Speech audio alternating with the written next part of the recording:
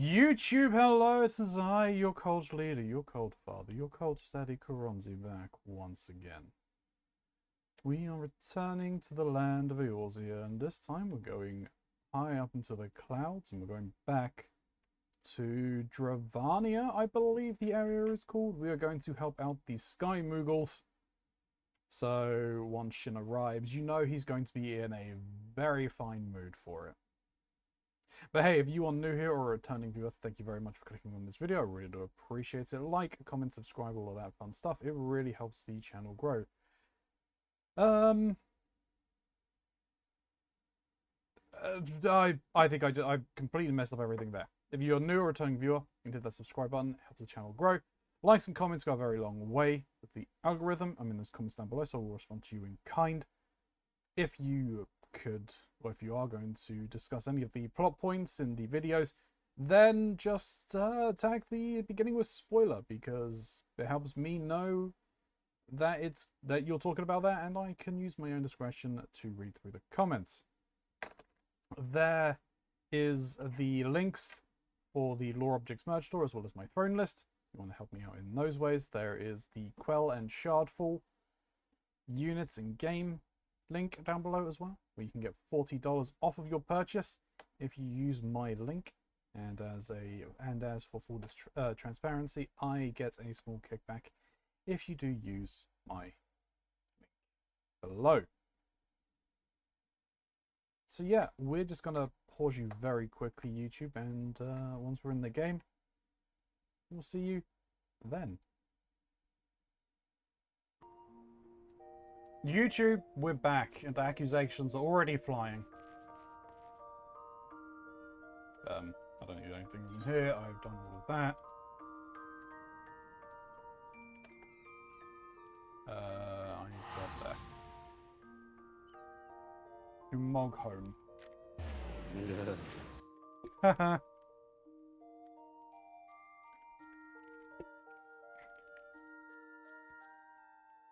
Whoa. Hang on, you are large.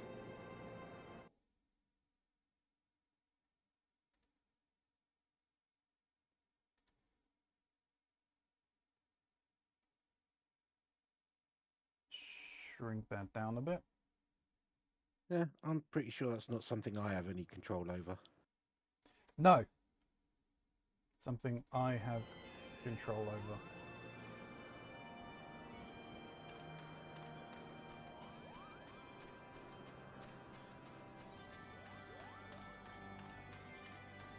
Oh, there's a few quests I need to do here. Does it matter the order I do them in? I don't think it does really, does it? No, I don't think it does.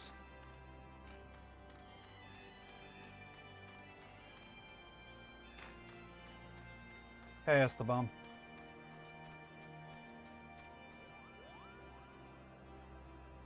Shin can confirm Keronzi said we're gonna be good in your absence and not do the fishing. See?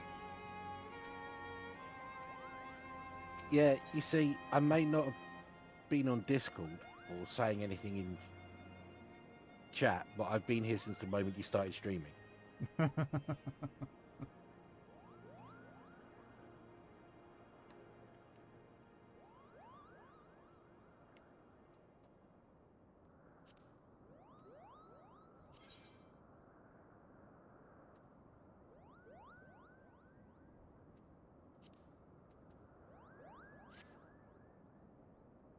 Mogwin's the name and art is my game. When it comes to painting, there are none in Mogholm who can match my talent with the brush, Kupo.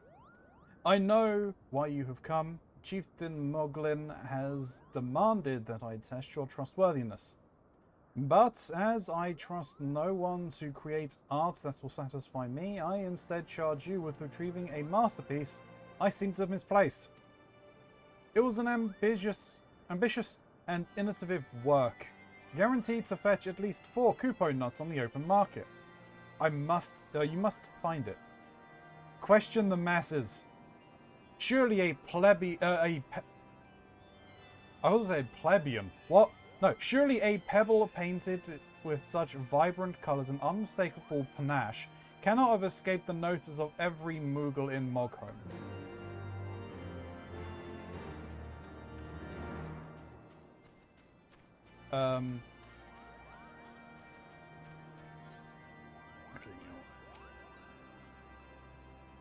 Mogwyn is missing his masterpiece, Cooper. Oh, you mean that paint-smeared mess of a pebble? I've not seen it recently, a fact for which my eyes are profoundly grateful.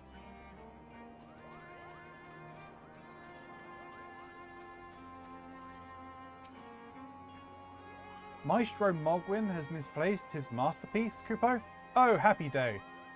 If I am the swifter in finding it, I will soon have a genuine Mogwyn for the price of a little perspiration. Honestly, who has 4 Kupo nuts just lying around to spend on such luxuries? Okay.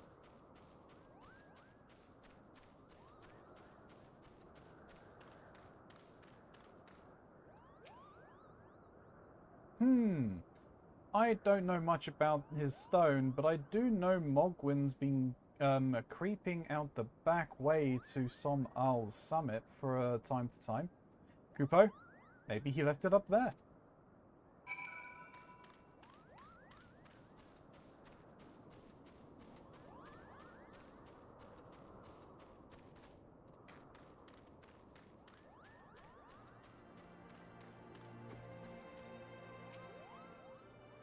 Well, did you find out, Kupo? Yes. Now that you mention it, I do seem to recall leaving my pebble out in the sun to dry. Damn. The second part of your trial commences. Go, adventurer, and retrieve my masterpiece before some art-starved admirer swipes the stone for himself. Sure, but let me just grab everything that takes me out of here. Mogmug.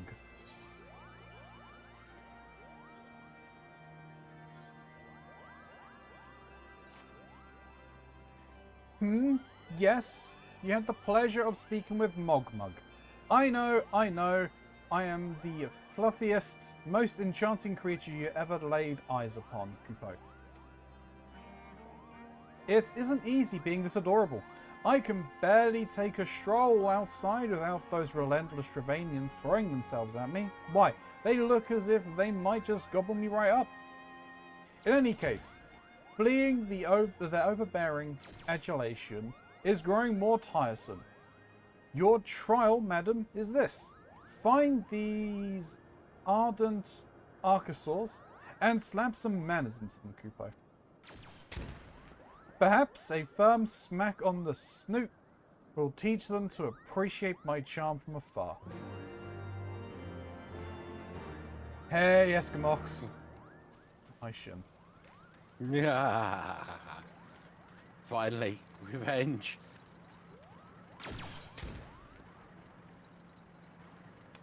He's gone crazy.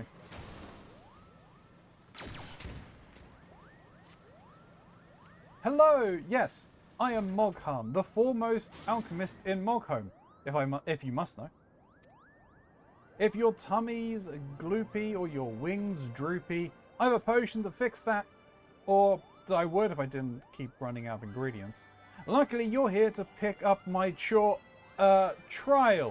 Yes, go forth, mighty adventurer, and mightily pluck 3 sprigs of cloud's breath for me. You'll find it blooming near the entrance to Eli Tom. It's not the safest of places, so don't let yourself get too distracted by the pretty flowers, Kupo.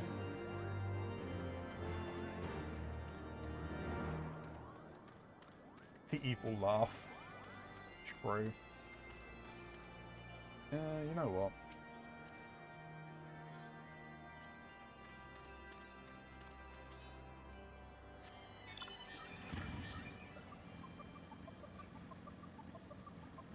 How are you doing, though, Eskimox? Hope you're keeping well.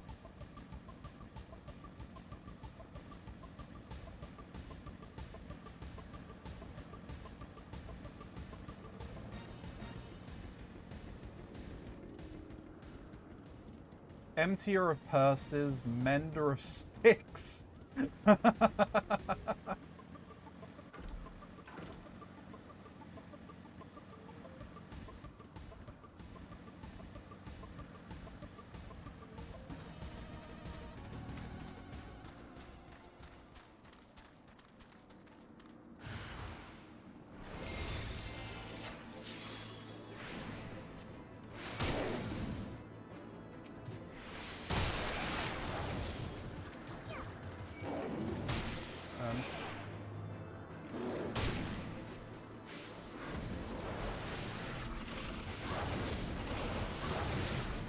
I was wondering what the hell was going on there.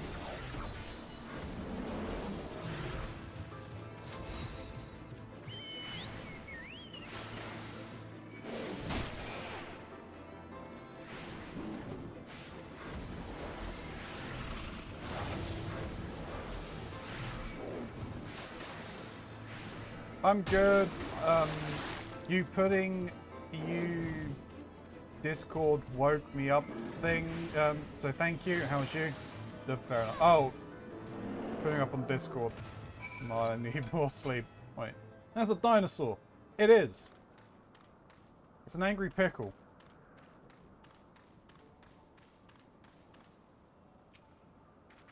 It's a danger pickle.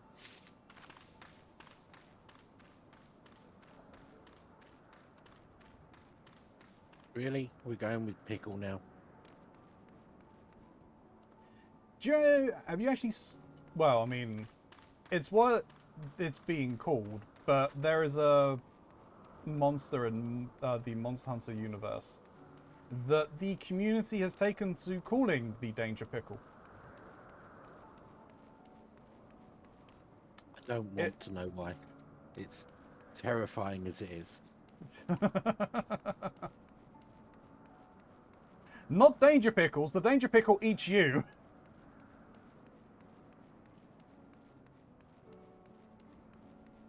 I believe the monster's called the Deviliho.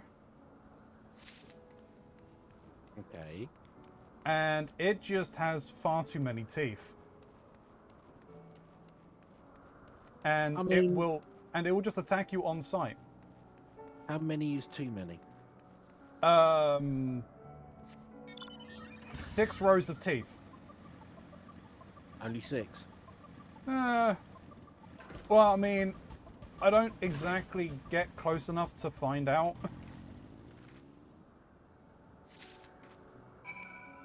Yeah. It's That's just that's just there to hug you. Like sharks. It's one of the monsters that I will only fight if I am required to. Otherwise, you're getting a wide berth. Okay, I've got to go up the ramp inside of Monkholm, I think.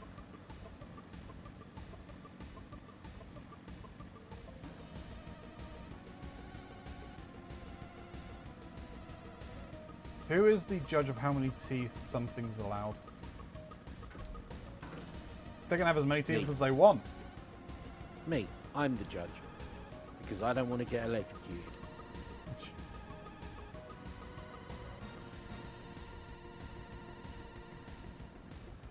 Okay, to go up that ramp.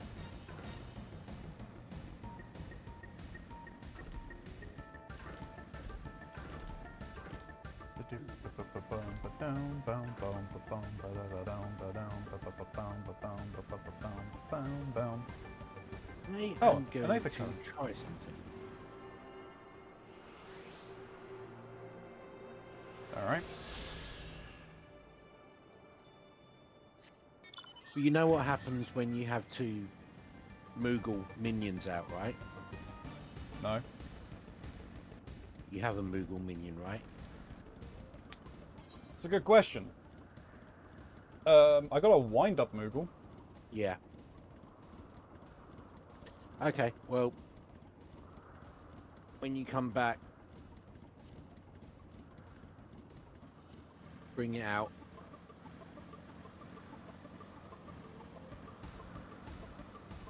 Sure, once I work out how to get wherever this stone is.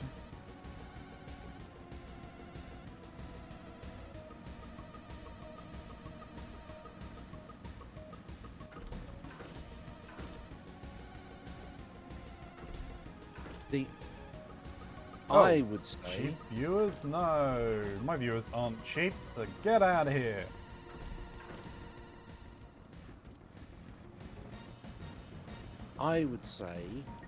that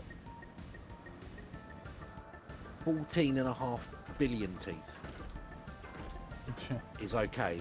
14.5 billion and 1 is too many.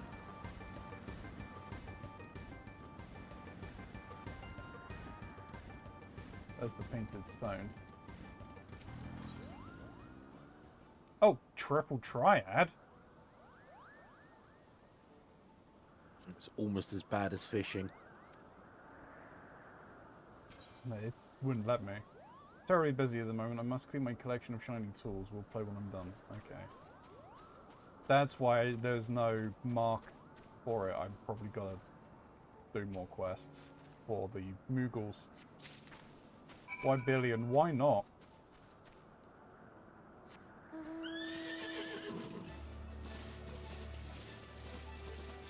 Because imagine what kind of evolutionary pressure would cause an animal to have the need to evolve to have that many teeth.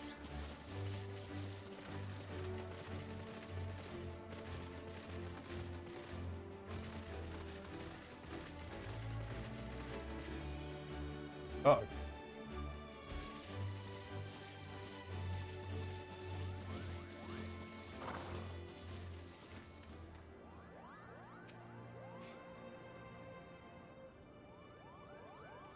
You were able to humble my Dravanian devotees. Wonderful!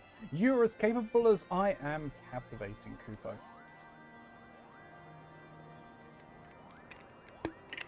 My precious perfection does not excuse those lotuses from pursuing me so mercilessly. Their tongues lolling and bellies rumbling. The Dravanians and their ilk have much to learn about acceptable acts of admiration.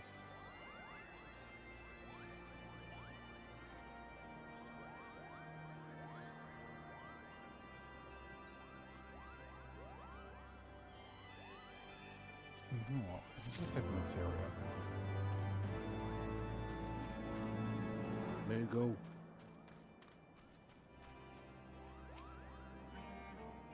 Do you have it, Cooper? It is my masterpiece. Is my masterpiece safe? Yeah, okay, let me just do this one. Yes, this is my work. Is it not exquisite? I call it Contemplations of Zenith. Thank you, madam. At last, I can exchange my art for those delectable Kupo nuts. Chieftain Moglin will hear of this valorous deed.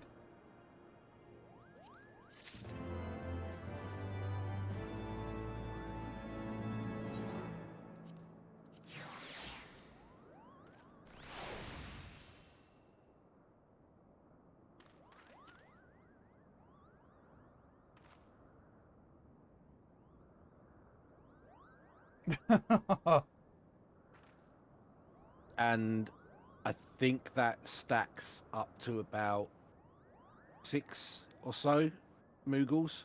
Really? Yeah, I mean we've had like where there's large groups of people stood around and everyone just gets their Moogles out. Oh my.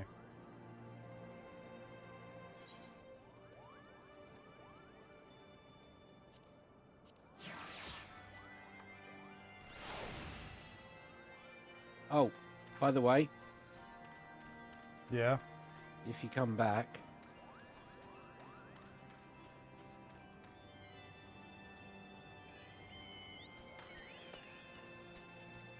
it's time to fish.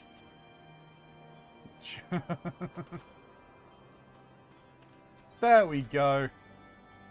Hey, Esimox.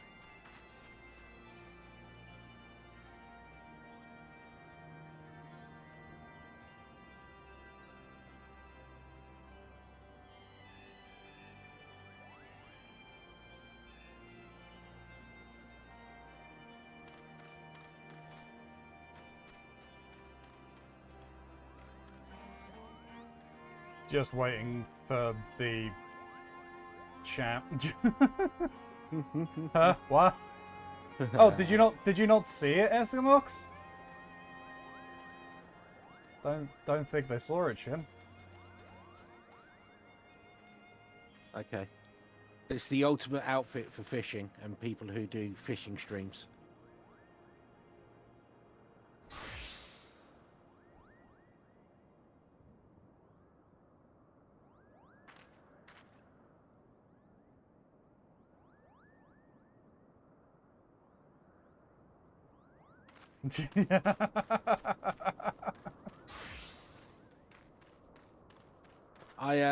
I may not be in the office for a couple of months.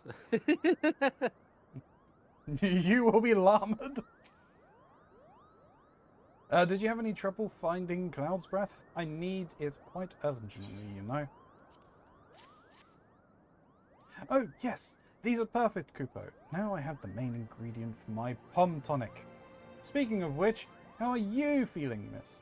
Should you ever feel your Pom losing its bounce, then I'm your Moogle, Kupo.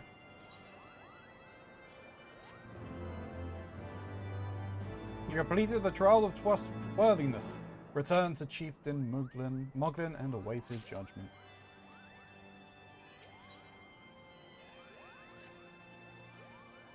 Ilya, if that is what you insist on calling yourself, you have completed the trials of trustworthiness, administered by the taskmasters Moghan, Mogmug, and Mogwin.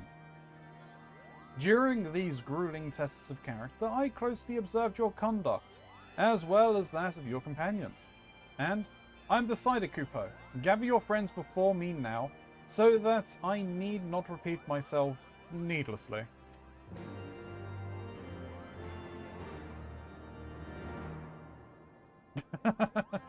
Not the thing I expected while trying to fully wake up, but it worked. I'm now up. Fuck my life. Thanks, Shin. Holy shit, that thing is adorable. I want to squish it. Definitely better than coffee. The thing that wakes you up, not the disgracefully monstrous demon thing. Have you ever bathed in the waters of the northeast? Of course not, because a gang of those burly Hopkins have been attacking anyone who goes near them, Kupo. If you were kind enough to slay a few, that might scare them away, giving me a time for a dip in the waters. Alright, Alfie. Are these trials over then? My tasks have been a little more than household chores. If our hosts elect not to grant their aid after working us like a pack of chocobos, I shall demand compensation in Kupo nuts out of principle. But I hope it will not come to that. Let us hear the chieftain's verdict, shall we? Oh, they had Estinian doing shit? Oh, that must have pissed him off.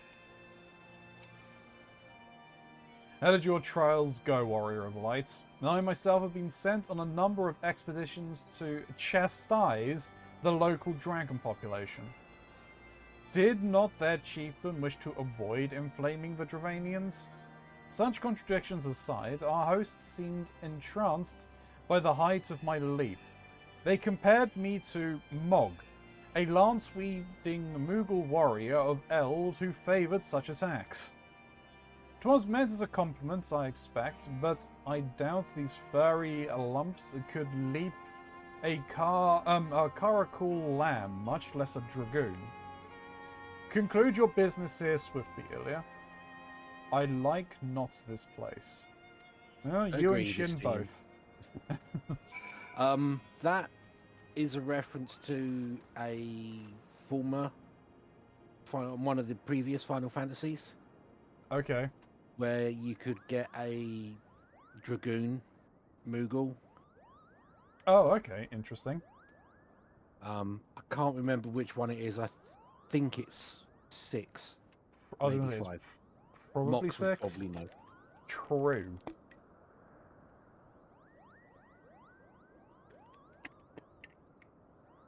Right, Kanye. Standing here in Mogholm, my thoughts turn inevitably to the legend of good King Mogulmog, or, yeah, Mogulmog the 12th, and his seat in the heavens. Like most, I thought it no more than a myth, a story for younglings that grew with the telling.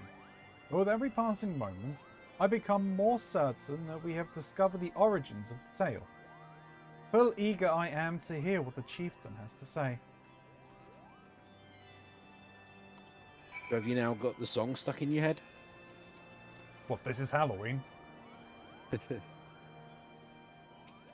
No. You can go and do the fight if you want. No. We've become such friends, Kupo.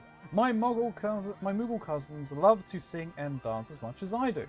Chieftain Moglin has finally come to a decision, has he? Well, I suppose I'd better flutter over to see him then.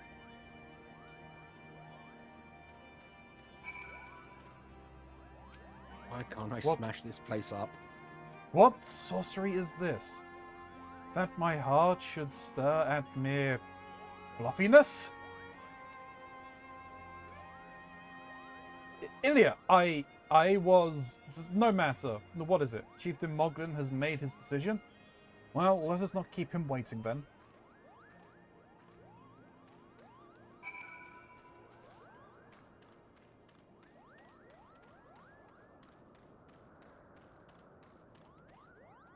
I'm sure there's something in here that will tell me how to destroy this place.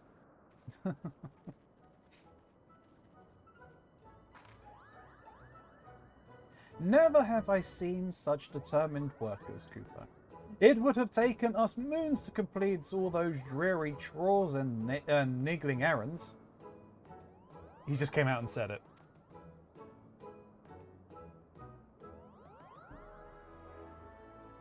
And have our labours proven the purity of our intentions, Chieftain?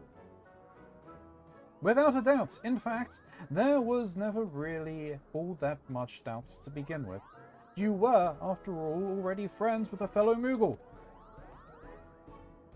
But, you see, before any meetings with Harversgeld could take place, certain preparations needed to be made.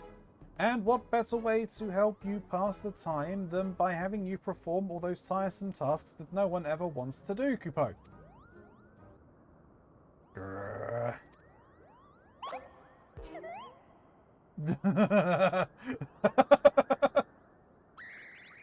Oh dear! The horn! Bring out the horn! Quickly now!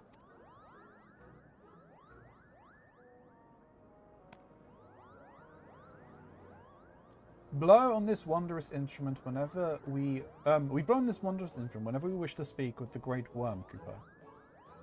We haven't perhaps been treating it with the care it deserves of late, and I think Moghan may have sat on it. So we needed some time for cleaning and polishing and straightening. No lasting harm done, no. Now you need simply head to Zenith, the worm's dwelling to the west, and give the horn a good toot. We are in your debt, Chieftain. Thanks to your noble gift, we shall finally have a chance to plead our case to Harisvelga. Harisvelga. Racevelga. Harisvelga? Racevelga. Hagendog. Hagendas? Hagendas, yes. It's a tub of ice cream. Dragon.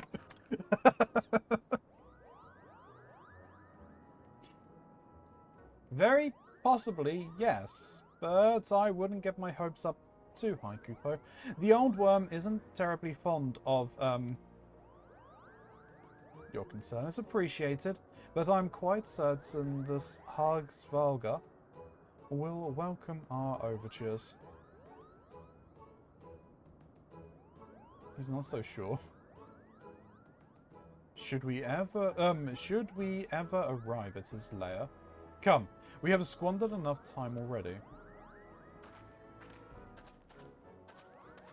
And up. I'm just going to continue fighting.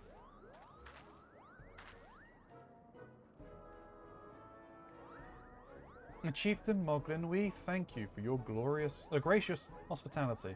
Though we must soon take our leave, I pray that we may continue to nurture the shoots of this new sprung friendship twixt earth and sky. Of course, Kupo. Visit us whenever you wish. Consider Mog home your home amongst the clouds. Please don't.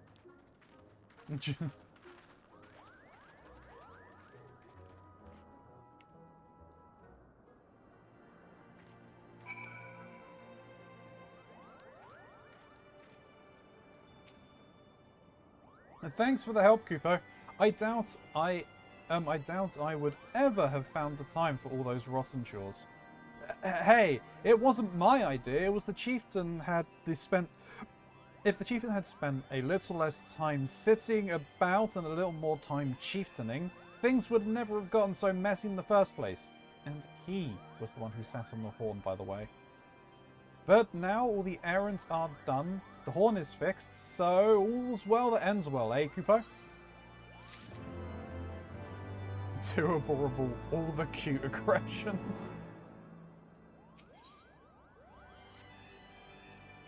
Well, I expect you're going to be on your way. Did I mention your friend was looking for you?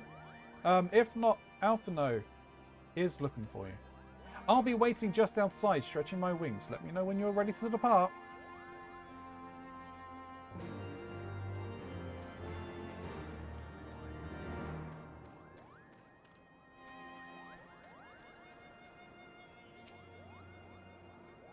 I cannot wait to tell my kinsmoggles in the Twelveswood all about this place. They'll be beside themselves with envy, Kupo. Thanks to through our labours, new friendships have blossomed. For this, we must give thanks. It will not be long now, Harsvelgar.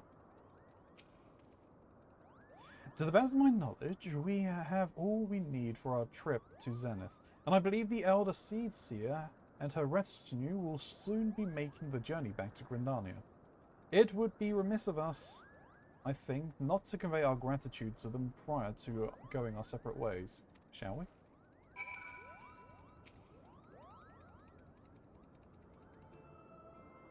Alphino, Ilya, I do humbly thank you for what has been a most enlightening experience.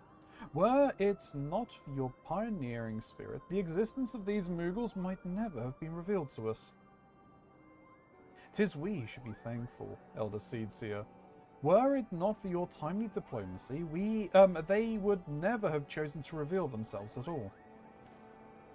And 'twas your presence, Kuplokop, that ultimately won us their trust. It must have taken great courage to leave the sanctuary of the Twelveswood, and we are exceedingly glad that you did. It was my pleasure, Kupo. I've made so many new friends, and have so many fantastic tales to tell my kinsmoggles back home. And it is to our home that we must now return. May you ever walk in the light of the crystal, my friends.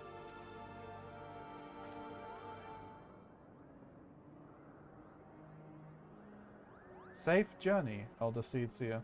We too must be on our way. Harsvelgar awaits.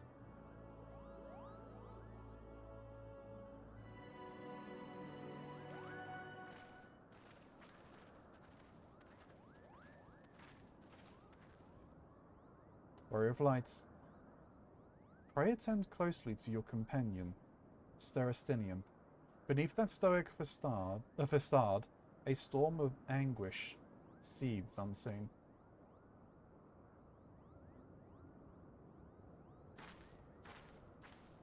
I wouldn't be surprised if he's being influenced by the Eye of Nidhogg.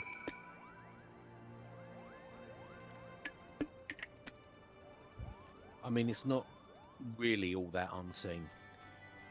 No. I'm just gonna quickly go up here. So you can stay on that, and then after that I can jump on it.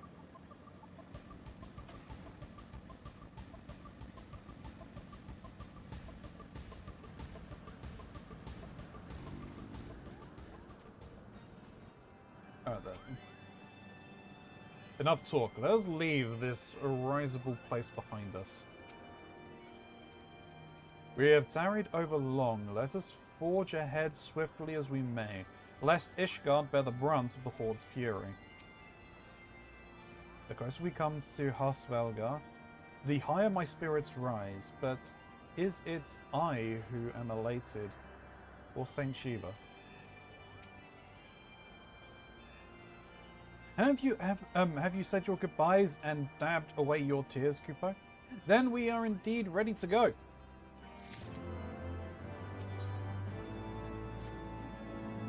As Chieftain Moglin already explained, the shiny instrument we gave you is the best means of grabbing Harsvalgar's attention.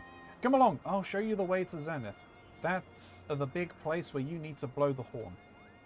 First things first, though, we need to make for Ashar. Oh, and watch out for rampaging dragons. Maybe that should have been the first thing, Kupo.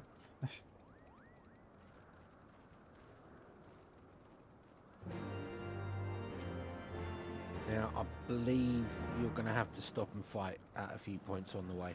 Oh, hang on a minute. Can you go to the Mog just in front, Mogsy? He's directly to the north.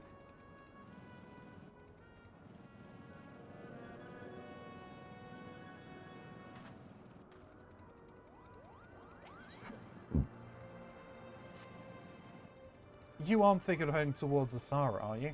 Best watch yourself if you are. Archosaurs stalk the roads looking for an easy meal. If only someone could drive them away, Kupo.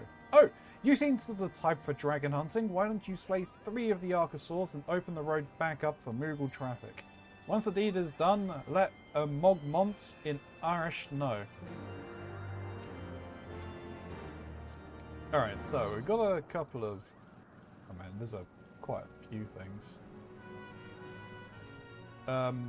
There is the Bathing Bully, the Road to Zenith, and Roadkill.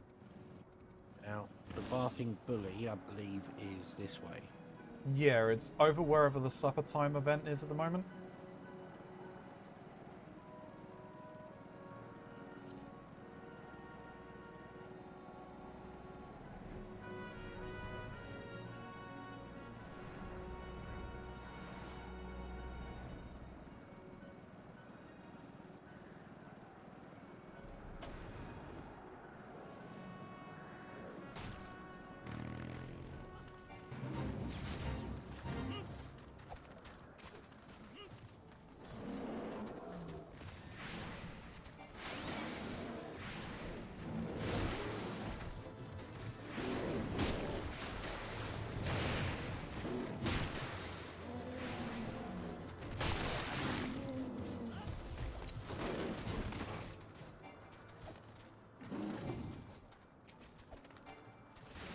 You know, I think fine. Because these...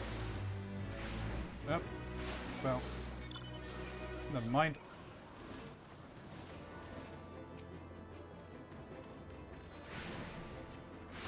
Didn't realise the Archosaurs were part of the fate, but no, that's fine.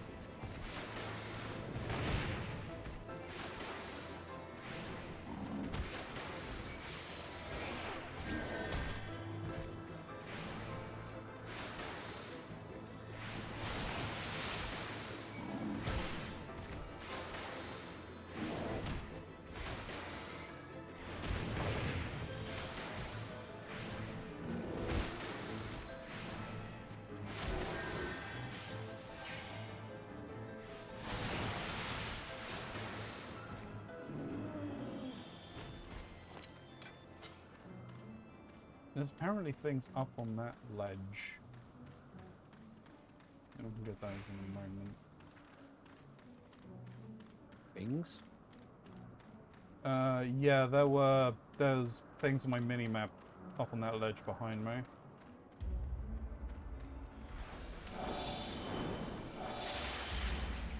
Damn it. Wasn't actually meaning to use those cards, but fine. I'll use all of them, whatever.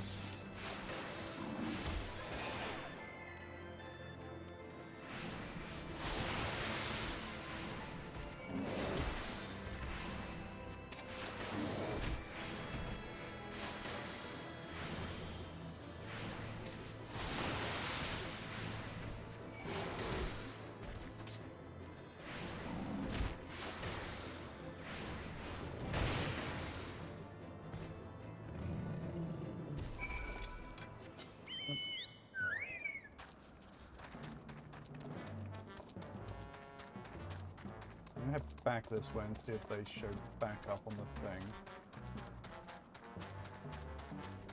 No, so they must have just been another two Hoprican. Right.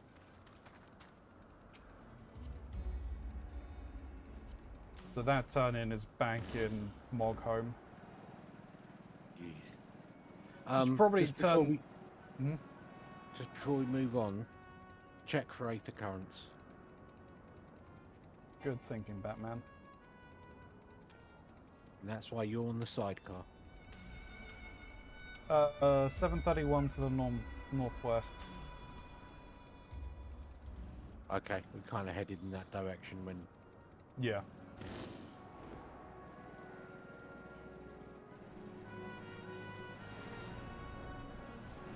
Yeah, this one is actually in Mogholm.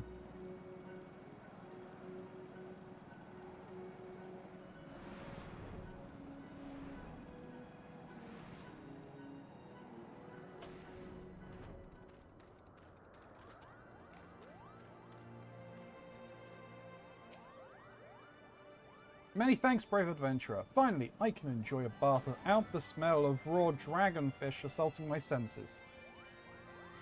Say, a dip in the waters might serve to freshen you up as well, Kupo.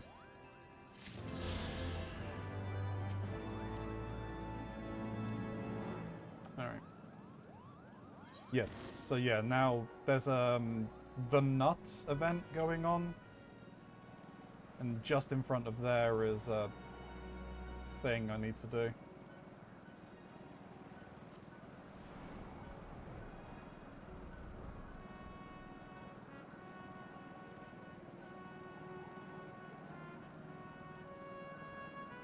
You've not got anything here? No, it's further up. So I think it's by that pillar. Or that tree stump. Oh no, it's those... Stop right here! There are two rather angry dragons.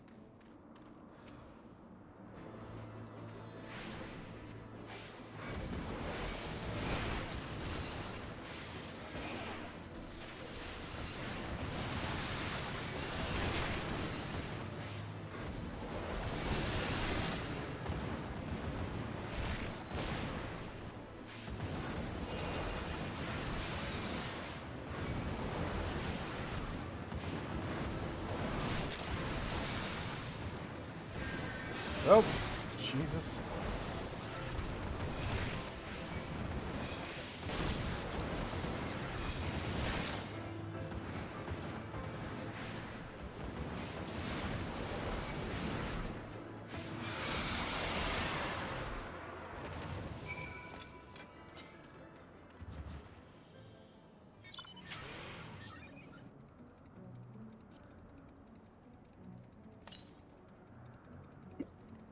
.407 to the west for the next thing. But roadkill is up to the northeast. Road to Zenith is across the gap over there to the west. They keep going up this road. And then, yeah, I need to kill these things here.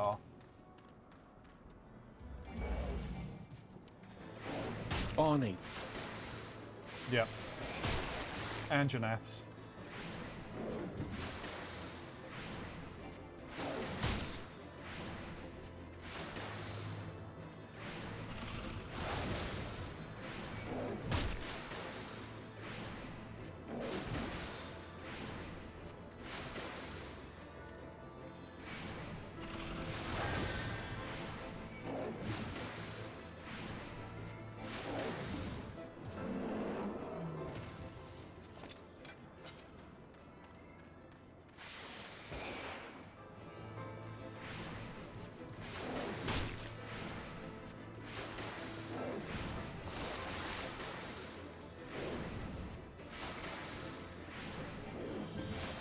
Seriously though, I do think that they coloured those so they look like Barney the dinosaur.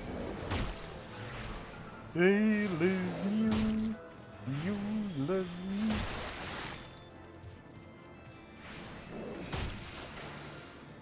Freaking Tristan.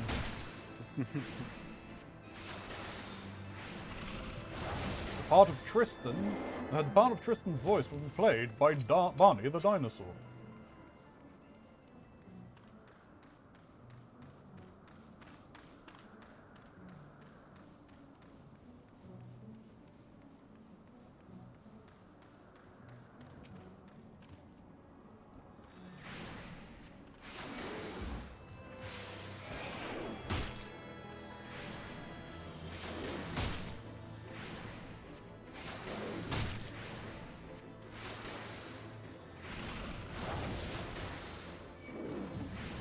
You were actually in range of that. I thought you were outside of its AoE, or its cone. Didn't hit me anyway.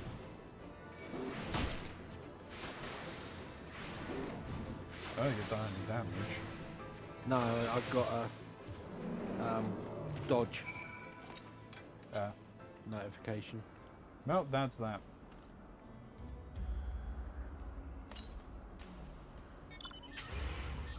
$251 to the northwest.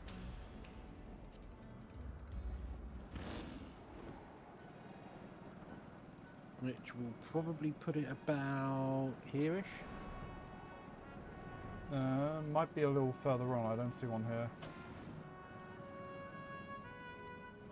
I'm not going to find out. 124 northwest.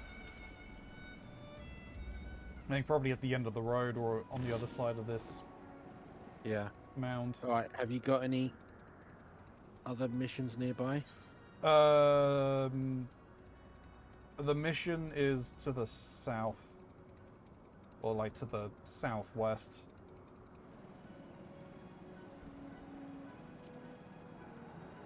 So like along that path there.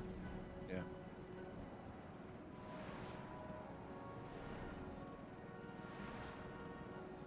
Yep, there's a dagger on right here.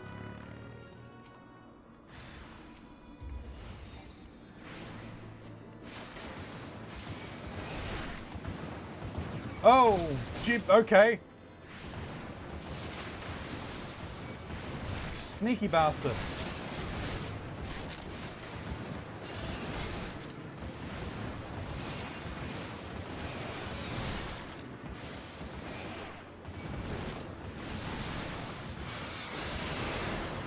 Apparently didn't like the fact that I tried to help. No.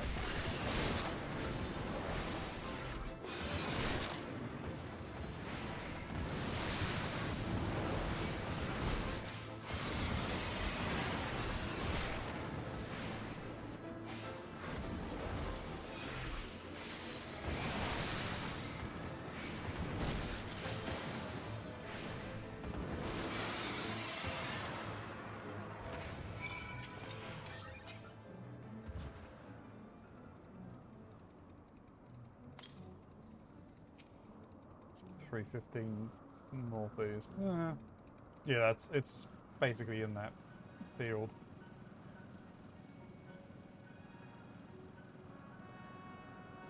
Assuming we're going to here.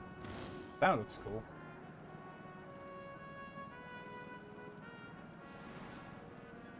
So do you want to go get the Aether Current or go into the... Yeah, we could go Aether Current hunting.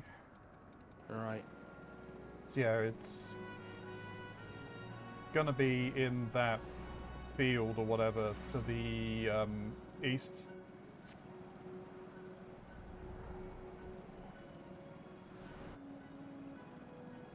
Shout when you see it.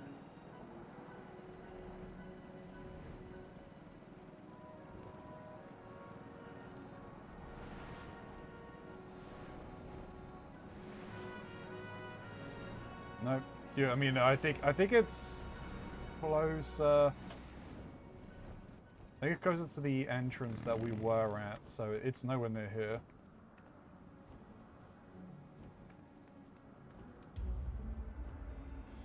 I think it's off over this way.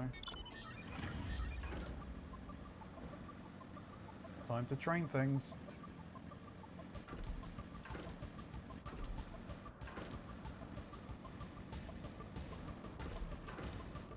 I returned to the living room to something out of Harry Potter. What the fuck? What do you mean? Something out of Harry Potter.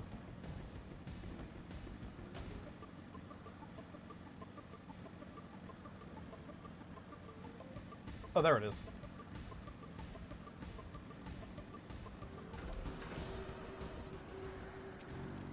The flying motorbike.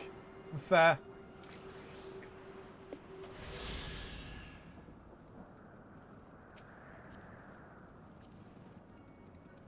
Another boy checking what the next one was. Keronzi. What? There's another bother checking what the next one was. Oh, southwest, 506 yards. Mr. Weasley's being busy.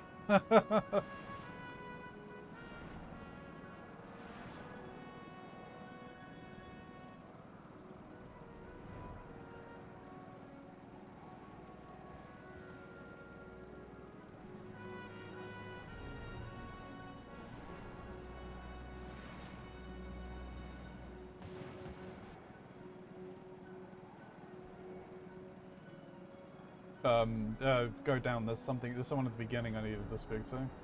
Right, but is your aether current here? Nope, there is no aether current here.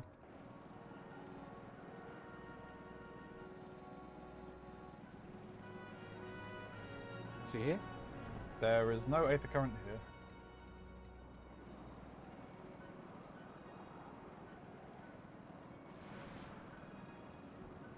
Oh, there's an aether current.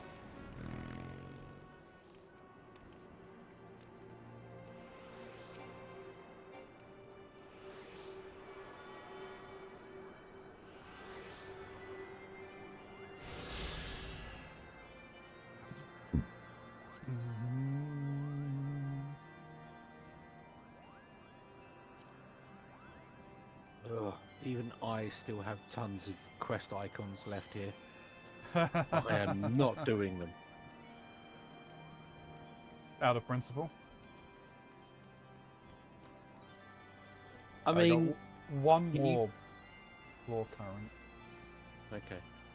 Can you consider trusting an entire race who had you running around doing all of the boring crap that they couldn't be bothered to do, and then claiming that it was something special and magical and important? No. Probably Is that things. Yeah. Is Moogles that is... someone from below? How did you get past the archosaurs infesting the road? What? Mogsy asked you to slay them for him? It's just like him to depend on the kindness of strangers. We've barely been able to venture outside of Asha for fear of being attacked. Now, thanks to you, the roads are just a little more safe, Kupo.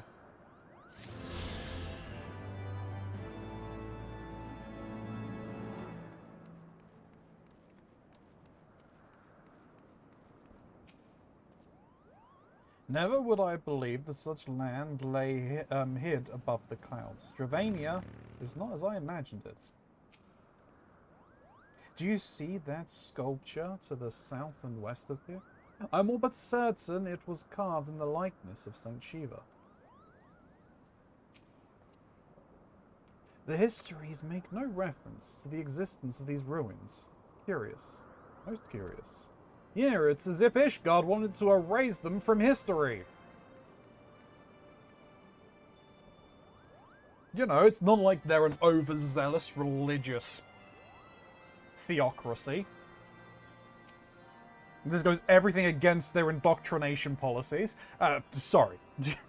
I'll calm down. Things were a bit bitey for a while there. But I think we've arrived in one piece, Cooper. I wonder what has the dragons so awfully snappy. I mean, the bad ones are always bad, but they seem worse than usual.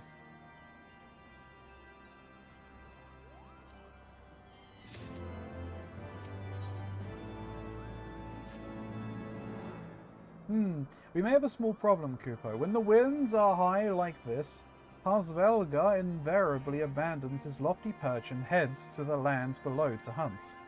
If you tried to blow the horn now, I doubt he'd hear it. I suggest we stop at the clearing up ahead and rest until the wind dies down.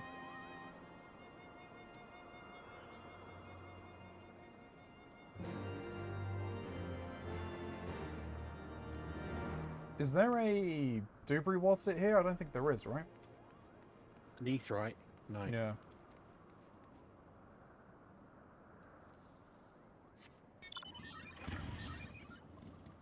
Oh, this is quite literally just a little stop. Yep.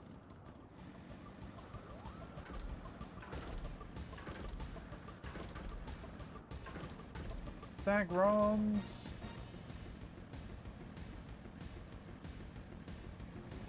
Pom pom pom pom pom pom pom pom.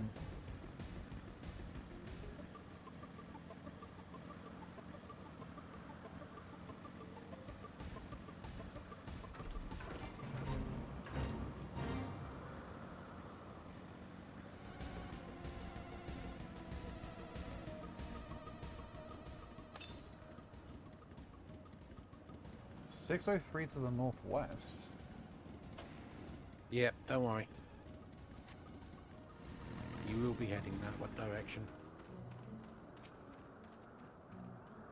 Who can say when the weather will turn? I've a mind to make camp. And now the very elements conspire to delay our meeting with Harsvelgar. I must be patient. The fates make mock of us to be so close. We're going to be attacked here. This should do nicely, Kupo. The winds will likely have died down by tomorrow, but until then, we might as well make ourselves comfortable. If we must interrupt our journey so close to its end, I suppose this place is as good as any. And mayhap a brief respite from the hardships of the road will help to clear our minds in readiness of the coming parley. Very well then. I believe a campfire is in order. Leave the gathering of fuel to me. I acquired a keen nose for firewood during my time in the frozen wastes of Corthus. Humph. Clear our minds.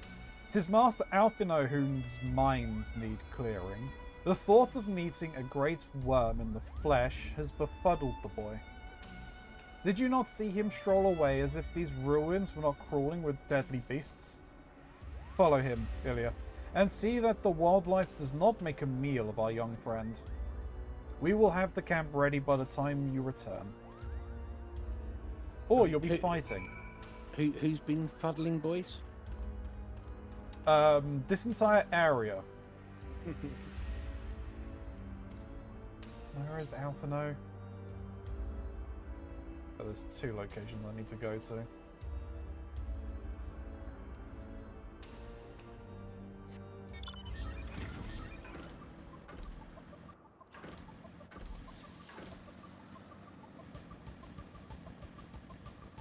Right, you should be okay on your own for a little bit. I need to go and deal with something. Yep, no worries. No fishing. All the fishing. No, we're for you to fish up here. I will. Well, I can skyfish. God damn it! Have you unlocked that? Maybe. I may not have. I think I've got to actually do my fishing quests. Okay, off stream. Yeah. I gotta go and get all the No other fish I fishing. need. Yeah. Spin on your bike. Hmm? Alright, I'll be back in a minute. Yep.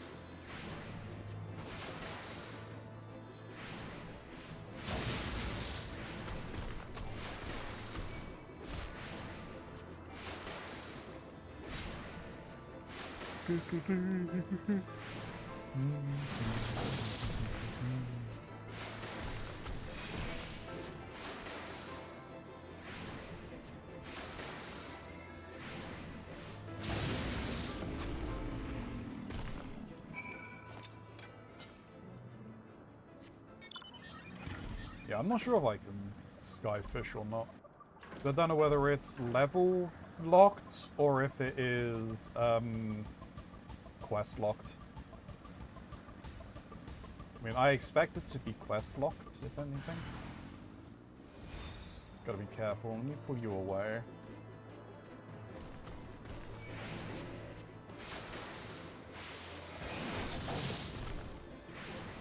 I don't really want to be dealing with that Dagron over there.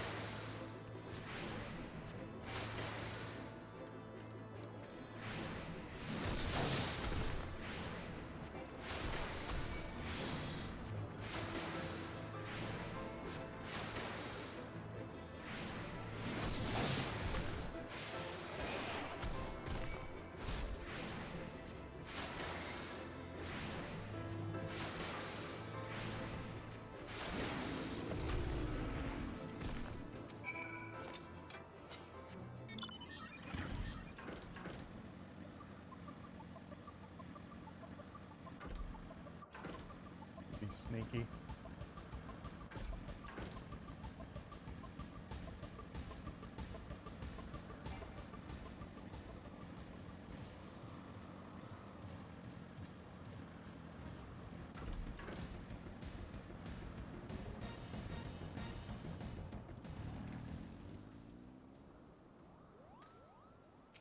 What are you able to say? You know, Estinian may not be as bad as I thought, Kupo. Under all those horrid spikes, he's actually has a soft spot for his companions. Yeah, just a small one, mind. Oh, don't tell him I told you, right? I prepared some things for a meal. It'll be plain fare, but better than empty bellies.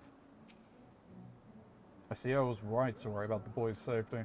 Once Alphino's return with the wood, we can see about supper. The Ice Queen has filled a pot with what looked like stew ingredients. Ready for the fire.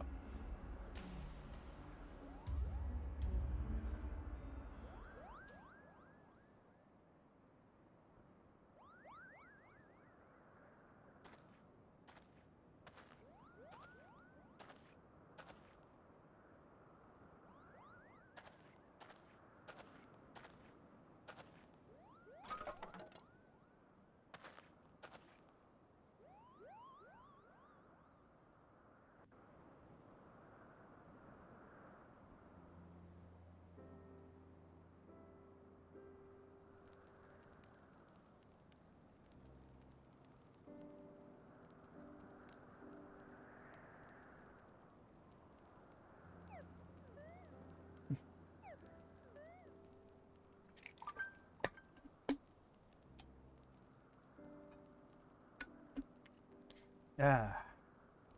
Few things compare to the simple pleasures of sitting beside a crackling campfire of one's own making. Ha! So speaks the great explorer. Until recently, you wouldn't have recognized firewood if it came with kindling and flint. 'Tis well you instructed me so patiently then. But yes, left to my own devices, I would have been compelled to signal to your cell with a pile of damp leaves.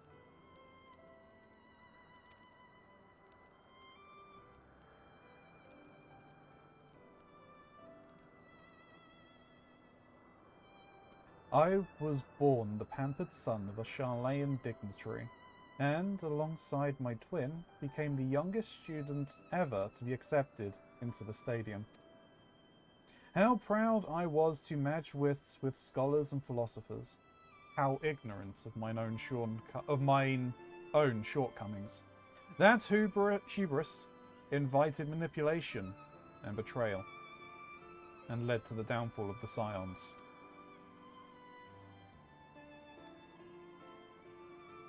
We all of us are guilty of similar ignorance. How many men lay down their lives, never knowing what it is they fight for, never questioning that which they have been taught to believe.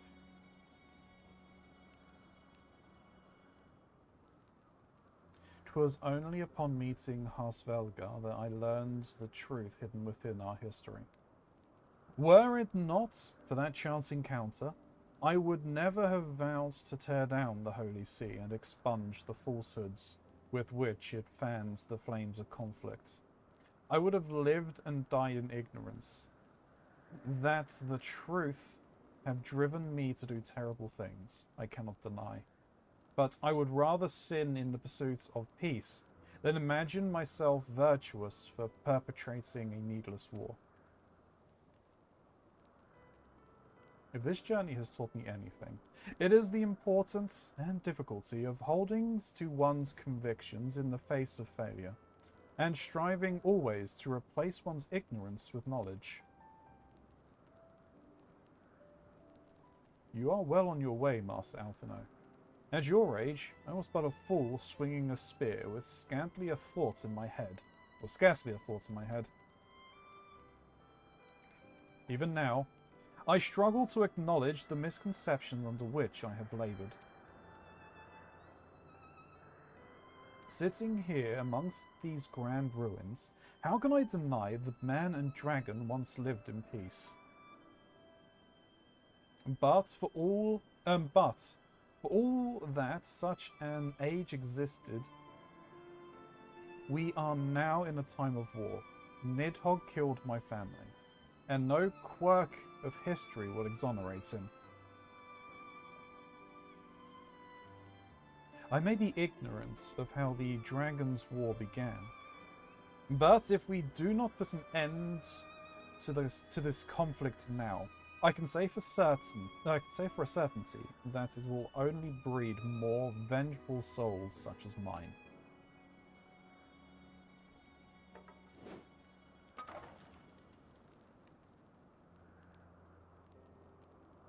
In my hands resides the power to vanquish a great worm. If Ishgard's survival rests on me wielding that power, I will slay Nidhogg myself, orders or no. Estinian, you gave your word. My word is contingent upon the success of our parley. Show me the strength of your convictions, Lady Iceheart. Convince Harsvelga of the righteousness of your cause.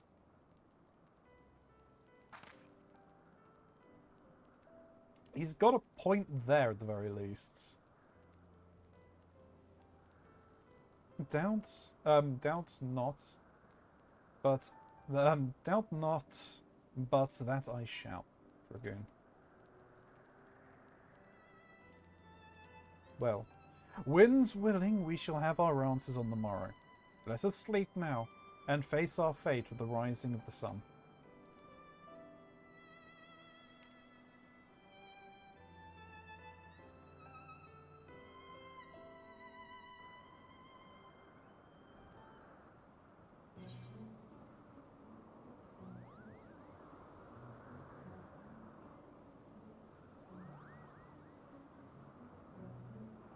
Is that actually better than what I'm wearing?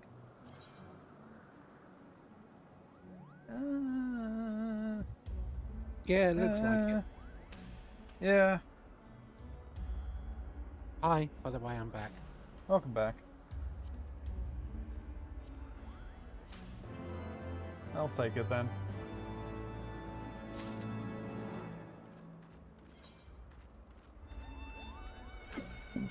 Yeah, well. Problem is, I'll update it once we get to a moon area. Path of Ice.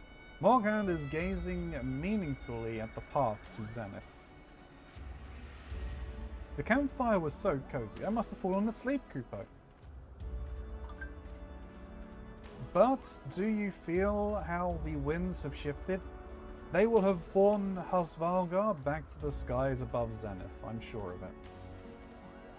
This is your chance to climb to the highest floor of the palace and summon him with a toot on that shiny horn. So, I'll be heading back now. If it's all the same to you, good luck, Kupo. It was nice knowing you.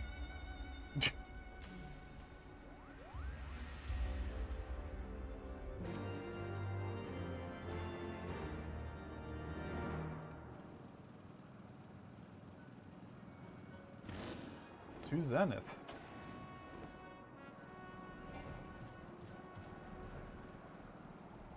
Vroom, vroom.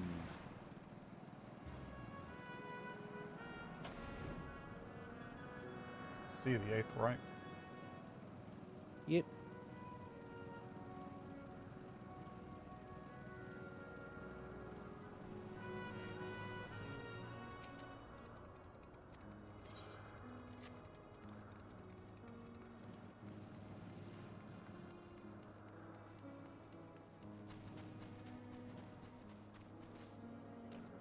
You should also be pretty close to the final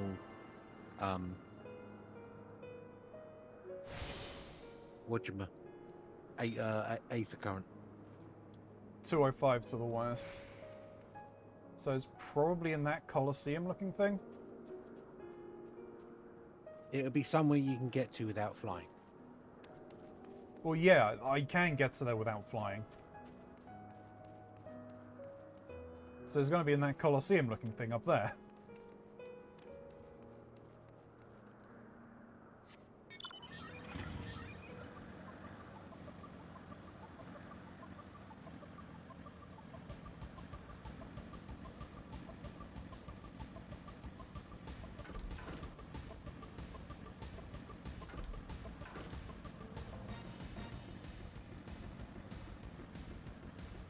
Oh yeah.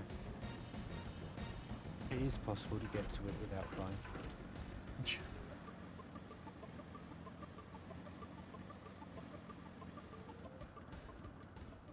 I thought it would be here. 142 to the north.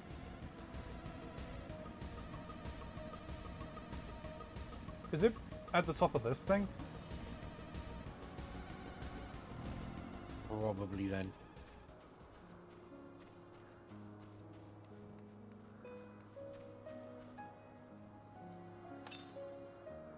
Which is 51 to the west. Yeah, I think it's going to be up where you need to go for your quest anyway. Yeah.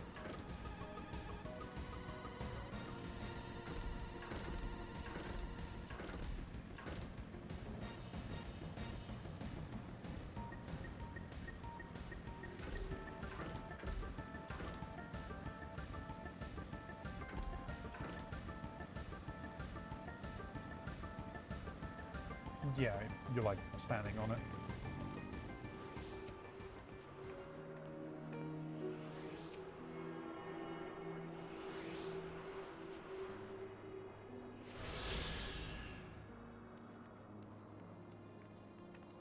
So that's all of those.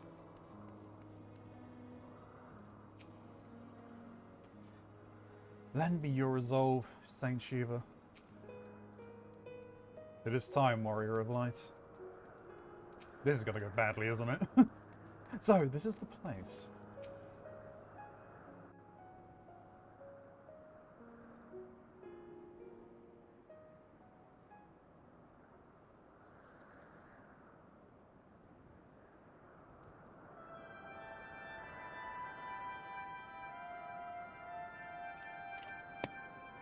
Not what I was expecting.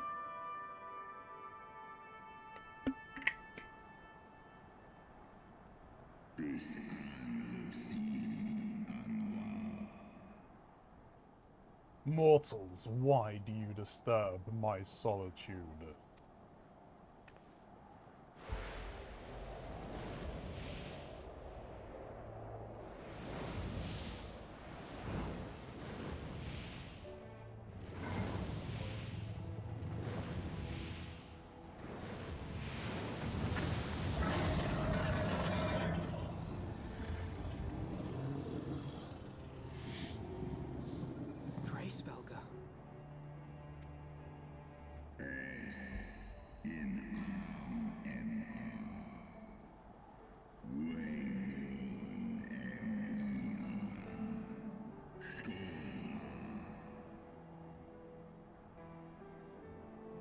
Thou speakest the name of a creature that but awaiteth the release of oblivion. Leave me. By the 12. Mine ears hear the tongue of dragons, yet the meaning rings clear within my mind. How can that be?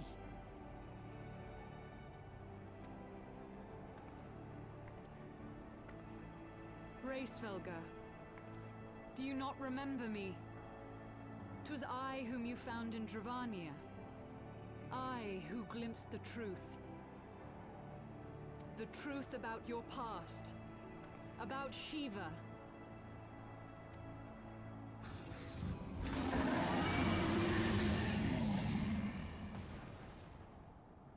Do not speak her name, mortal. I think Svelgar's lost it. But speak it I must. I have summoned Shiva's soul from the beyond and offered myself as her vessel. She has made her heart known to me.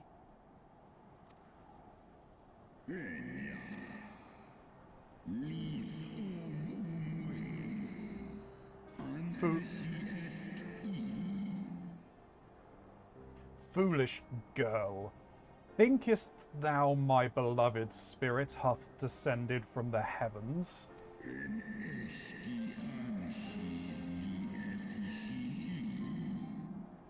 That the secrets of her heart are thine to know? I have surrendered mine to her.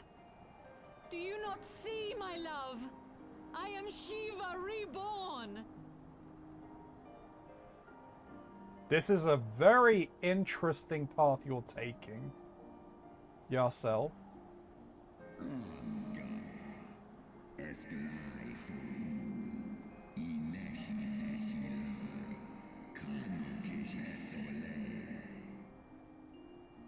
Gullible fool. The light but illuminated the past for thee. It did not grant thee omnipotence.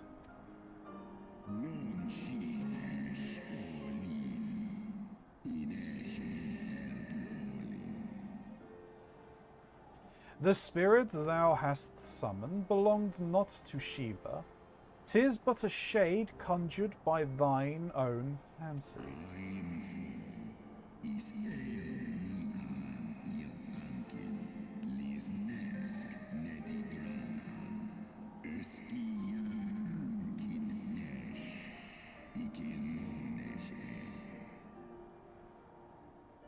In an age long past, mine own kin were guilty of like folly.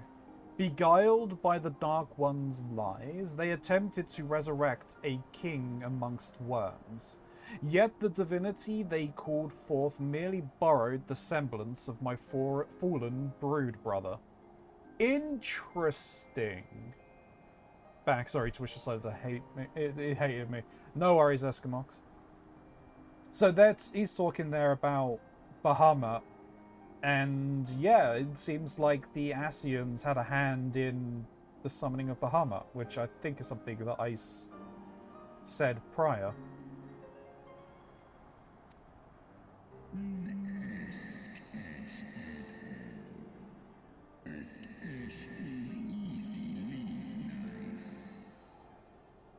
Such gods are not summoned, but created. Phantoms spun from the threads of misplaced faith. Then the spirit that answered me.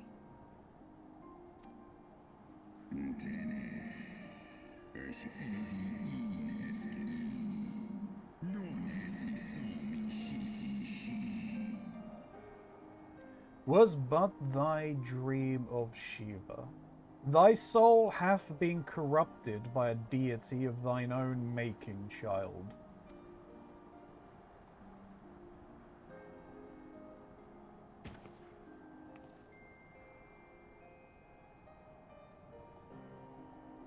Be that as it may, Lord Hraesvelgar, Izel's desire to heal the rift between man and dragon is real, and it has borne us this far. We would spare both our kind and yours the ravages of this senseless war. Pray join your voice to ours in a call for peace and forgiveness.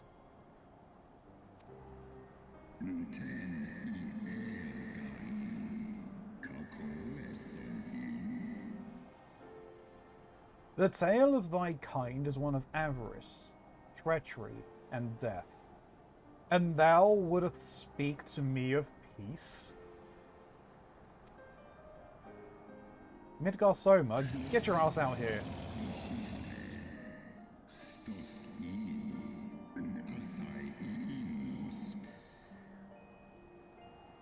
Hark thee, mortal, to the naked truth. Then tell me thou deservest forgiveness?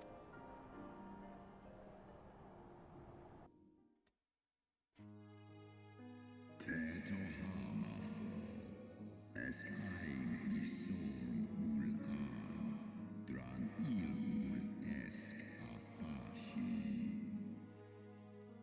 1200 years ago, my beloved Shiva's sacrifice served to bring an end to the war twixt man and dragon, paving the way for an age of peace and cooperation.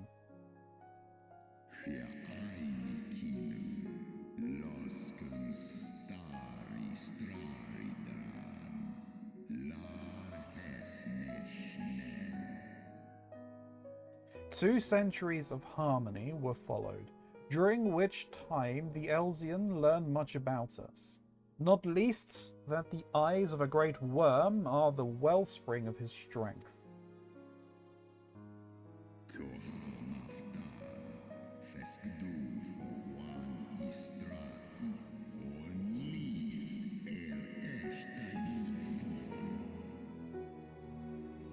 Twas out of the selfish desire to possess this strength that King Thordan then conspired to undo all that our peoples had achieved together.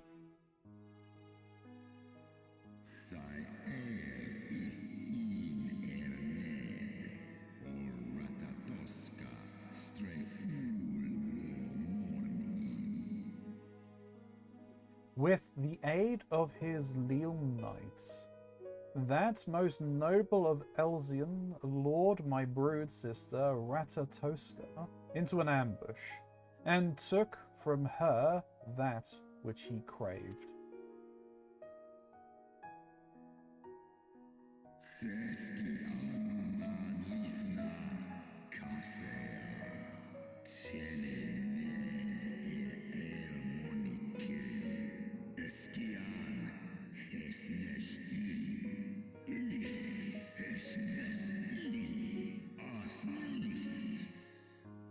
Jesus Christ.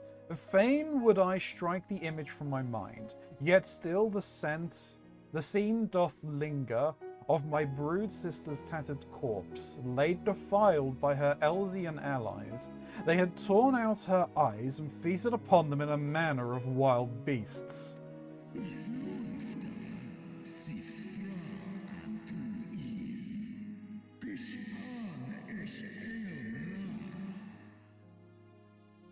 Yet that was not all, for from their bloody banquets, the fiends had gained strength beyond that of mortal men. Even now, I labour to comprehend the enormity of their betrayal.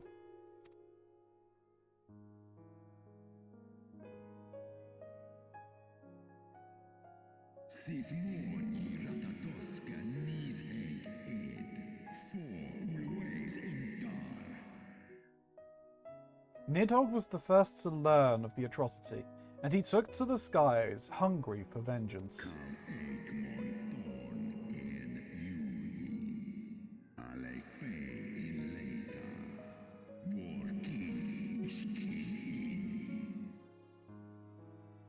But though he slew Thordan and some few of his knights, their fellow butcherers knew only too well where to aim their spears, and with now practiced savagery, they set about my brood brother, sending him flailing from the field.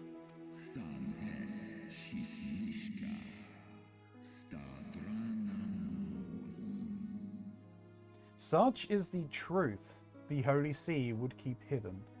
Such was the beginning of the Dragon Song War.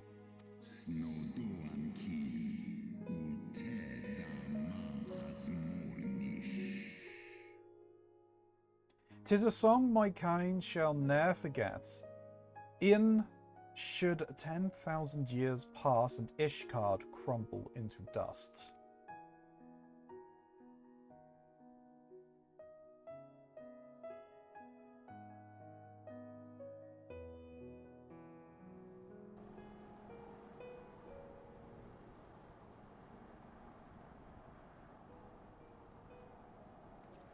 Your tale bears scant resemblance to the one I was taught. How convenient that it should absolve your kind of all responsibility. But tell me, dragon, why should I believe your version of events?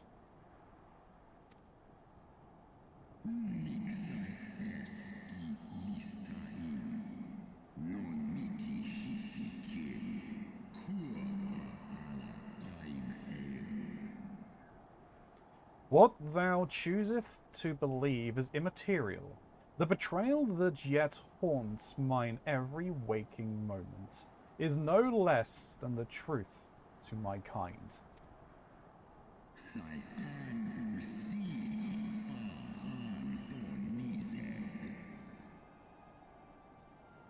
And Nidhogg meaneth for Fordan's people to suffer for this sin till the end of days.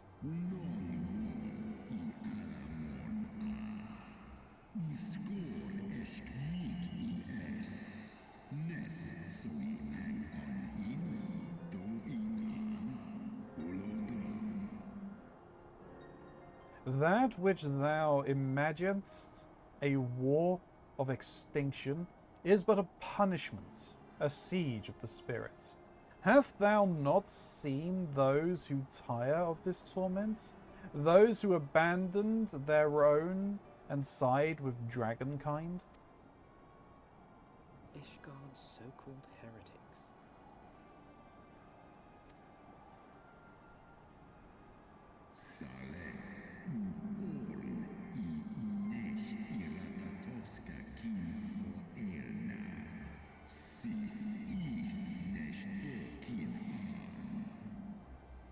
Know that all the traitors' progeny bear a trace of Ratatoskar's essence.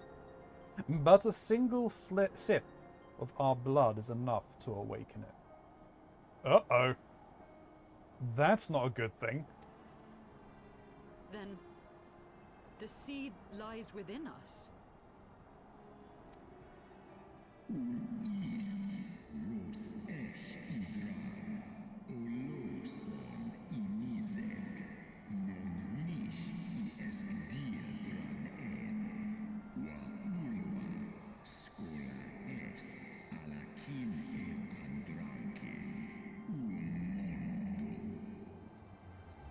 Tis for this reason that those who abandon their loyalties are rewarded with a drink, and thus are they transformed to join the ranks of Nidhogg's ever-growing army as newborn dragons.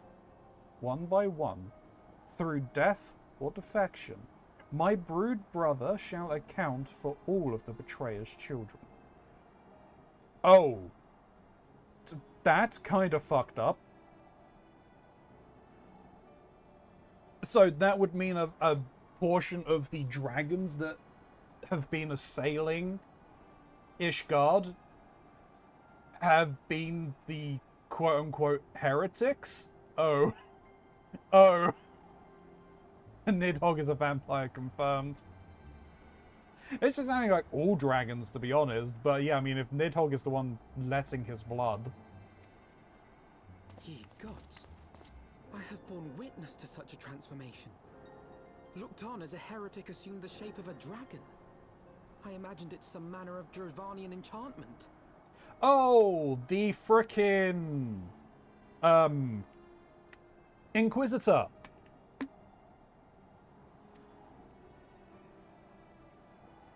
But if any Ishgardian, regardless of allegiance, has such potential within them, 12 forgive us. To think of all the dragons we've slain.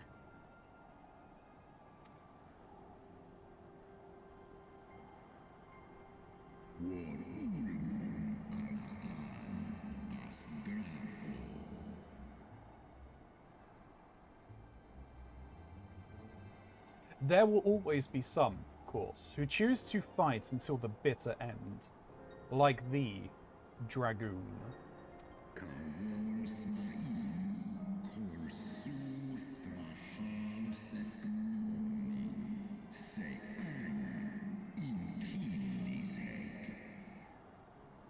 But struggle as thy might, thy useful vigour will be spent thou reachest to score and 10, and Nidhogg shall remain to torment thy offspring. Well, apparently they're all dead, so no. Oft have I wondered why Nidhogg did not simply raze Ishgard to the ground. Now I have my answer. He has no intention of winning the Dragonsong War, for it is no war at all, but vengeance. An eternal requiem sung for his murdered sister. Oh, shit. Yeah, score here means 20, so saying by 50 years. Yeah. Yeah, so it basically Nidhogg just wants to prolong the Dragonsong War until time immemorial.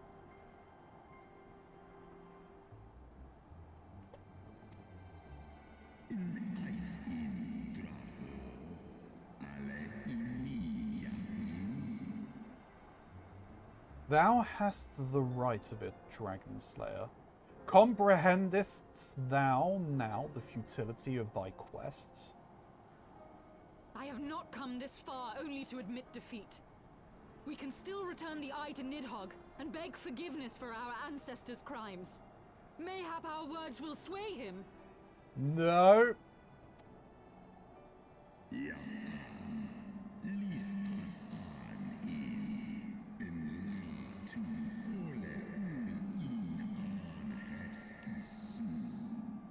Stubborn child. Thou thinkest in mortal terms. Our perception of time is too broad for thee to grasp.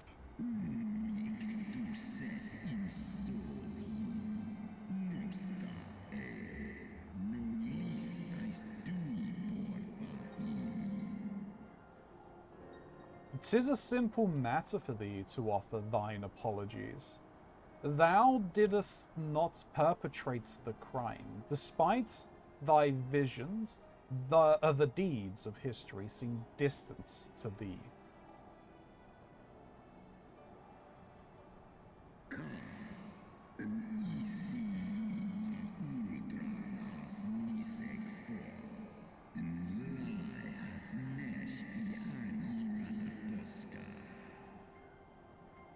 For a worm such as Nidhogg, however, that history is yet part of his present. As fresh as the blood that did gush from Ratatoskar's wounds. How could he not be driven mad?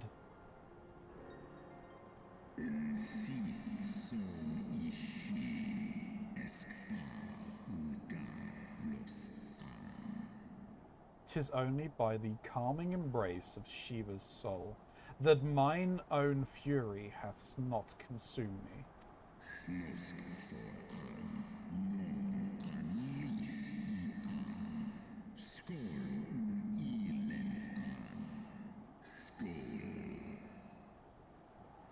But let us speak no more of what is done. My faith in your kind is spent, and I would be alone.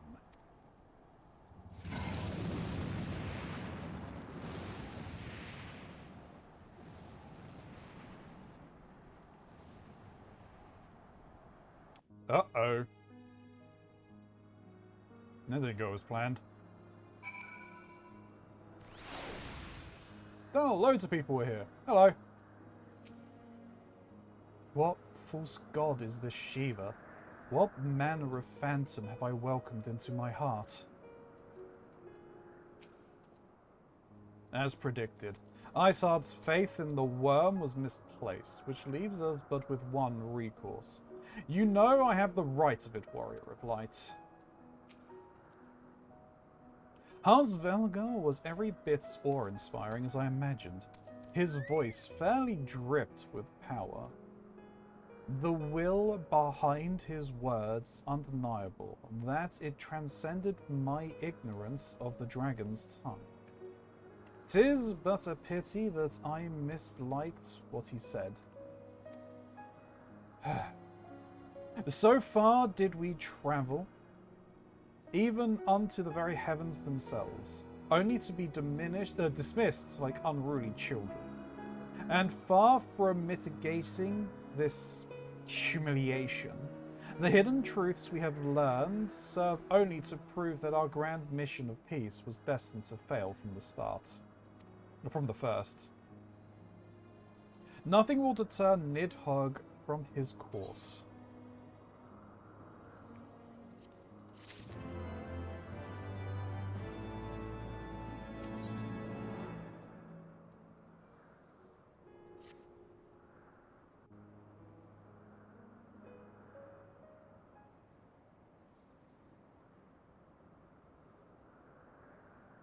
Well, what do you propose we do now?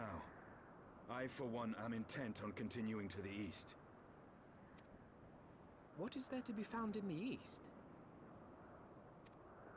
Nidhogg's lair, the Eyrie, is said to lie in that direction. And the eye tells me he is near. You cannot still mean to slay him. What can we do? Diplomacy has failed us. You cannot still mean to stop me. I have been true to my word, and aided you in this fool's errand with Hraesvelgr. But your efforts at parley have come to naught, Lady Iceheart. I would see Ishgard saved, and for that, Nidhogg must die. With the tale of our ancestors' vile betrayal yet ringing in your ears, you speak of continuing this war? It's no war, you sailor.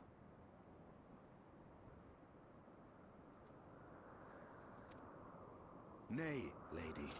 I would but pierce its vengeful heart. When Nidhogg dies, this war shall die with him.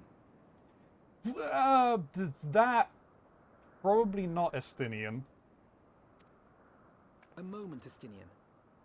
You yourself spoke of the Great Worm's strength, that you believed him powerful enough to raise your city to the ground. How then are we few to challenge him? Even behind the stout walls of Ishgard, with an army of knights manning the defenses, our victory would be hard won. Yet you propose to contend with the beast in his own lair. In close combat, this will afford us an advantage. And if the tales are true, the Warrior of Light has bested many an invincible foe. Yeah, about that. But such speculation is meaningless if we cannot even find the worm. Our first task must be to seek out Nidhogg's lair. The story of this nation grows bloodier by the moment. Must death always be answered with more of the same? Such is the way of things, I fear. I shall consider it a miracle if mine armor is not stained crimson ere this conflict is ended.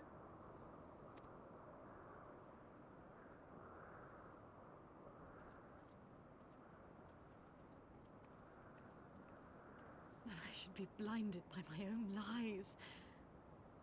Everything I believed, everything I thought I was, gone. All gone. She's having a crisis of faith again. To have two crises of faith in one lifetime. Leave her. Your words will not reach her now. And we have not the time to wait for her to gather up the pieces of her shattered faith.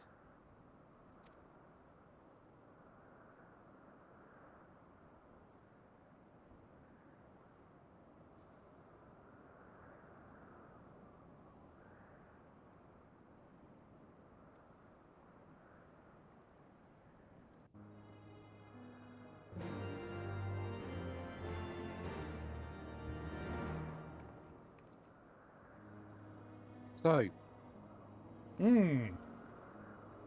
remember a question I asked you a little while back? No. Given what you know, who do you think is the the right side in the Dragon Song War?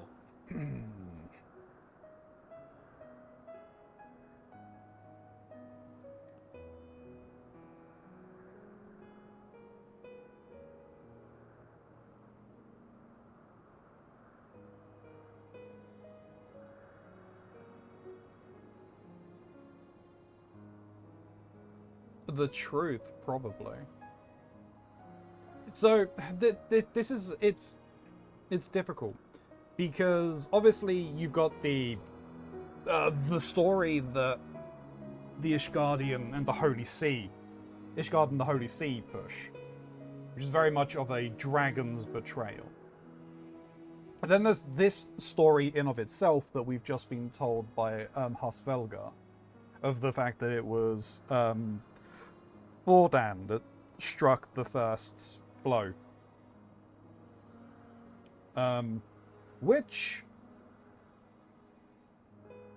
that is a possibility, but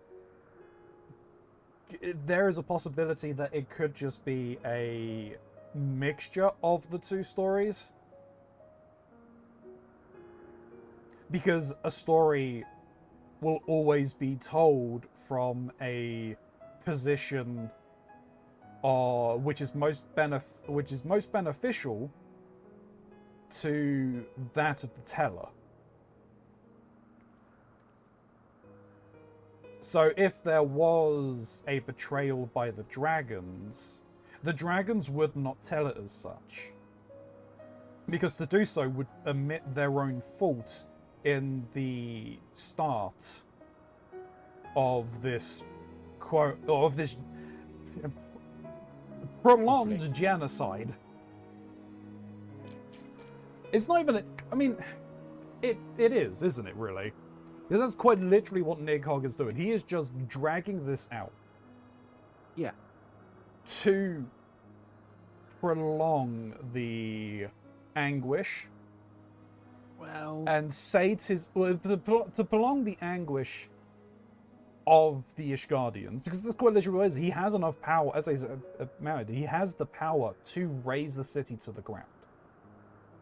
He could easily do it. Yeah. He is just quenching his own thirst for vengeance. If he raised it to the ground,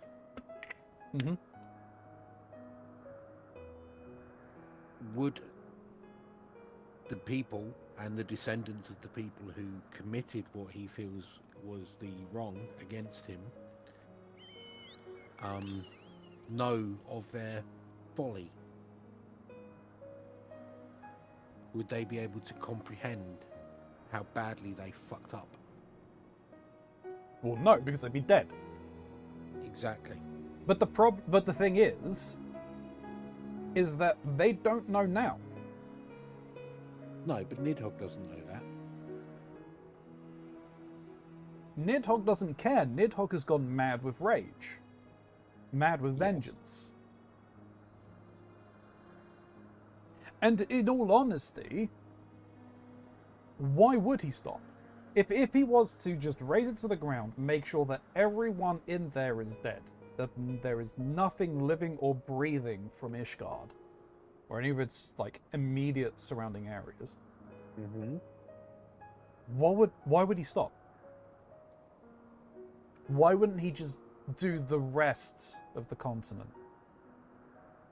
Why wouldn't he just why stop at the world? Yeah. Exactly. He is... The other dragons might stop after that, but he wouldn't. And he would not let them. But my answer would be that it is somewhere in between.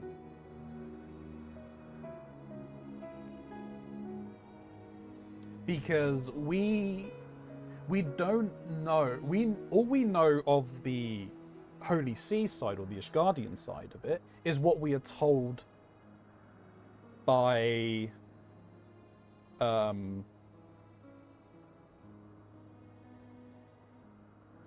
or we are told by the Holy See.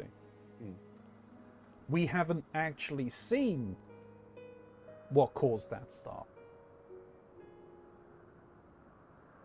And obviously we've been told by Hasvalga what their side and how they perceived it starting is, which likely contains more of the truth than the Holy Seas does.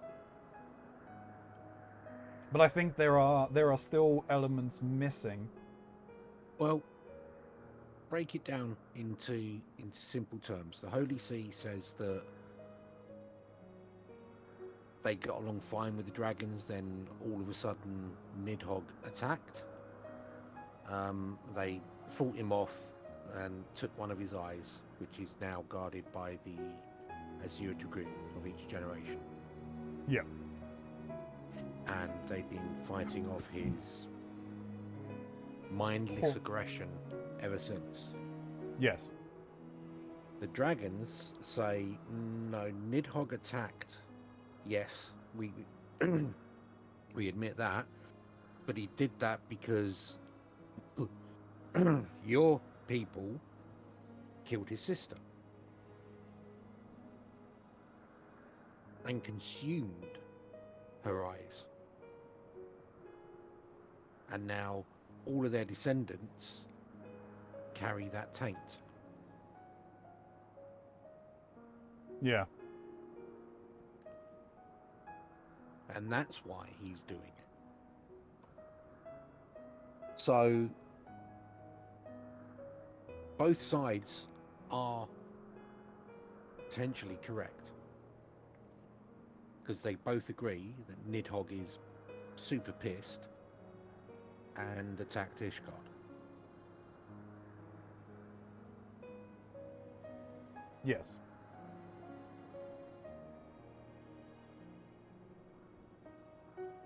So, but it's an interesting take on the sort of classic tale of civilized humans versus dragons. Yeah.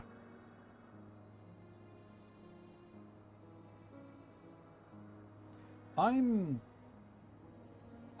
love the fact that Isael, for all of her arrogant posturing when you first meet her, she's basically broken. She is back into place. Yeah. I mean, she's broken now. She's had her faith broken twice. Yep. Well, this is what happens when you make assumptions. True. I've had an interesting thought. Yeah. What if... Or was it Ratatoskar? Mm-hmm. What if she wasn't ambushed?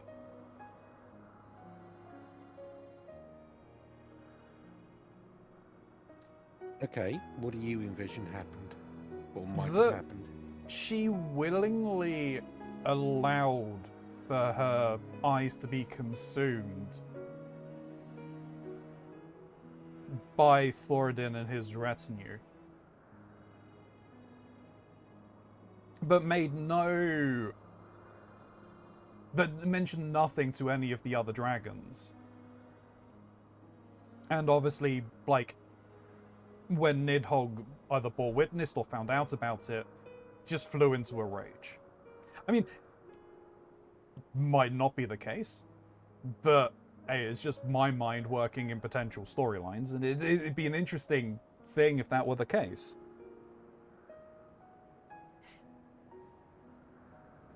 I mean, that is certainly, excuse me, certainly a Potential. a way you could consider it. Yeah.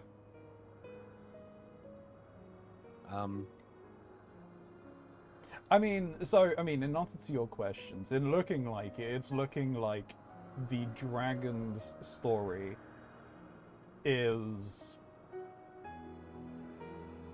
more likely of the two versions. right now with the evidence that we've been presented.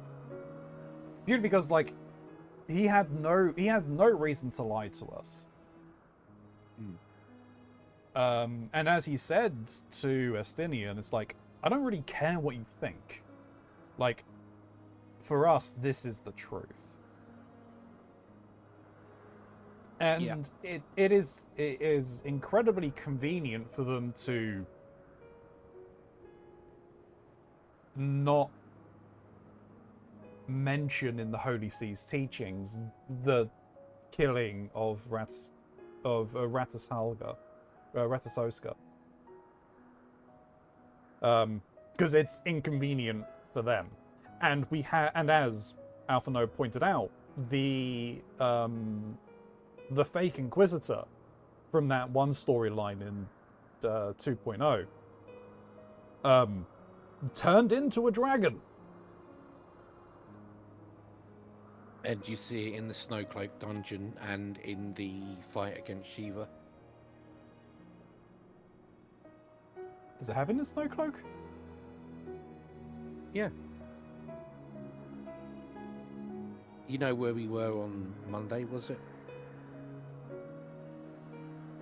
There wasn't a dragon in there.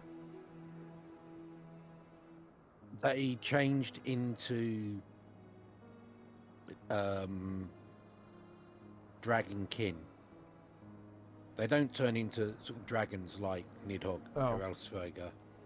Maybe. Like, to be honest, because I'm more worried about people dying, that's what I focus on. You know, being the healer. I'm worried about, am I standing in AoE? No. Good. Is people dying? Kind of. Heal. Fair enough. But fair.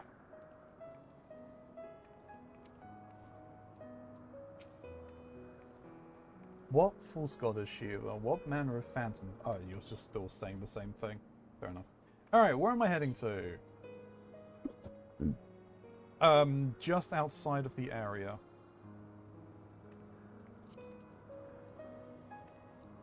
No. You did pick up the aetheryte, right? Yes, but I'm going to go and double check. Bonk. I'm not entirely sure why there's an ether right here when, like, there is nothing here. Oh, I can't jump down there, apparently.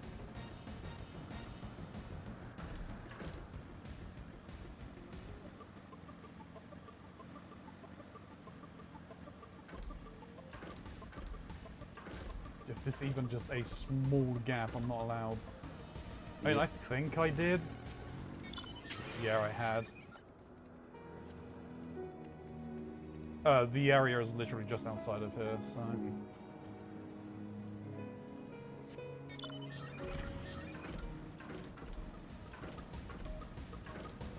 Man, these people are insane. Why? Stop. More dragons?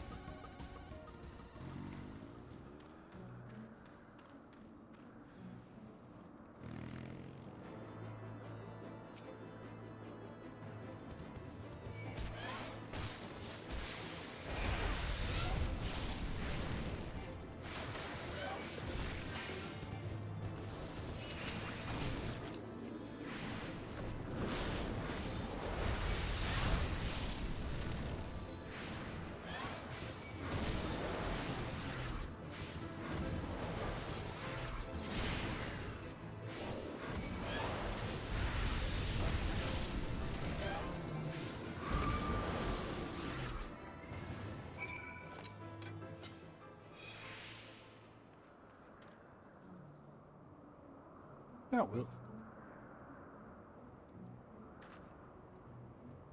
Where are we heading now? Back over towards the settlement, amongst the things.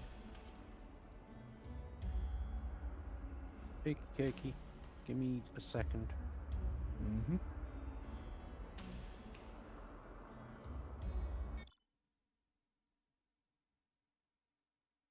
Right, well, back to the little Mog station. Yeah. The halfway mog. By the way, I'm just going to stop here for a moment so I can see on your stream. There's nothing here. You? Yeah, I see there's some Moogles down there. I'm assuming that this is the area for the Moogle tribe quests. Yeah.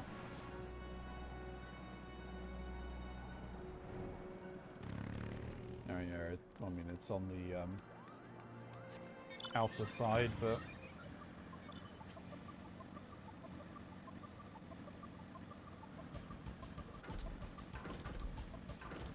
let me jump down.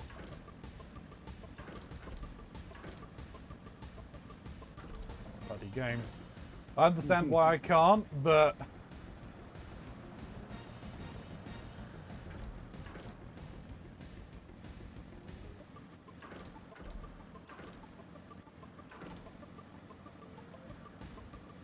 dragons.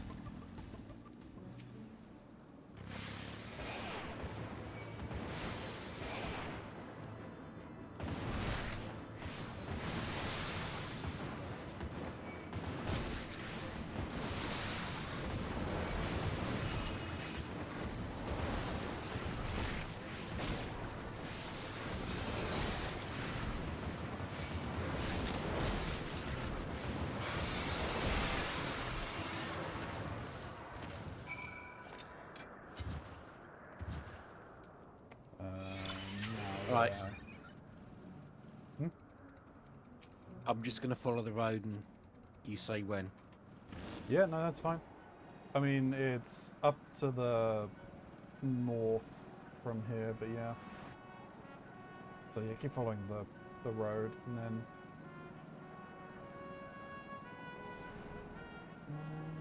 yeah, just like head north.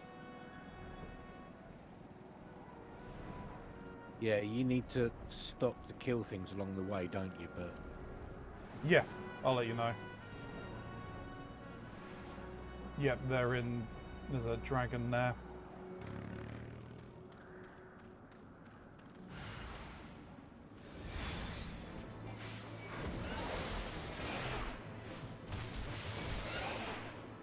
Could also be ones coming up behind me.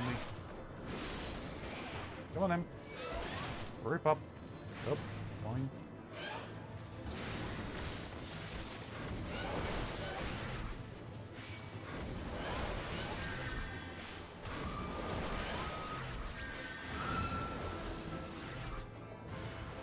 Oh, hello.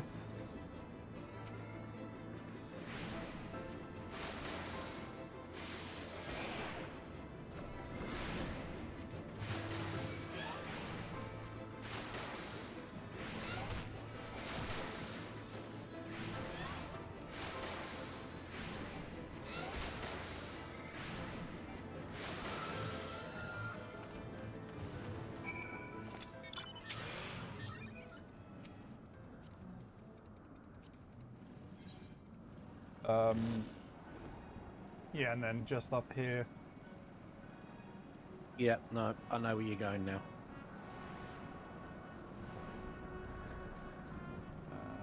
There is a quest from that Moggle.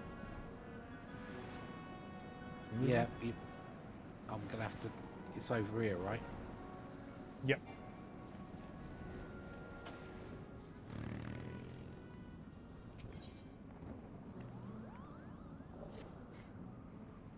Whatever could be taking her so long, Kupo? My replacement should have been here already, but I don't see her anywhere. I'm so hungry. I wager she went home on account of those troublesome silly hands that are flapping about.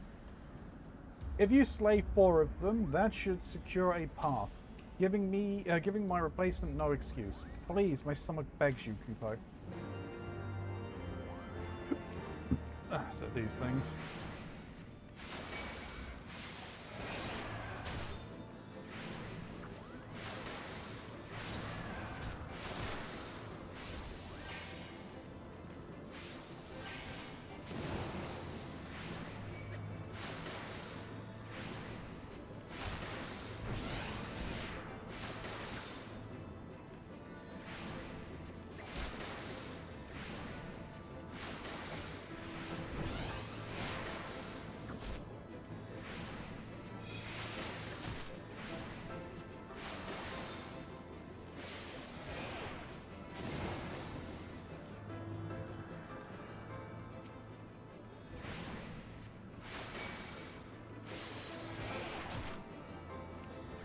Oh, a lightning spirit is angry at me. Yep, I saw. Let me take care of that.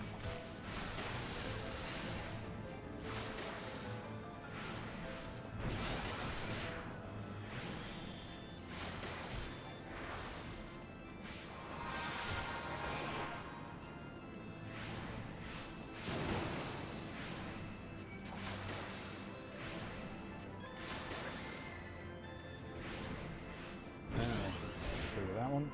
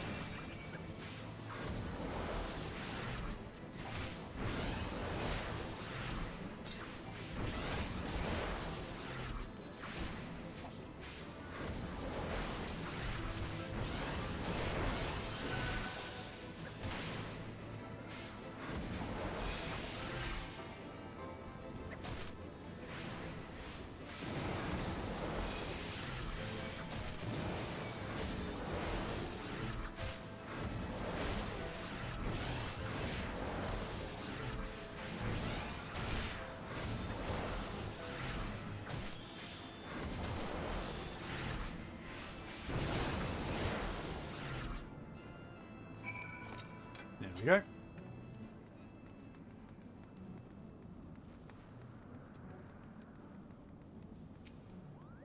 Thank you. Now that the Tiller hands are out the way, it's only a matter of time before my replacement gets here. I'm about to pass out from hunger, so I think I'll go ahead. What could go wrong, Kupo? Everything. Hey, level 64.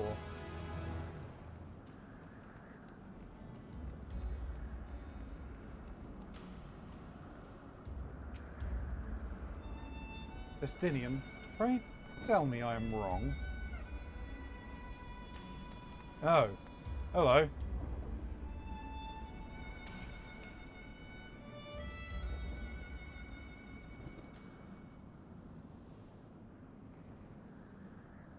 Is that it?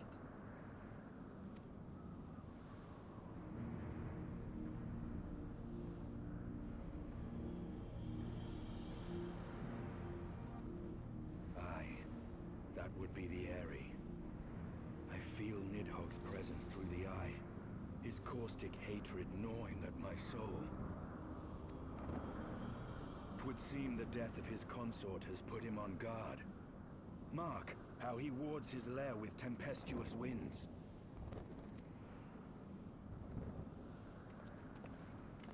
A similar barrier once barred our entrance to the primal Garuda's domain, until we discovered the means by which it could be penetrated.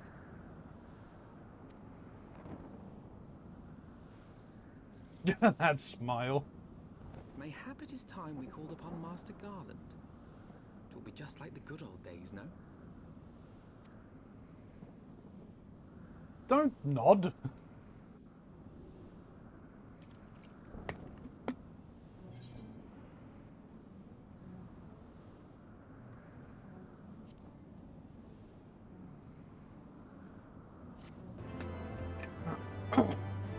Part of me wonders whether the smile from Estinian there was due to the phrasing of Garuda and penetration. If our only remaining recourse is to violence, then we should seek out the swiftest path to victory. With every moment we hesitate, Ishgard's prospects grow bleaker. New winds, old friends. The force of sufficient power to break through a primal's defenses might convenably grant us access to the Aerie. And I can offer no better solution. Pray consult this engineer friend of yours. Very well. On the condition that you swear not to lure Nidhogg from his lair in our absence. And steal all the glory for myself, you mean? Nay, I'm not so selfish as that. Contact me by link pearl when your preparations are complete, and we shall set forth from Ishgard together. I suggest we rendezvous back at Saint Renette's Forum, Ilia. From what I gleaned of the Holy Sea's decidedly ambitious airship project, Cid will still be in Ishgard.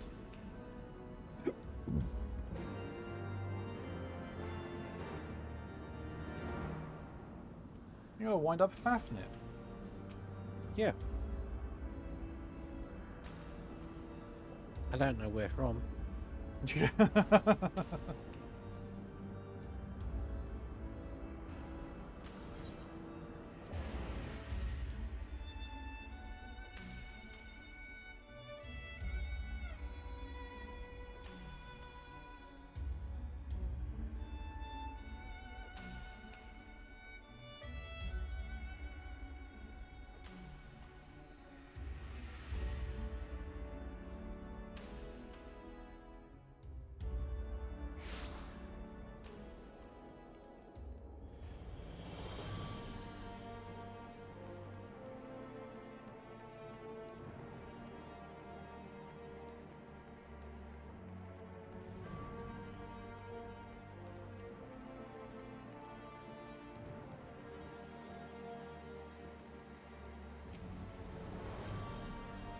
When last you saw Master Garland, he was advising the Ishgardians on their ailing airship, correct? In that case, he might still be at Camp Cloudtop.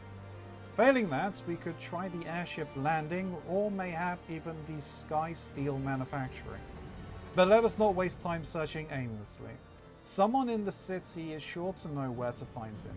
The question is who? Sir Turmeric would seem the obvious choice, but there's no guarantee he will be able to grant us an audience at short notice. Ah, I have it. Count Erdemont's youngest son prides himself of knowing all of the Holy Sea's juiciest rumours. Let us return to the manor and see if Lord Emanalian is about.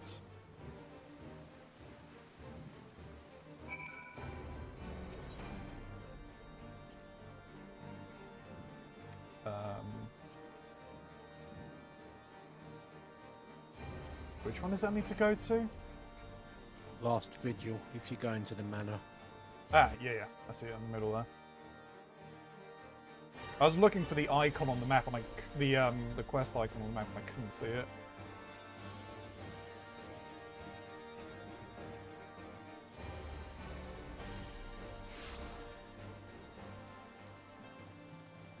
Alright, actually, now would be a very good point to do, not that. Do this.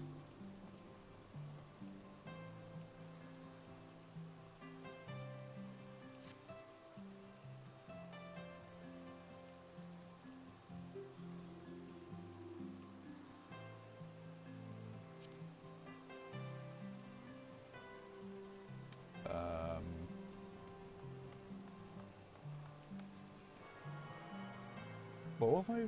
Was it? No.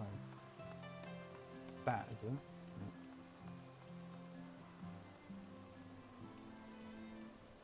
Yeah. That. There we go.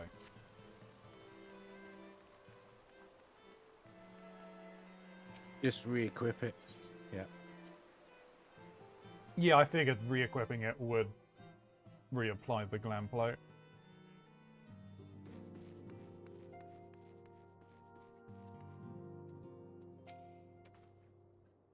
We are fortunate to find the Lord Emanalian at home. The tavern keeper's loss is our gain. Ah, the hero returns. How goes the fight, old girl? Well, I trust. In search of a Cid Garland, you say? Then say no more. The taverns are full of talk, and the name of said silver-haired genius has cropped up more often than most. I hear he's been tasked with getting that monstrous airship in the Holy Sea's commissions to actually fly. 'Twould see the project has been plagued with mishaps from the first. In any case, Garland Ironworks employees are known to frequent the airship landing, and I'll wager their master does too. The airship landing? Yes, I thought as much. Come, Ilya, we must find Sid and trouble him for his expert opinion.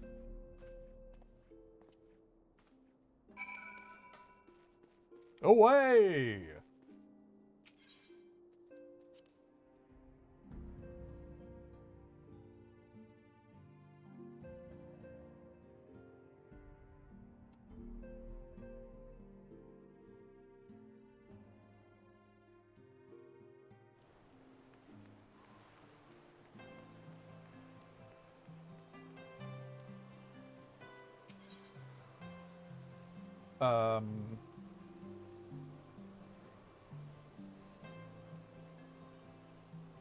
Oh, it's still up here, okay.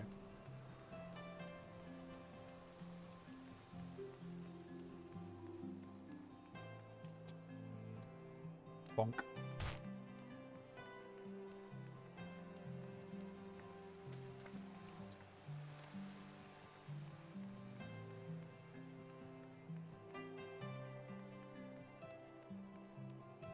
Hey! Biggs wedge! If Ishgard comes under attack, we'll have to get out of the city pretty sharpish. Don't much like the idea of leaving a job half finished, though. What's that? There are dragons coming? Sorry, can't talk now. Had to finish the job and get out of here.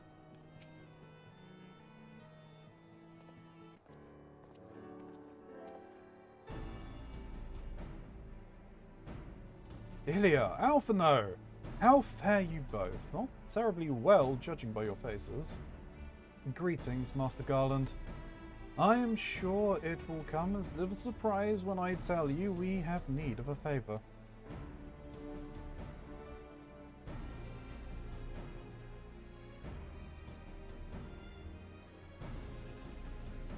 Another wind barrier? And you say it was conjured by Nidhogg? The Enterprise could certainly take you where you need to go, but she would not fare well against dragons. She's agile for a ship her size, but not that agile. The Dravanians would fly rings around her. And if they took it into their heads to incinerate the rigging, there would be precious little we could do to avoid them. But there must be something we can do, some manner of weapon we could employ. Estinian stands vigil at the edge of the churning mists, but we do not know how much longer. Alright. I didn't say it was impossible. I said it was impossible for the Enterprise. We need a smaller boat. Biggs, Wedge, it's time we gave the new toy of yours a proper field test.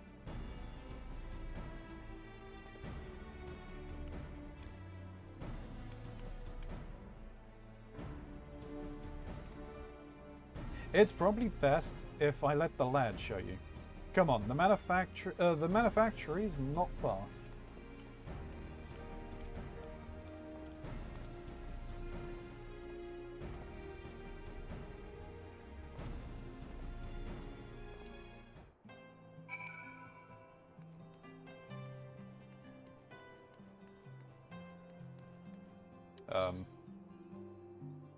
I'm back to the Foundation.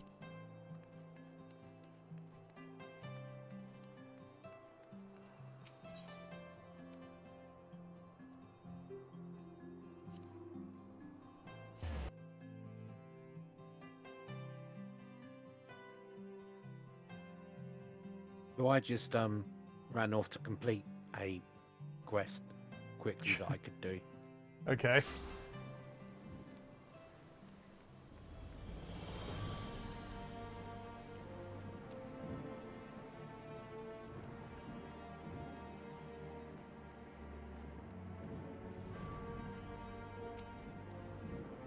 Our little project's just inside. Oh, you're going to like this one.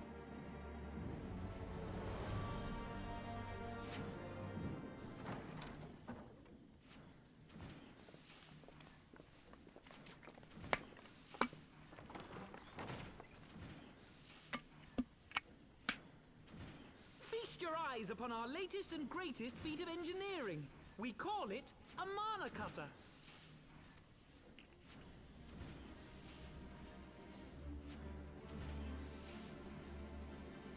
That looks After cool. you put down Gaius, Wedge and me struck out on our own for a bit, and started work on the successor to the tiny Bronco.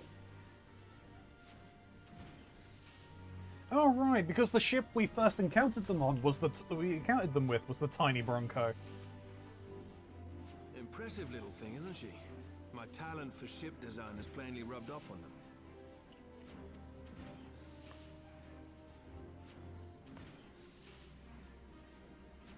They've adapted the principles of corrupted crystal technology and constructed a mechanism which converts ether from its surroundings into elemental wind. Said wind is then harnessed by the specially engineered sails, providing the craft with propulsion and lift. All in all, a most elegant solution. I'm actually a little upset that I didn't think of it myself. The design does, however, come with one small flaw. Of course it does, Wedge.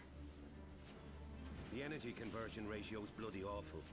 To generate enough power to get you off the ground, you need to be in an area awash with predominantly wind-aspected ether. Oh hey, that's exactly where we're going. Probably. In other words, there are a few places you can fly, lots of places you can't. The new Ishgardian airship hasn't left the boys much time for tinkering, meaning it may be a while before this particular project takes off. If you'll forgive the pun. No, Sid. No, we won't. Uh-oh. Oh. Tataru. Tataru, what's happened? I've been looking all over for you. There's been word from Aldar. It's about Her Grace, the Sultana.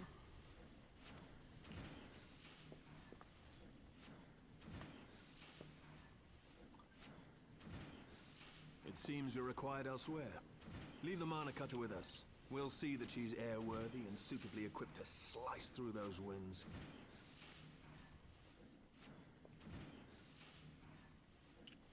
You, meanwhile, should concentrate on providing Raoban and the Sultana whatever help they need.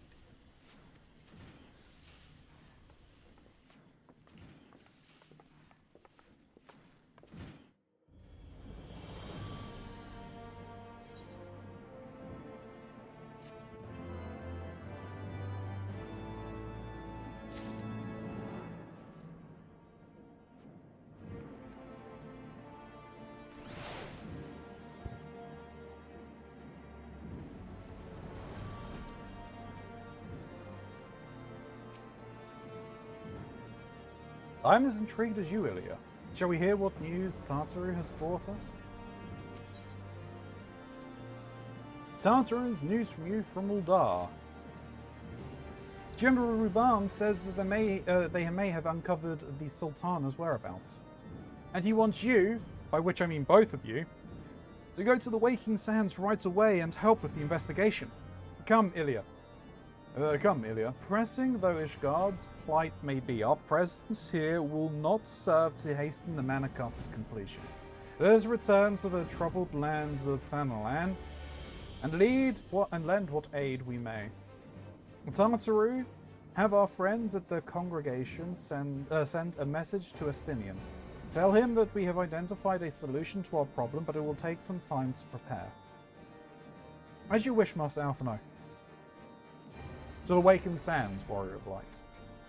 'Tis past time Uldar was delivered from this darkness.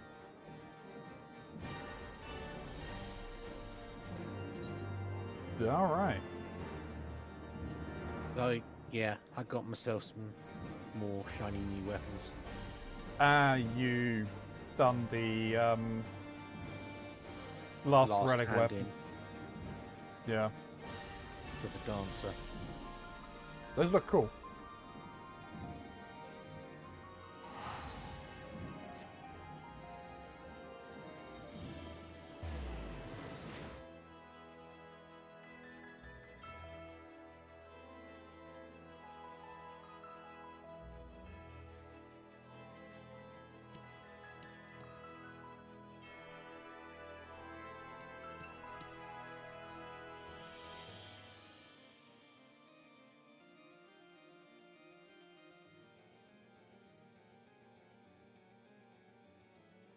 Come on, Vanland, load up.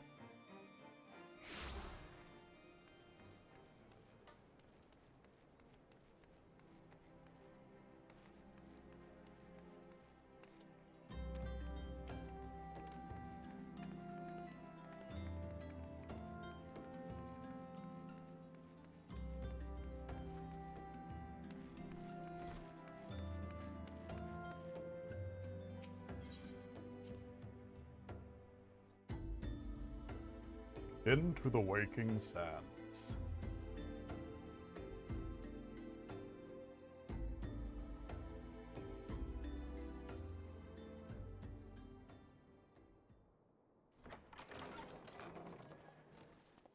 Straight into a cutscene.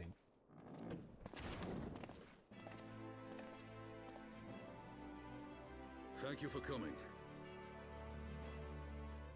No thanks are necessary, General. I trust your recuperation continues apace. I cannot complain. Thanks to Higiri and her ministrations, I've regained much of the strength I lost during my imprisonment.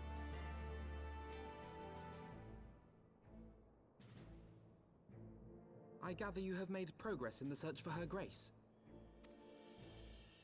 Aye, some good fortune at last. A few days past, Dulala informed us that a sizable shipment of alchemical supplies had been delivered to the palace.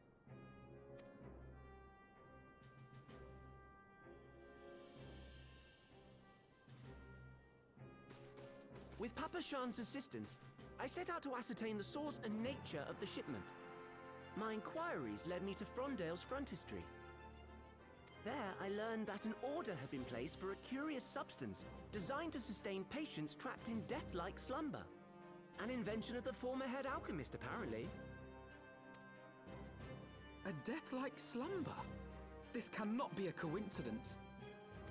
It lends some weight to Dulala's claims, aye. Her Grace is likely somewhere within the palace, abed but alive.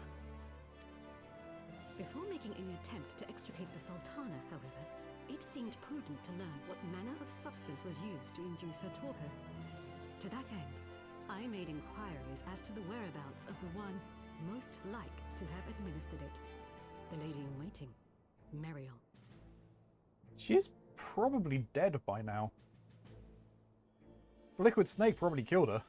We sent for you as soon as we learned of her location. All that remains is to apprehend the woman. Oh, she's still alive. I'm surprised. I'm surprised Lolorito kept her around. We shall find our cat's paw in the Silver Bazaar. But we must tread carefully.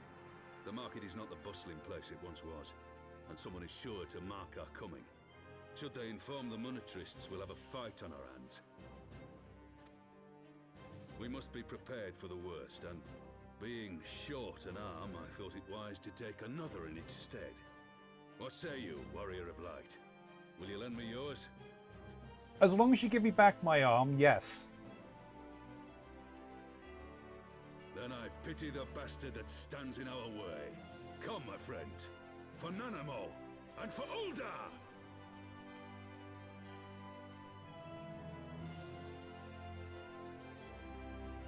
Who's the other potato?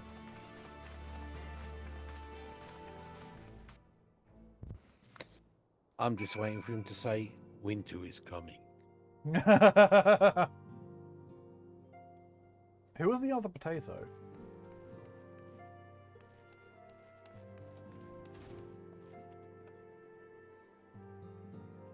Not gonna tell me. Fine, I see how it is. The other potatoes? Well, yeah, because, okay, so there was Ruban's son. Yeah. But who was the potato next to him? You,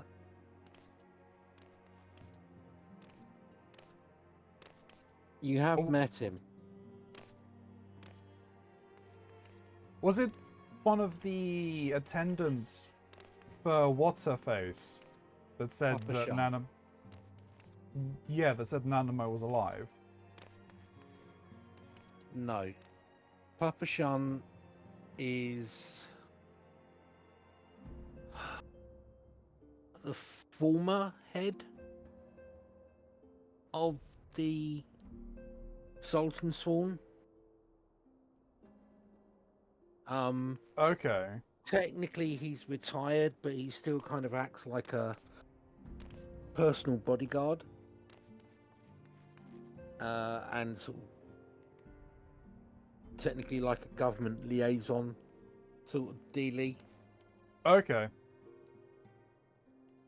Yeah, you deal with him a bit more if you start in Uldar, Fair enough. but you have met him. Okay. If I had one... If one had chosen to entrap the Sultana in a death-like sleep, rather than slay her, then one would surely also know of a means to rouse her from said state. There must be an antidote to this poison. Our target is Marielle, the Sultana's former lady-in-waiting, a woman of Midlander heritage. I am told the two of you have met. Our sources indicate that she left the palace shortly after the incident and quietly joined the dwindling population of the Silver Bazaar. I suggest we begin by questioning the market's residents and confirm that Marielle is still in hiding there.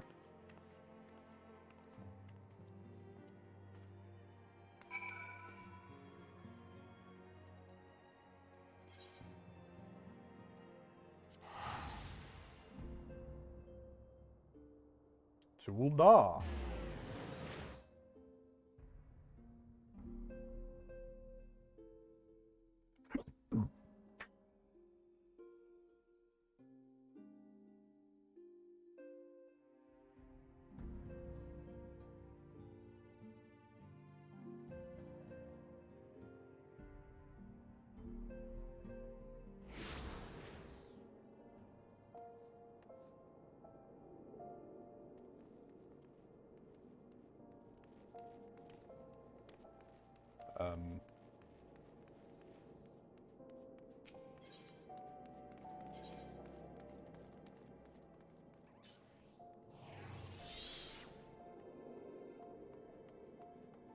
Is it the Sapphire Avenue I need to go to, or no? It's not in the city. Bollocks.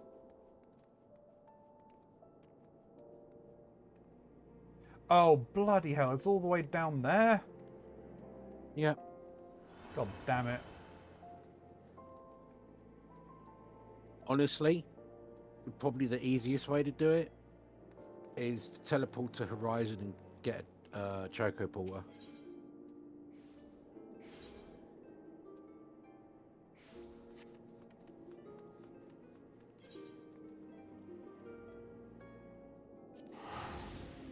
Probably.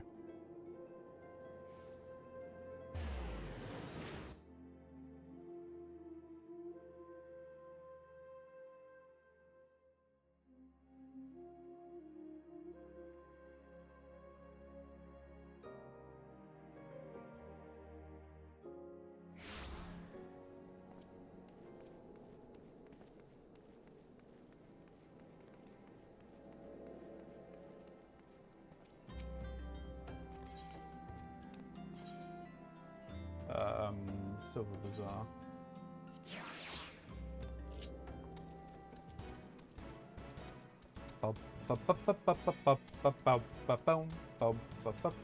Gotta be careful. This is probably DMCA'd because it's a Chocobo song. Hey, Are you all of getting DMCA'd for those? Well, the obviously the Golden Saucer theme is DMCA'd, and I'm fairly certain I got a strike. I don't know, a strike or a claim, whichever one that means that they get to take the non-existent ad revenue that I get. It was from the Blarg. It's the the Fandango style Chocobo theme. You know what I mean.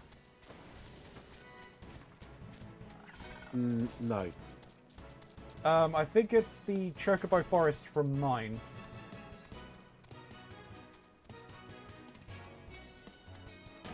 It's the one that's styled after that one. The one from the company Choco.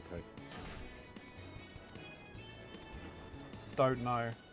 The one that sounds more like it's like a flamenco dance. I think a flamenco is the closest thing. I have to admit, I don't recall. No, it's fine. But I think there's only 3. There's the one you're getting now. Yeah. There's the Fat Choco. Mm. And then there's the company Choco. No, hang on.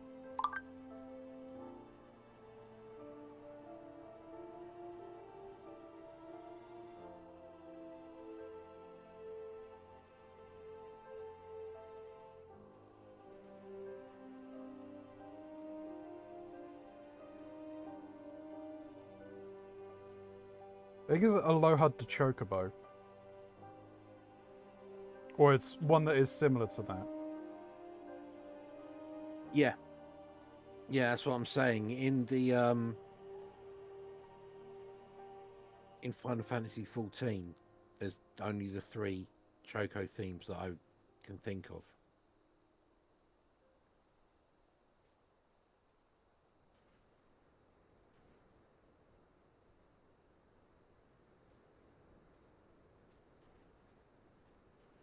Apparently there is a wiki page dedicated to the Chocobo thing. I'm not surprised.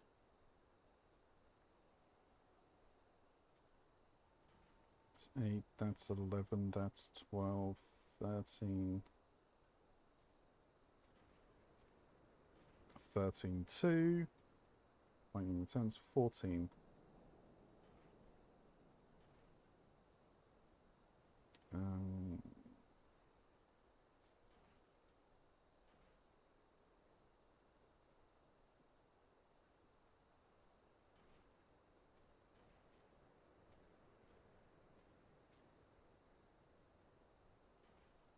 There's apparently 5. Okay. Bow Down. Wild West inspired theme played while riding rental chocobos. Eorzea de Chocobo for personal chocobos. Sports of Kings for the racing minigame, a remix of Fiddle de Chocobo from Final Fantasy VII. Gateway to Paradise plays during gates at the Mandeville Gold Saucer, a remix of Electric the Chocobo, also from Final Fantasy VII. Or the Egg plays during Chocobo training. Yeah, so the others are related to the Chocobo racing. Yeah. So it's either Sport of Kings or Gateway to Paradise. It's either, I think it's either Fiddle, I think it's probably Electric the Chocobo is the one that I got claimed on, I think, played at some point. Even though I've not done Chocobo racing, but you know. Target is Mariel's. Okay, yeah. Sure. Do I know of any returning residents? Gods, don't tell me they're starting to come back. My masters will not be pleased to hear of this.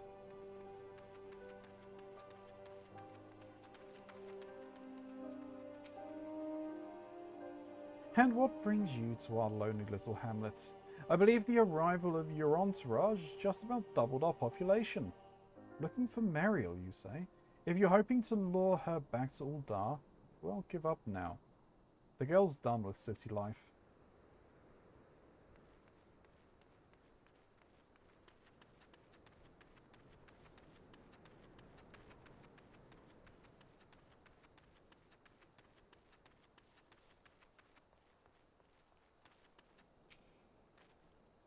Mariel? Aye, she's here. Left the city for good, she says. Barely leaves her house, though. It's the closest one to the market entrance.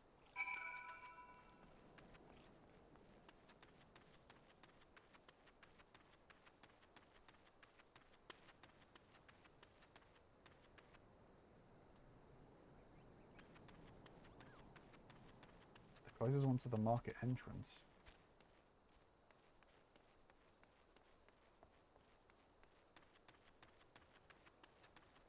Hey, Ruban. God's damn it, where is she? I will tear this place apart if I must. Easy now, General. We don't want her bolting down some other hole.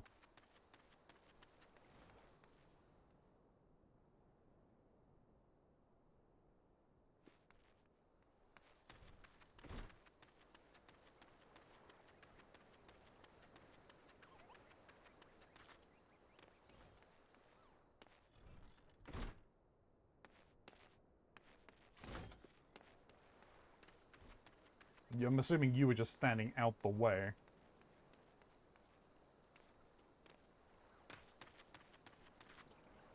I honestly can't remember which one it is. It's the last one I've gone to. I believe it's this one.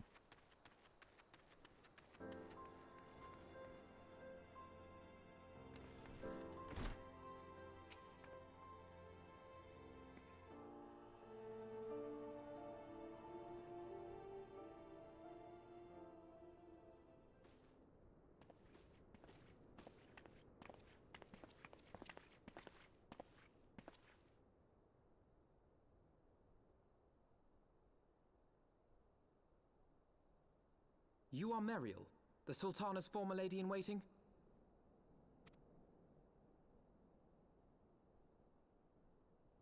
I know no one of that name. Pray excuse me.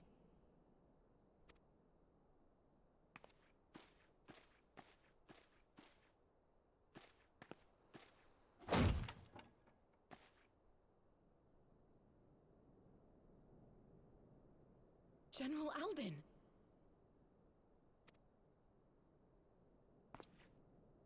Don't do it, Ruban.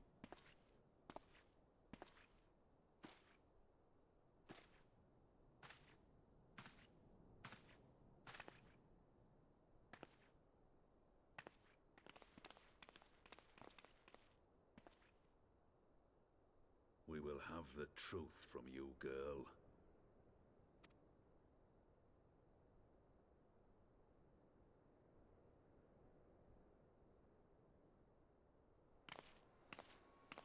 Uh-oh. Mayhap it would be better coming from me. He sounded better as Liquid.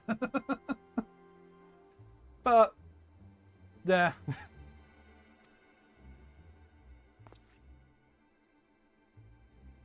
This is interesting. Loreto, you'd best talk fast. As you know, Teleji Adeleji's Cartano reclamation bill was no more than a facade. A means to get his grubby little hands on that Allagan monstrosity Omega. When he learned of Nanamo's intention to abdicate, however, he was forced to amend his plans. Suddenly, assassination seemed the most promising way to further his ambitions. I am told Teleji had discovered a maid in whose veins ran the blood of House Thorn. A new, more pliable puppet to sit the throne. 'Twould have caused an uproar, of course, but few could have contested her claim.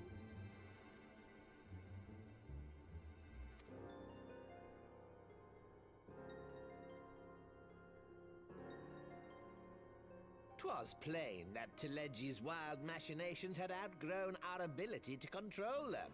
So I decided to usurp his scheme and left the fool to seal his own demise.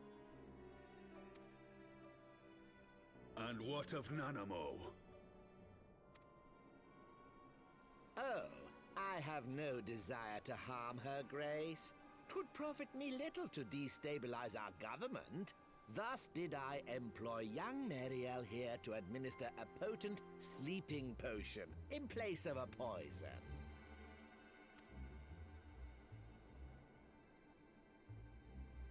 You should know, General, that your dear friend Ilberd was fully aware of my plan. I had him lie about the assassination as a means to prime your rage against Teleji. We weren't entirely sure how you would react, but things went rather better than expected. Lorita, you are treading on thin ice. You conniving little worm! You had your claws in the Crystal Braves before their first recruit had sworn to serve! But of course, when a new game begins, 'tis only prudent to have a piece on the board. Ilberd was mine. Truth be told, a significant proportion of the Braves' initial endowment was also mine. With such large sums moving about, 'twas a rather trifling matter to disguise my own contribution.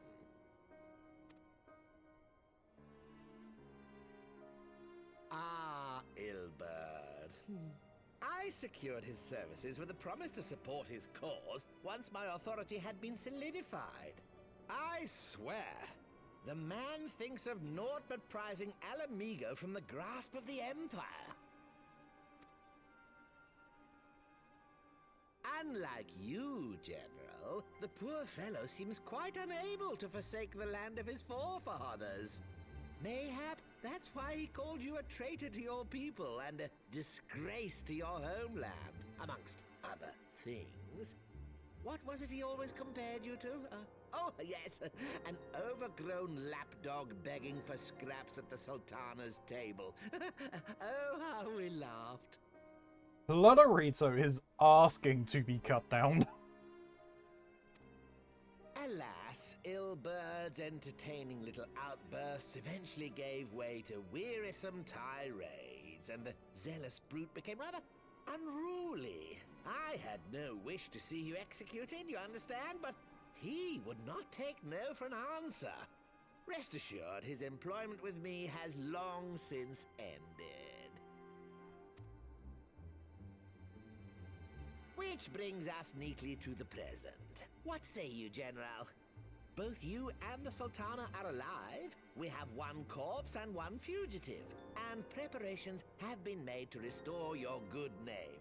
Shall we cry quits and start again with a blank ledger?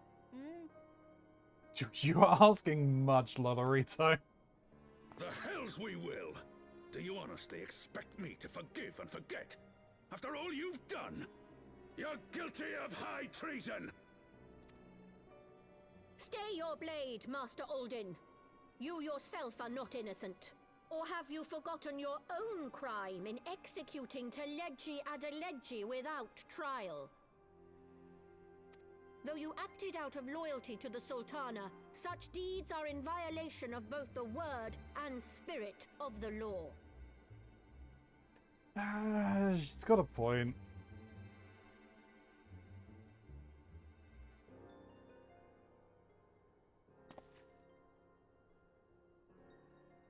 If you would, Lord Lolorito?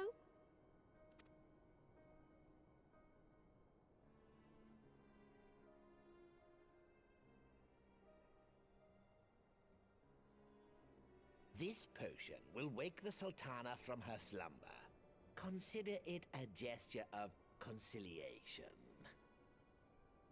You will find her grace resting comfortably within her private chambers. Should you doubt my word, I shall willingly accompany you to the palace as your hostage.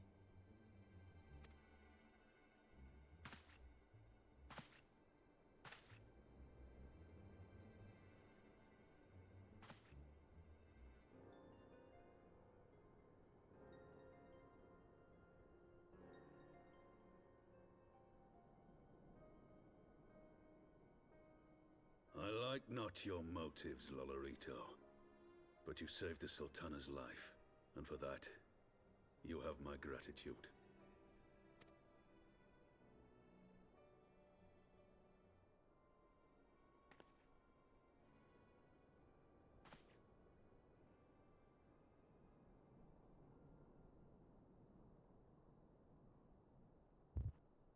And the North remembers. Rauban Aldin, you are hereby reinstated as General of the Immortal Flames. The citizens of Uldar shall once more be united under Nanamo Ulnamo, and together we shall usher in a new age of prosperity. But she still wants to abdicate. Jesus.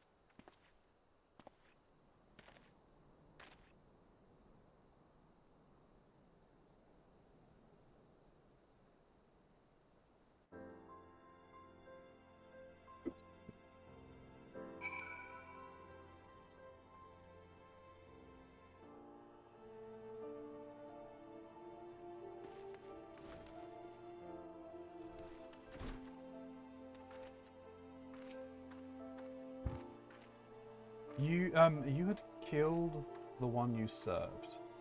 Ah, pray excuse my mutterings. I was reminded of a line from an old poem. By the 12, I feared Lord Lolorito's arrival would herald another bloodbath. Little did I suspect that he of all people would give us the means by which to rouse the Sultana. Your minion is sitting a little ways away.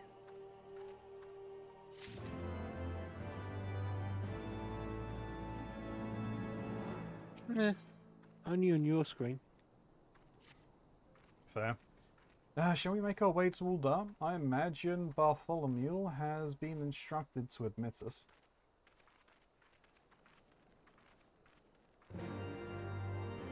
Now I can go to Uldar. Yep.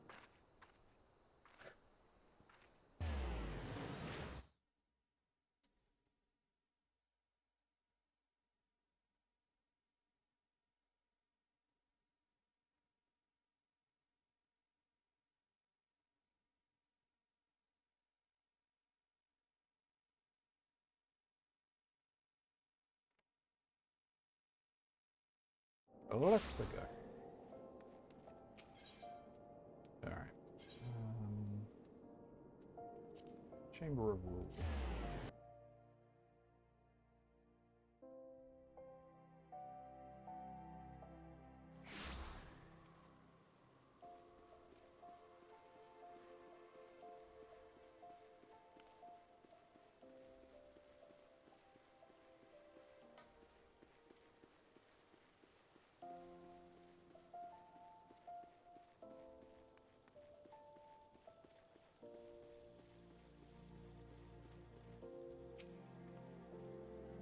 Lolorito's potion isn't effective as he claims. Appears that the Syndicate has moved swiftly to clear our names. Bartholomew, for one, does not seem remotely surprised by our presence here. Flame General Ruban mentioned you might be coming. Please, this way if you will.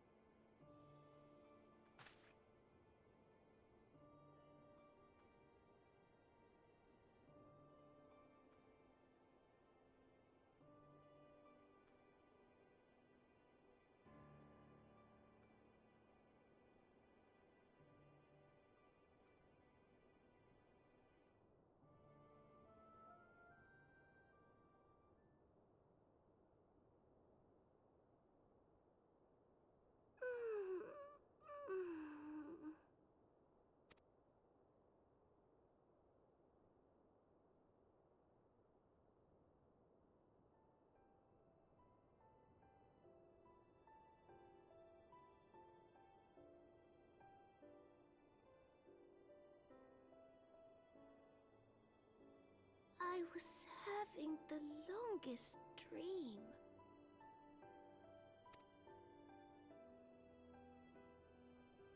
"'Tis time to wake up, Your Grace.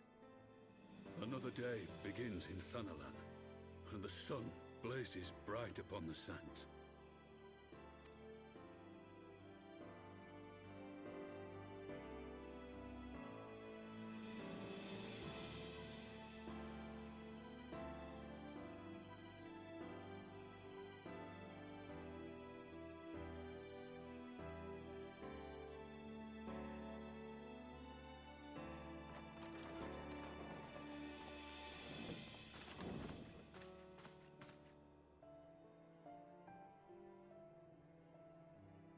Her Grace is awoken. The palace physician assures me she is none the worse for her slumber.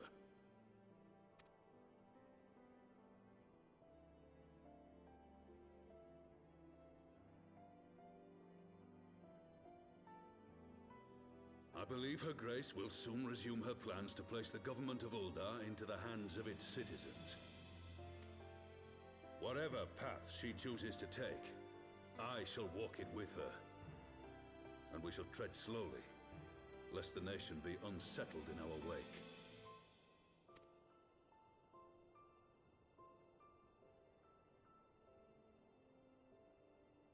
Her Grace's compassion is a shining beacon to us all.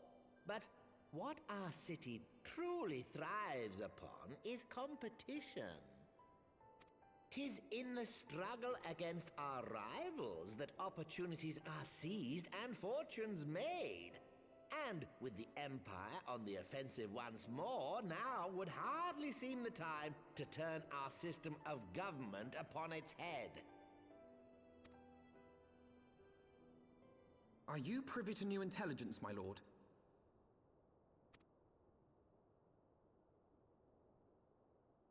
I would hardly call it new. Remind me, what was the name of that enormous Imperial warship which met its end in Mordona? Oh, wait, I have it.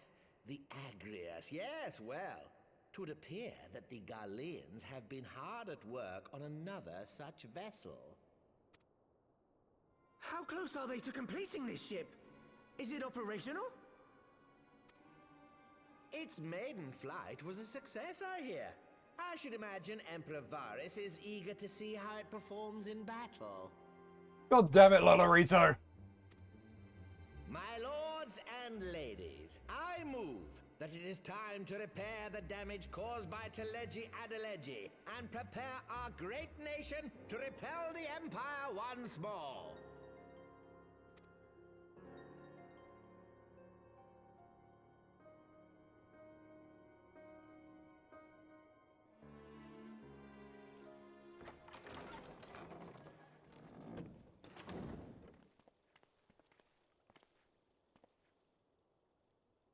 "'Tis well that the Sultana has awoken.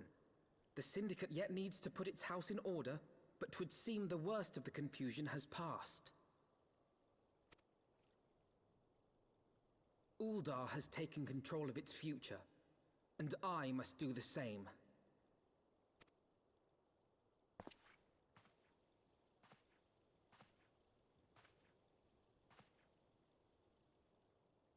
I have decided to disband the Crystal Braves.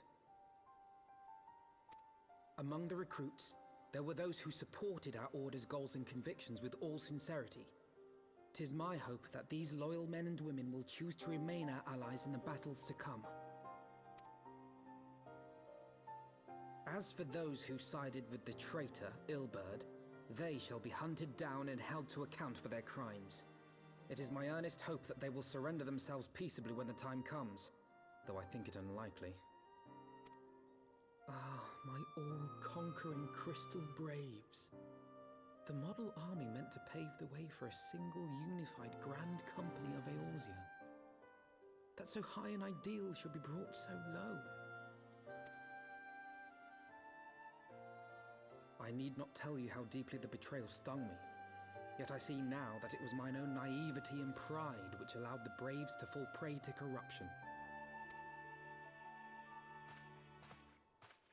As ever, It is to your own shining example that I turn for inspiration. Like you, I mean to stand firm in the face of hardship and give mine all for the cause. Yeah, you better. Let us resume the search for our missing comrades, that we might come together to shine the light of dawn across the realm once more. The role of Crystal Brave Commander suited me ill, and I shall play it no longer. Henceforth, I shall be no more or less than Alfino, proud member of the Scions.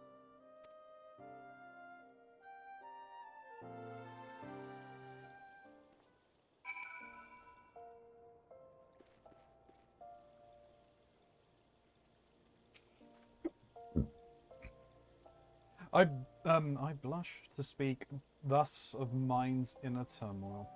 But the fact remains, there is no woman alive in whom I would rather confide. Were it not for your shining example, I might never have emerged from beneath the pall of my despair.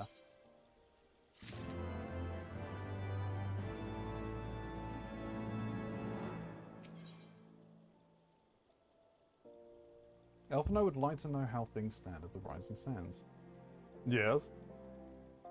Yes, the missing Scions.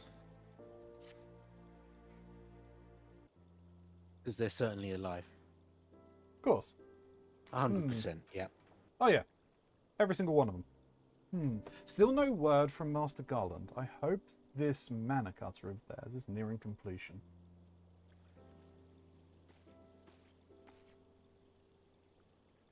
I am assured that Her Grace will make a full recovery. Aye, and Uldar too shall flourish once more. General Ruban and his colleagues have matters well in hand, I believe. Lady Yagiri, a question if I may.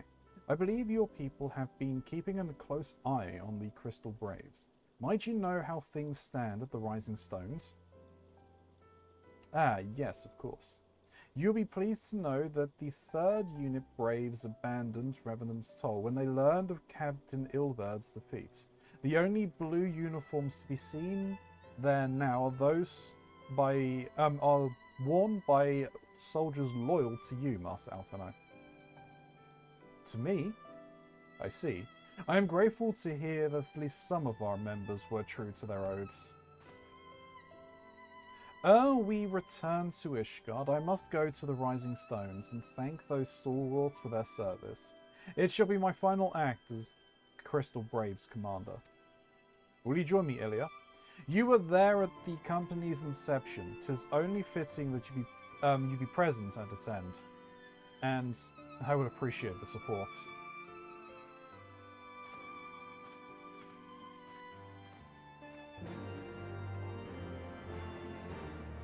Some more donuts!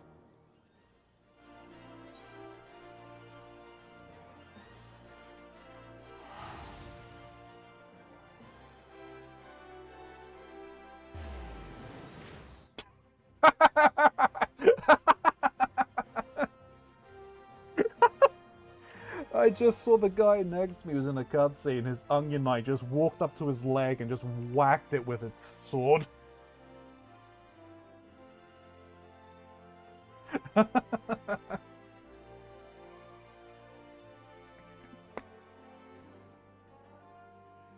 It's like, come on, move, you dumb bastard.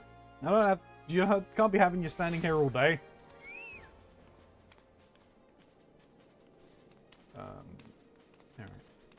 Alright, is that Brave up here? Is he still gonna turn around and say he's going to punch me in the face if it wasn't for everyone around here?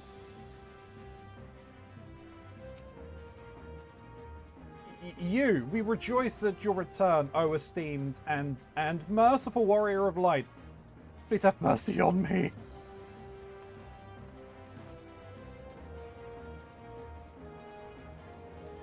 Alright, he doesn't want to get punched in the face. Fine.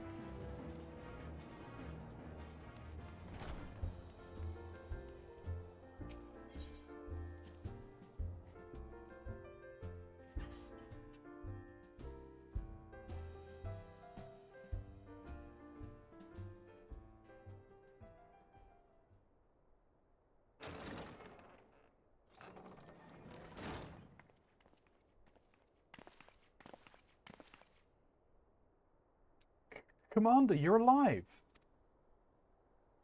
And Ilya too. I knew you'd scrape through. My splendid Crystal Braves. I have wronged you, all of you.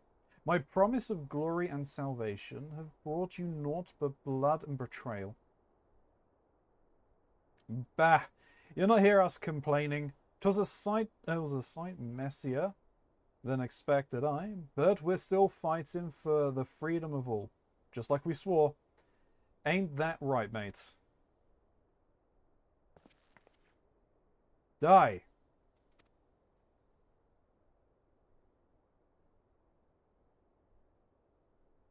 You humble me. I am truly blessed to have such steadfast comrades. It is with the most profound regrets, then, that I must... That's enough of that, Commander. We know what you're a mind to say, and we ain't having none of it. We've talked it over, see? And we're all agreed. You can take our uniforms and strip us of our ranks, but we won't be no less of a company. But the Crystal Braves... The Crystal Braves may be finished, but the ideals upon which the company was founded live on. They bind us to each other, and to you.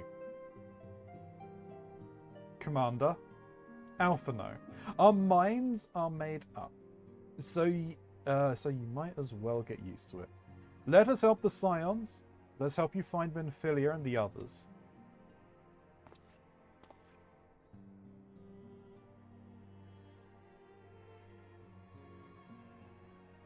My friends, after all that has happened, I know not what to say.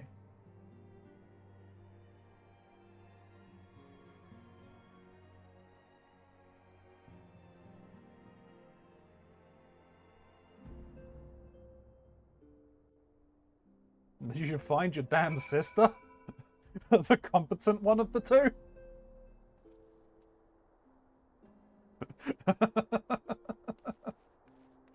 Hey, we can talk to people. Oh my god, this place is trashed.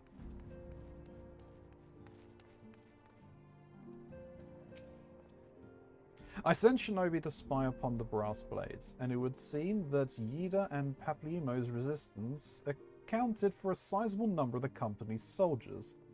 All we know for certain, however, is that our friends' corpses were not found amongst the bodies they left behind.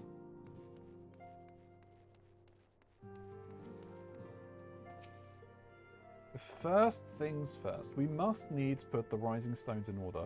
We cannot have the Archons return to find the headquarters such a shambles. We must repair this damage if our minds are to find focus. Now let's begin.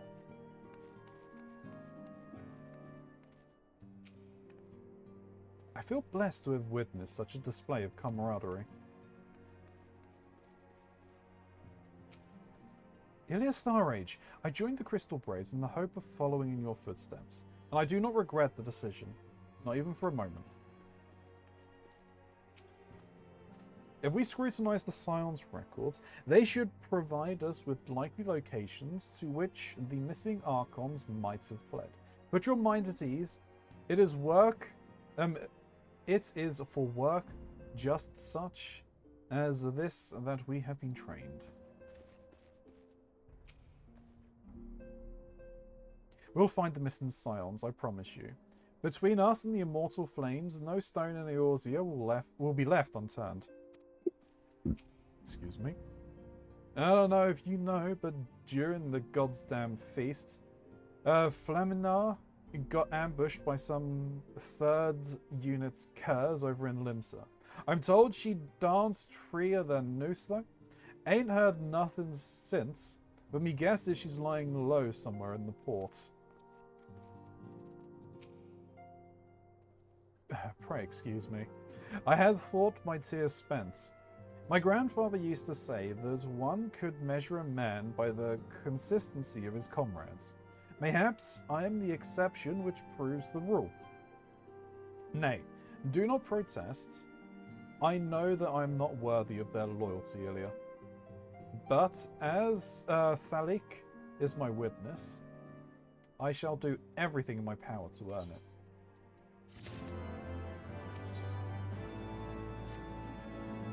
I must speak of the future plans with the remaining Braves. Any information we uncover on the missing Cylons will need to be shared with our allies across the realm. Specifically, Urianger in the Waking Sands and Tartaru in Ishgard. While we organize our various channels of communication, I would ask that you call upon Master Garland at the manufactory. I will join you in Ishgard as soon as I am able.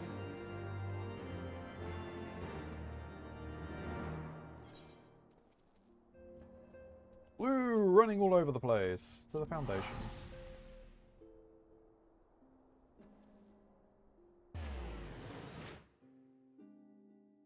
It's at 11.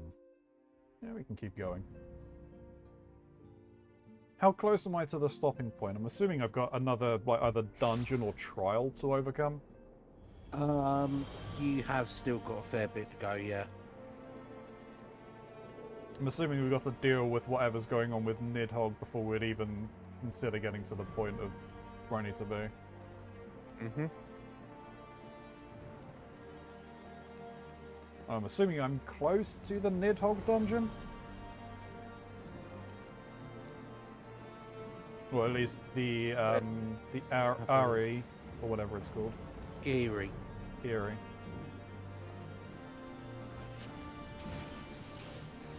What quest is that? Is that the quest to become a machinist? Yes. Yes. I'll sort that at some point. Ilya, how in the seven hells do you do it? I was just about to send for you. We have but this moment completed the Mana Cutter's first successful test flight. A few minor adjustments and she'll be ready to go. While we see to the finishing touches, you might want to pay a visit to Fortem's Manor. A dragoon by the name of Astinian was looking for you.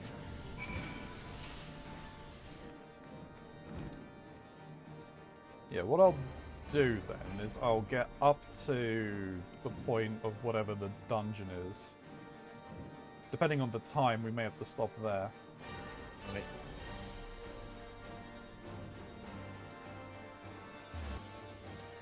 Because something that I want to do is I want to go and progress the societies that I've got maxed out, so I can at least get the frickin' quests again and do all of that stuff.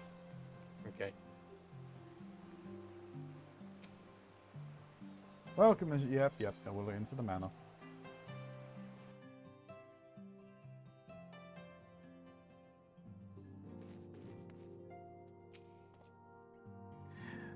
You have fulfilled your obligations to the Ordans, then? Mistress Tartaru has been keeping me appraised of the situation. Once I learned of these Mana Cutters of Master Garland was nearing completion, I saw no reason to tarry in the mists. For the present, Nidhogg seems content to remain in the Eyrie, plotting his revenge. Might not this be an apt moment to unfold our plans to Sir Amric? I think we have kept him in the dark long enough. Well, I mean, okay.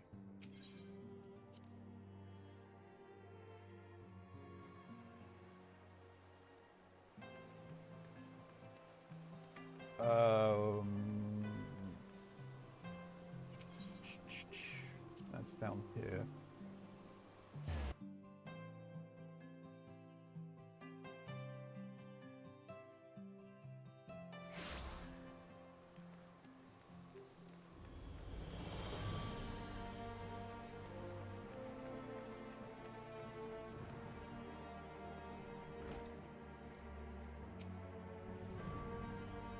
Sir Turmeric has been eager to speak with you. Pray proceed.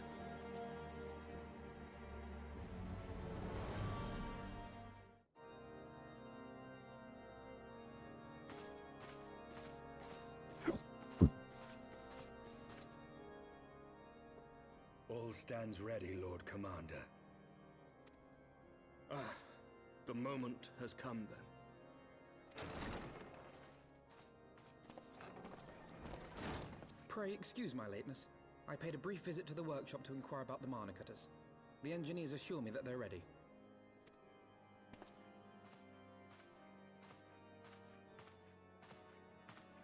The area is now but a short flight away.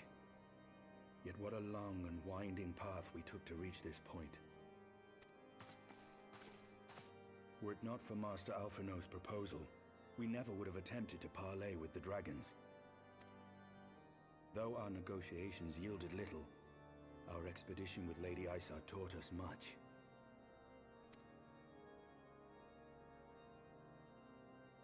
You took an unimaginable risk. I could scarce believe the tale Estinian told. Aye. 'Tis true that many of our countrymen would sooner die than join hands with the heretic's mistress. But 'twas through that most unlikely of alliances that we came to speak with Hraesvelgr. A conversation that went rather poorly, as I recall. In this instance, the journey was more important than the destination.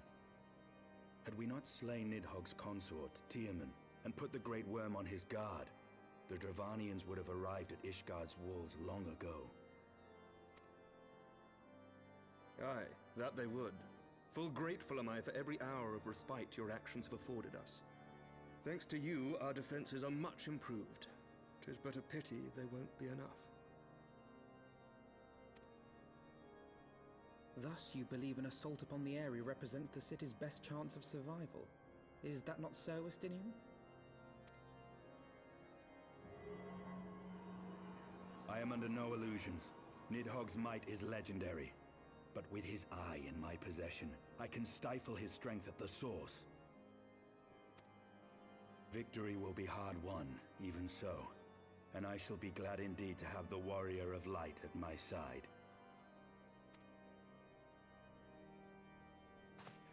You shall have my blade as well. There are more of these mana cutters to be had, yes? Interesting. Commander, no.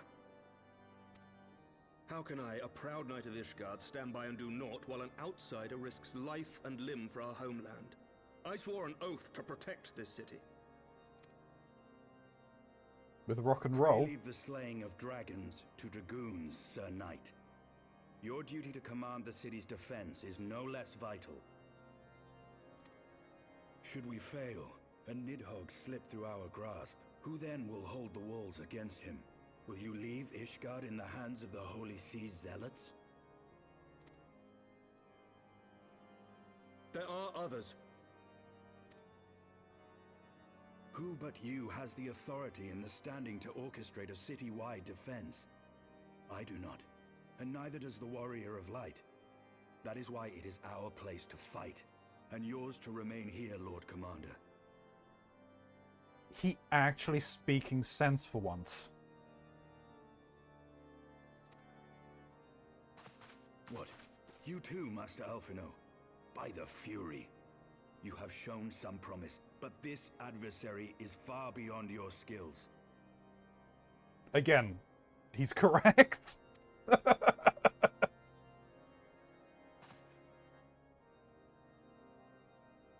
You don't have your sister to back you up with a giant book. Appreciated, Sir Dragoon. I shall remain then and cheer you from afar. Well, my friend, would seem I have discouraged the last of the volunteers, and claimed the task as ours alone. But if any alive can best this worm, 'tis surely we too.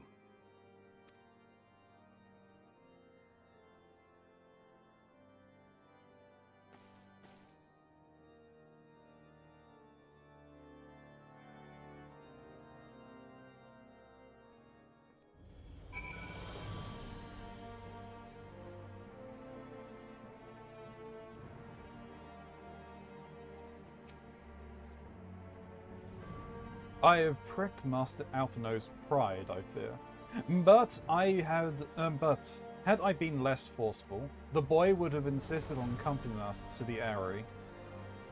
Do not think me blind to his talent. With a few more campaigns under his belt, I have no doubt that Alphino will make a fine field commander. But one does not practice on an adversary such as Nidhogg. We shall be hard-pressed enough without the added worry of carrying a novice.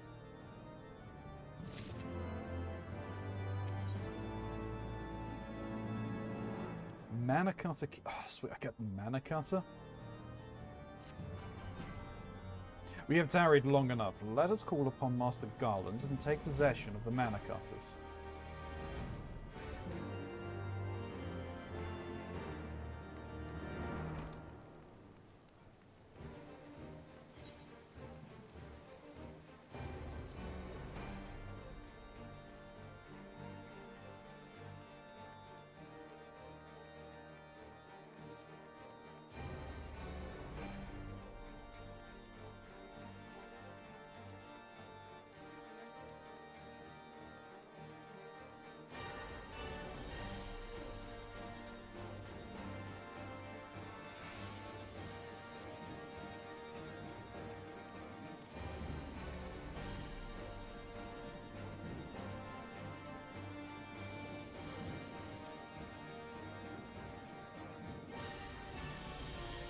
I took a wrong turn.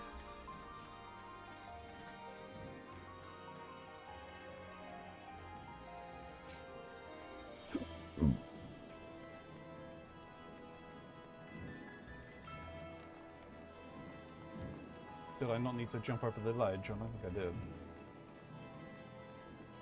Oh no, there you are, so...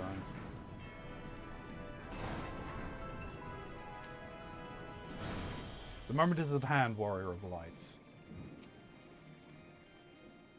I guarantee you won't lose any rivets. You won't have any loose rivets. We triple checked. These little beauties are our pride and joy, and now they're yours, so be careful with them, eh? Ilya, old friend, the cutters are ready when you are. The finer adjustments cost us a few sleepless nights, but we got there in the end. Which means you can get where you need to go. I tell you, these little beauties will tear through the wind barrier like cement drill through cottage cheese. And that, my friends, is a Garland Ironworks guarantee. You have our thanks. Come, Warrior of Light. The dread worm awaits.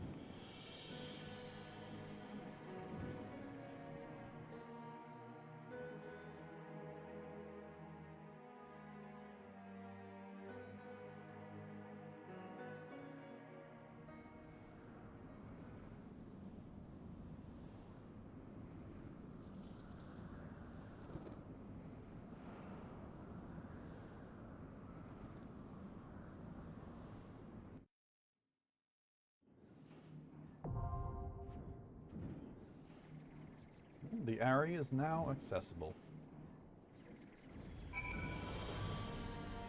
Oh, the dungeon is quite literally here.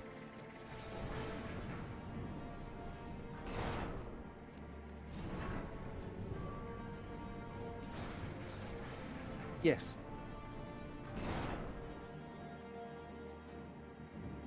Fair enough. So, what would you like to do?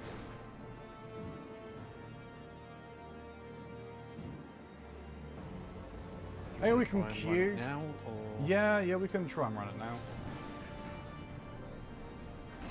Okie dokie. I will swap the tank. Alright.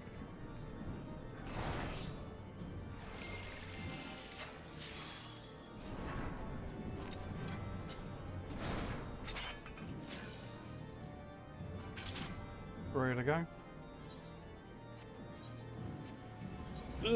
Ugh.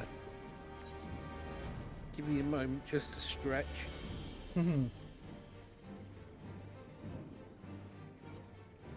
Ugh, yeah, do it. I dare you.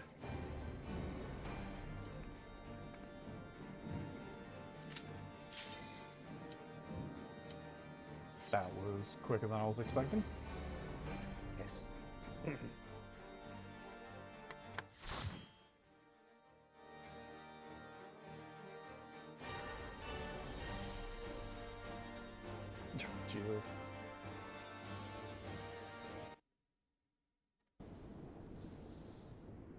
I'll take care of that one.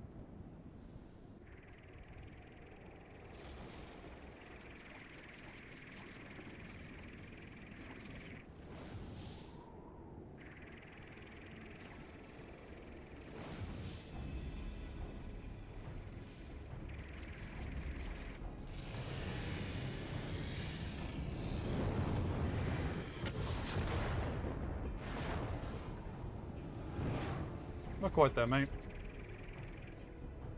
Is that a Nidhogg?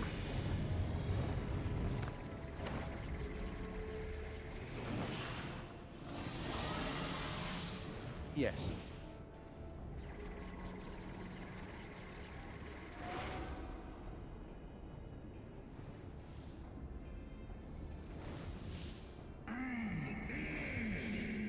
Wicked mortals, I shall melt your flesh, turn your bones to ash.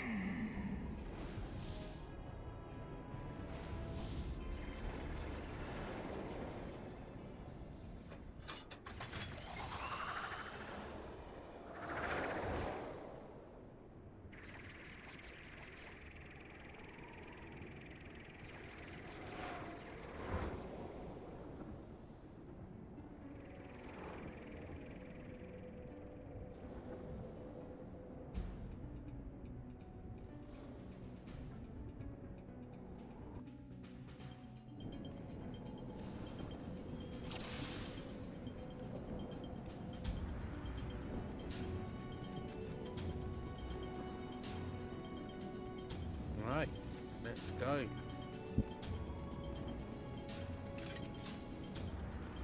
Try and remember how this one goes. Lots of dag runs.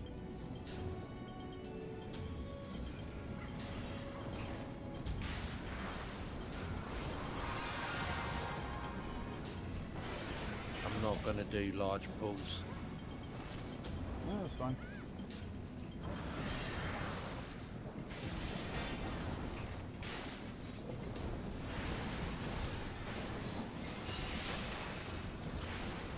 Especially this time of night.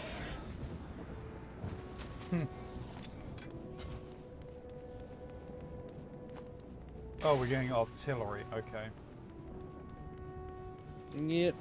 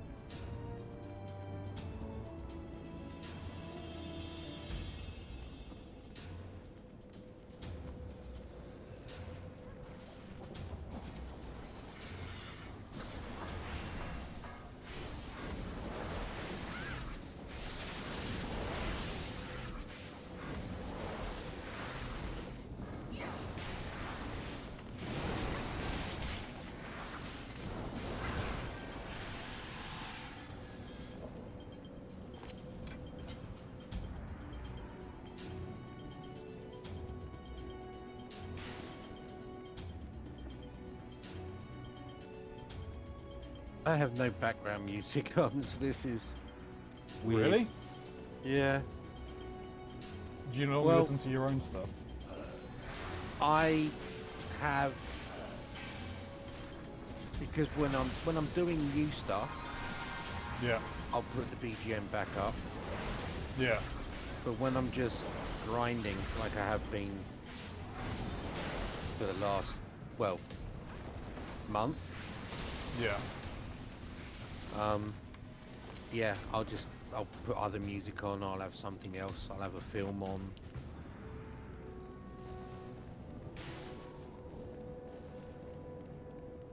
I'll have you sitting around in the background doing whatever else it is you're doing. Yeah.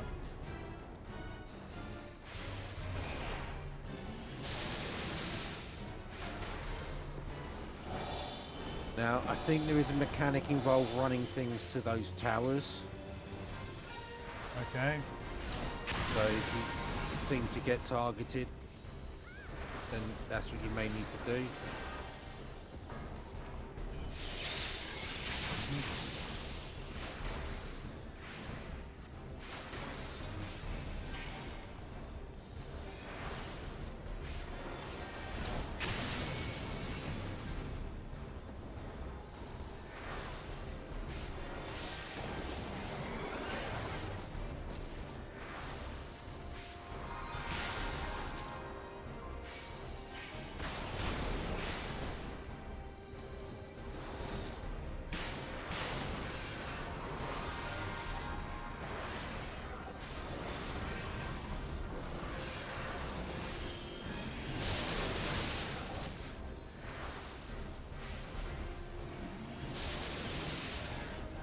Or I think we might just be able to muscle through it.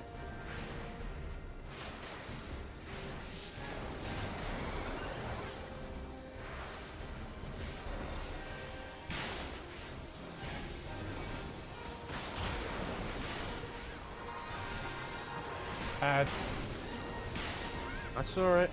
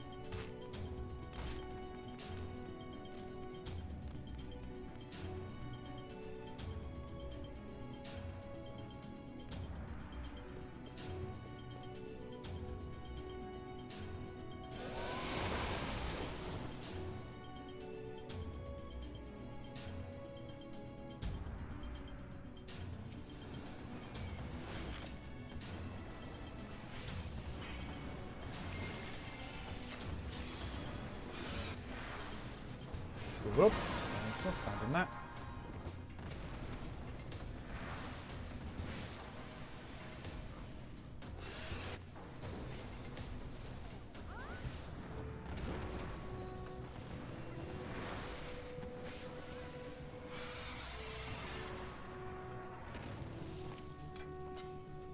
Move to get a better look, and the dragon decides to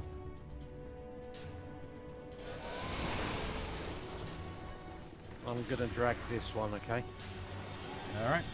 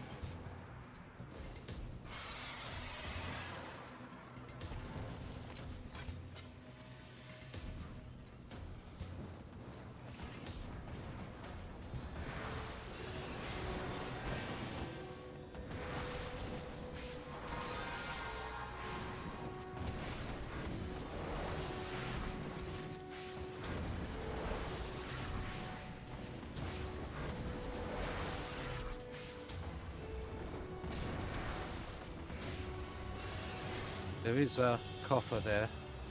Yeah, I see it. Okay.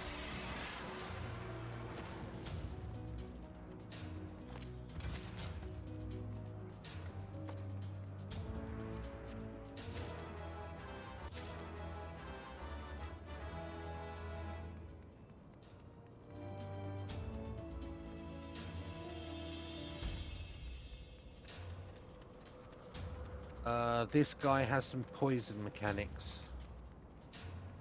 Okay.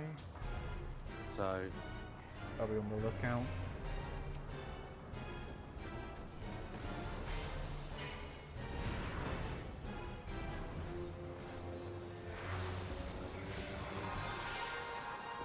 Of course he wasn't in range.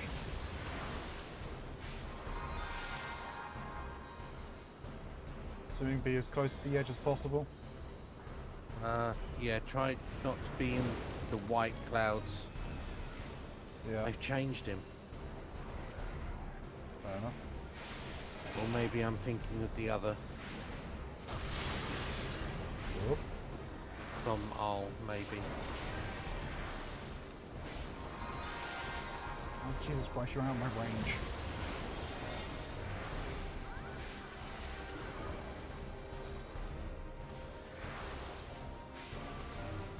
Move in. Move out.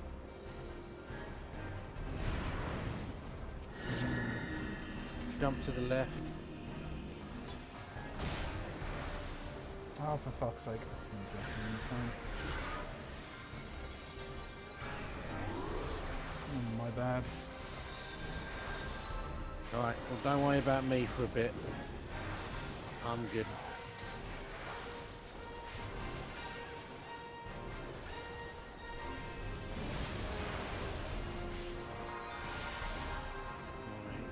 Going in or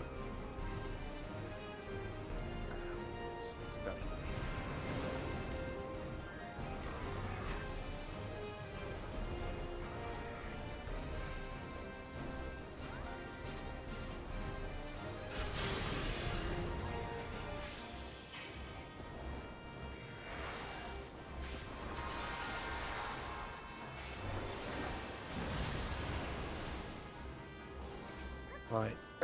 So he's doing out now, so you're gonna wanna and now run out.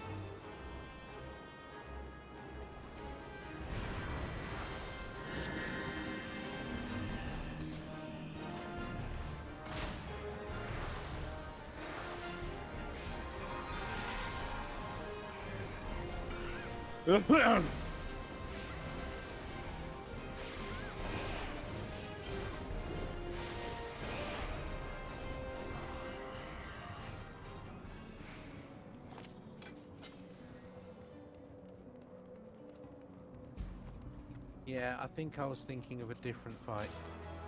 I get these ruins with dragons fights mixed up. No worries.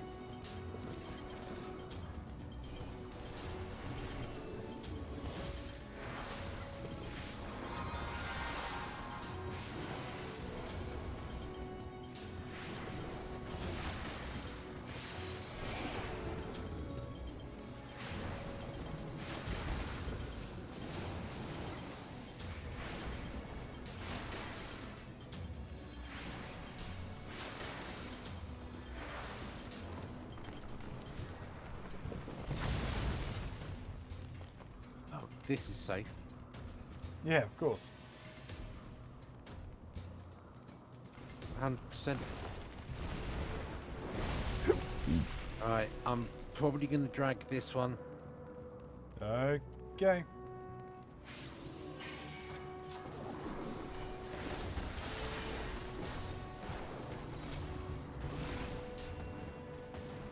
Then we can do these two together.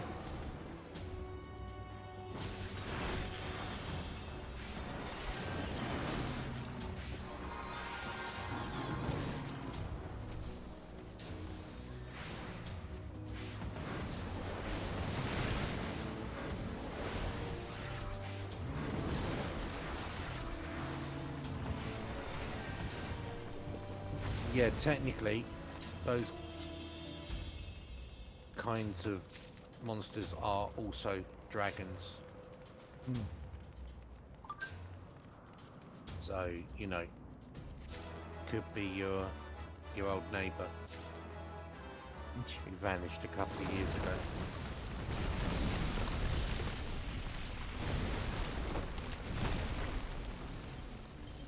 Never know anymore.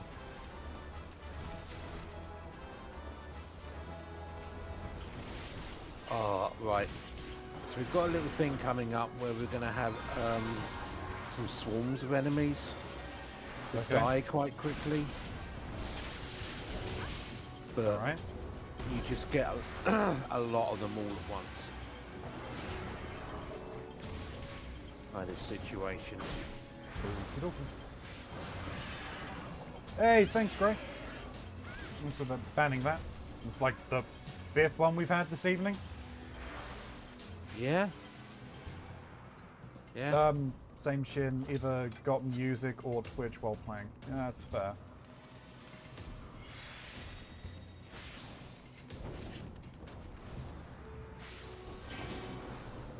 Hope you're keeping well, Gray. Me? Have they changed this as well recently? No, there we go. It's the down wyverns that swarm. Do you hear I see? No, it's all good.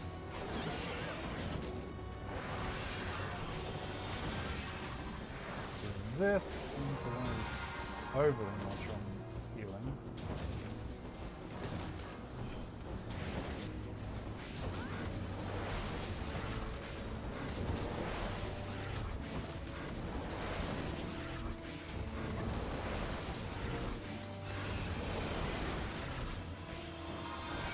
Here comes the next one.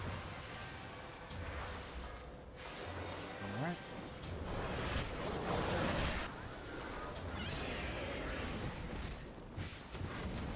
See what you mean about them going down fairly quickly. Yeah. It's just if your tank isn't prepared for it, it's easy for the aggro to get all over. Yeah.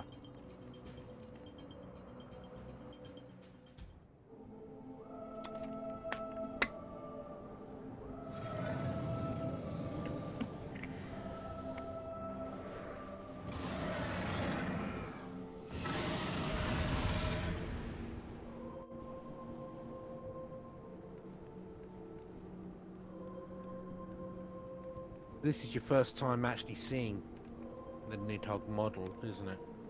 Yeah. Okay. Here we go.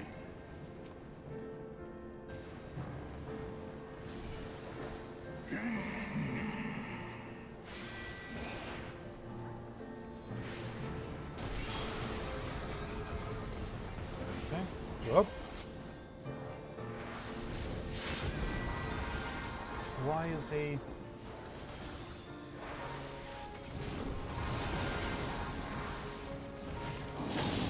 Why is he?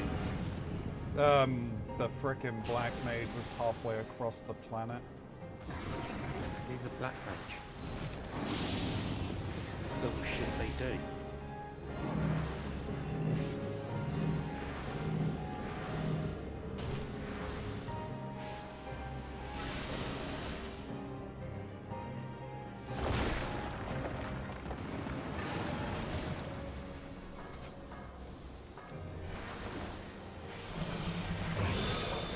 Uh-oh.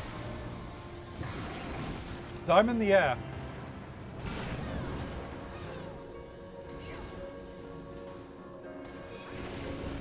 Thank you.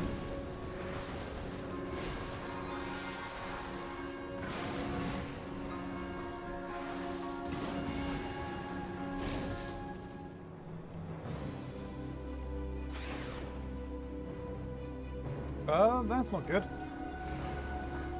Add phase. Add phase. Kill them all as quick as possible, I assume? Yep. You'll see Nidhogg's Rancor is building. Yep.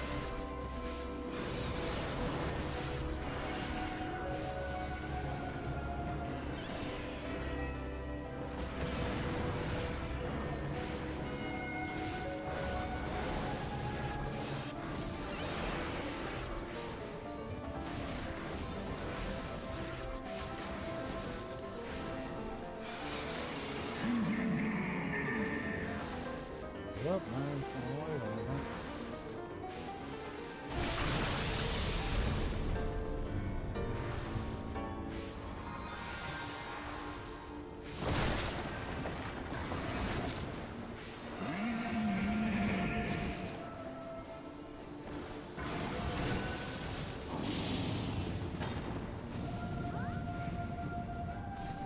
Oh, don't stand in the blue things. They bad.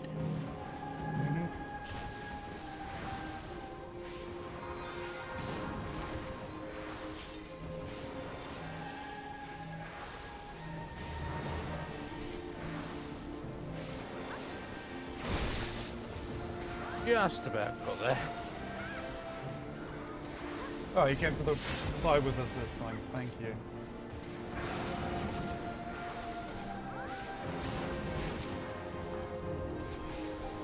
I did what? And the black mage came to the same side as me because I was more worried about healing him.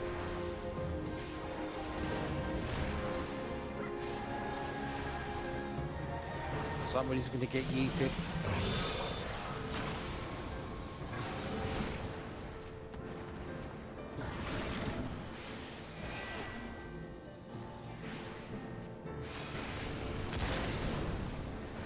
Ooh.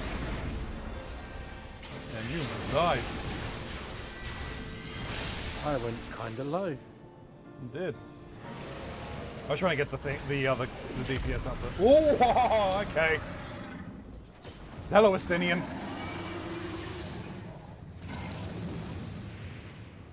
Freaking kill stealer. We didn't get to steal the kill. Tried.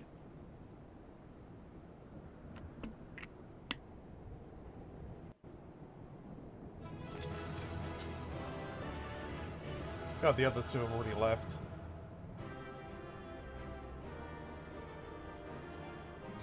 Yeah, the cutscenes were still pretty long at this point.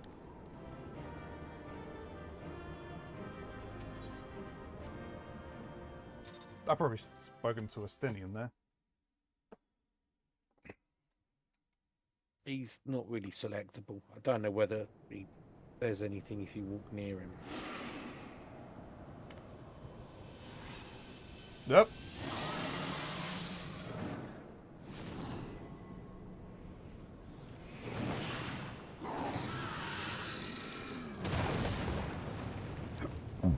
Excuse me.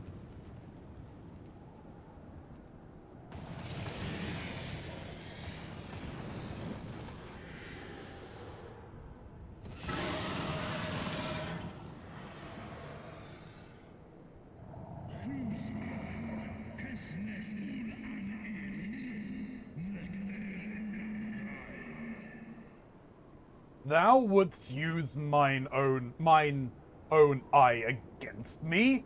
Time hath done naught to dilute thy kind's depravity.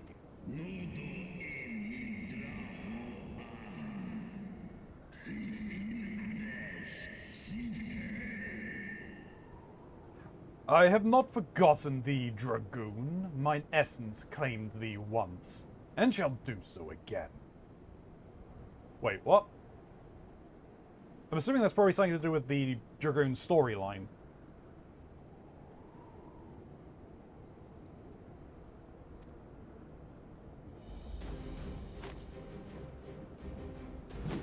No, worm. This ends here.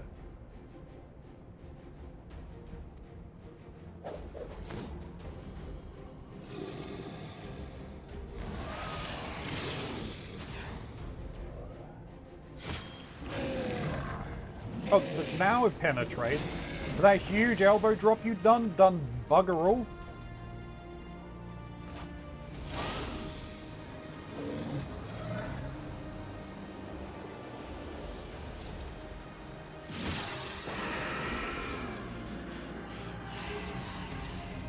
Damn, boy.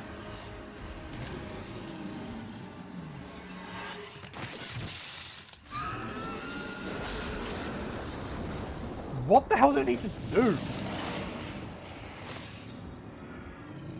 Oh, no, he didn't. Did he just steal his other eye?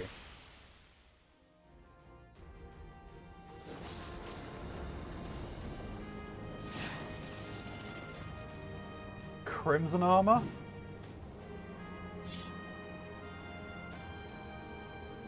And now you got a pair of eyes. What are you going to do with those? You gifted my people 1,000 years of suffering. Now I gift you an eternity in darkness.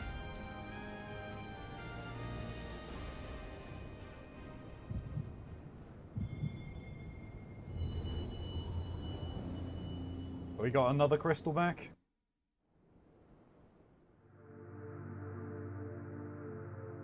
Are we going to be admonished? Nope, we got another crystal back.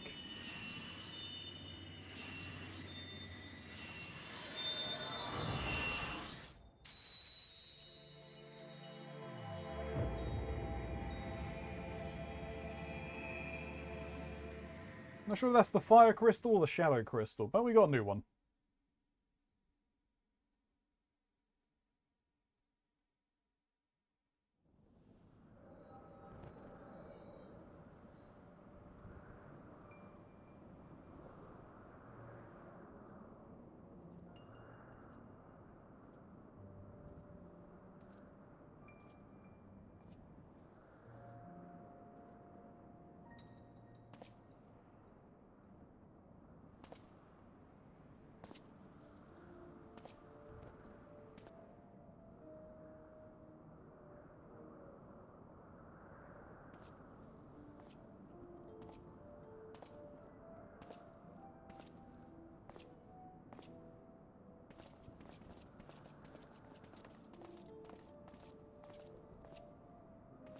They are ours, Lord Haldrath. The eyes of Nidhogg.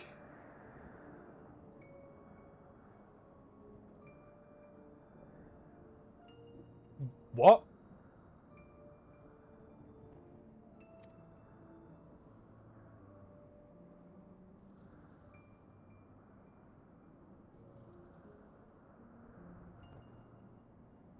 Aye. The worm lies broken and my father is avenged. With the wellspring of his vitality thus denied him, Nidhogg shall not linger long in this world. But behold the terrible price we have paid. My sire is dead. So many brother knights slain. We traded our honor for the strength which now courses in our veins. And still we are forced to make such sacrifice. But not in vain, my lord. Hraesvelgr is the only great worm left in Dravania, and he dares not leave his lair. With Nidhogg's eyes in your possession, who now can challenge the might of Ishgard, ascend the throne, and take your rightful place as the ruler of our people?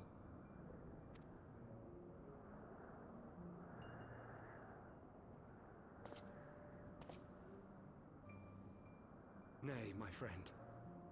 I must forsake the mantle of king. Though Nidhogg be defeated, his wormling horde yet darkens the skies with wings beyond counting. As one who partook of Ratatoska's strength, it shall be my penance to bear a knight's arms until death grants me leave to retire. When that day comes, no prince shall perish, but a hell's-bound hunter of dragons. But Lord Haldrath, what then shall become of the royal line? Think of your people, my lord. Without a king, who will the common man turn to in his hour of need? How will he find his way without your benevolent hand to guide him? Or Tom? I thank you, Sir Flavian and Sir Silvertrill, for dispelling my remaining doubts. With men of such wisdom and compassion in service to the realm, 'tis plain that Ishgard has no need of a king. But if you must bow to the demands of tradition, you need look no further than yourselves for one worthy to wear the crown.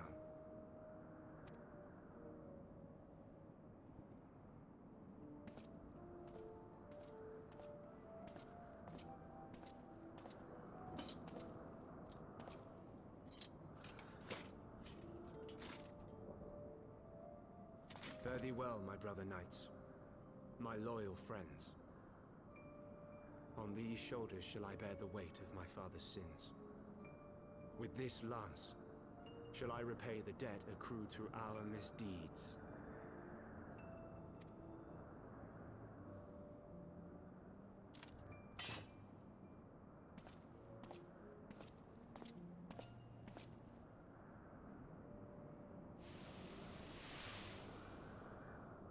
What cruel jest has fate played upon us? Have we seized this desperate victory only to lose a king? We can but act as our lord has bid. We few who remain must divide between us the rulership of Ishgard and her people.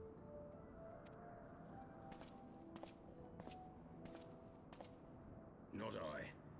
My oath was to Lord Haldrath, and he alone. If he is not to be king, then I would hang up my shield as well. Will you abandon us too, sir?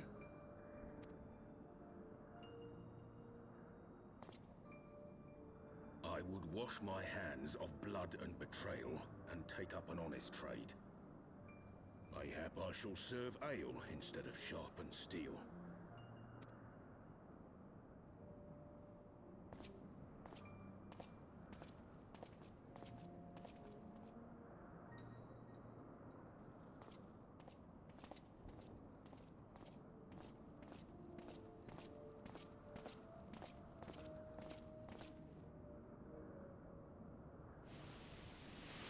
We four, then.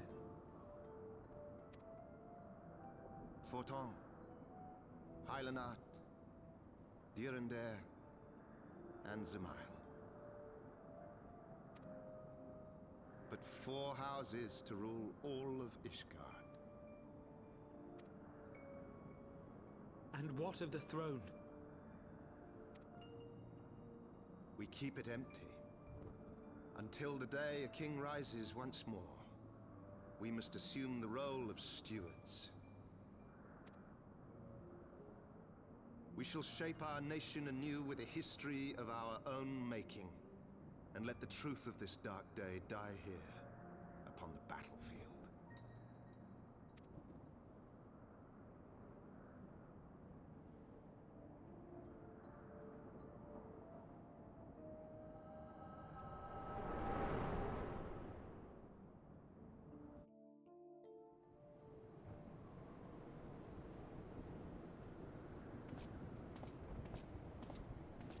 What ails you, friend?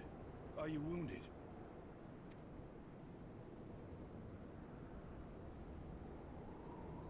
You have borne witness to history. To the culmination of the first battle with Nidhogg. Yeah, but they had both eyes. What were you fighting? Or how did he get an eye back? The legend of Ishgard's founding tells that our ancestors were led to the land of Kurthus by the valiant King Thordan. In the midst of their journey, they came to a wide chasm, where they were set upon by a great worm, Nidhogg. A furious battle then ensued, with Thordan leading the van. Though the brave king was slain defending his people, his son, Haldrath, the first Azure Dragoon, fought on undaunted.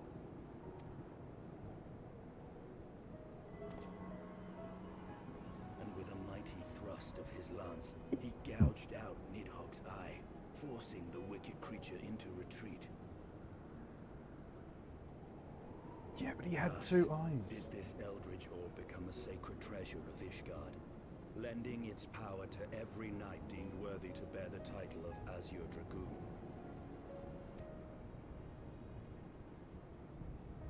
A rousing tale, is it not? Would that I could still believe it.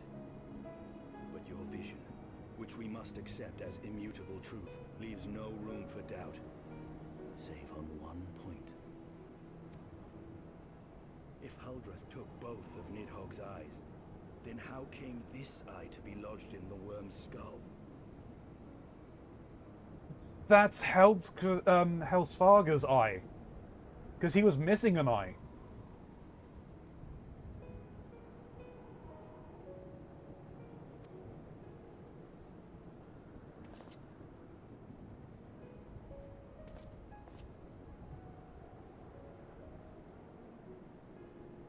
Beneath every answer we unearth, another question lies buried. So the question then is, where's Nidhogg's other eye?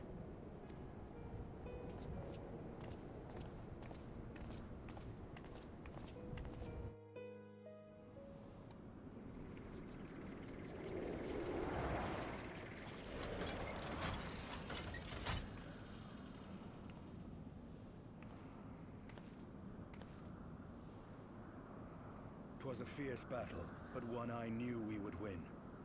Your fame is well deserved, warrior of light. Full proud am I to have fought at your side.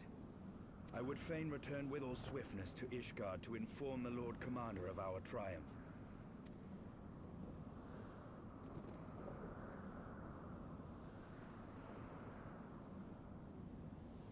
But we must first have words with Hraesvelgr. There are parts of this tale that the worm has kept from us, and I would know wherefore.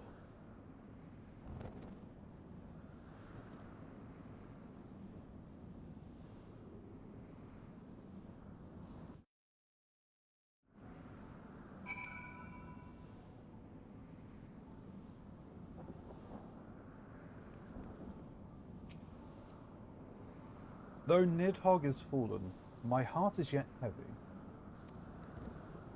And this stain of corruption pleases me not. When all has been put to rest, I must needs forge my armor anew. As I say, the red armor looks cool.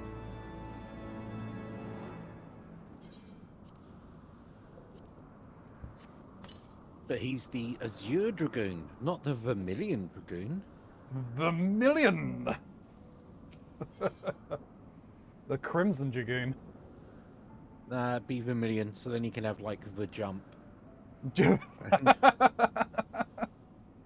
What is he now? A red mage? No, he's a red dragoon. Ascidian would know the origin of Nidhogg's mysterious eye. I'm going to continue this on at the very least because I'm curious. With Nidhogg fallen, none save Hraesvelgr remains to answer our questions. Let us trouble the worm again. And if Isart yet lingers at Zenith, all the better. I would have her hear the truth from the dragon's maw.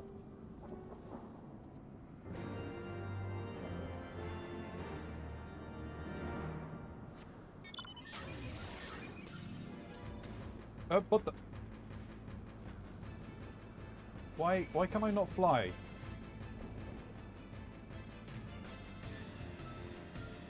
I don't know. Check your thing. Yeah, I ended up in a fight.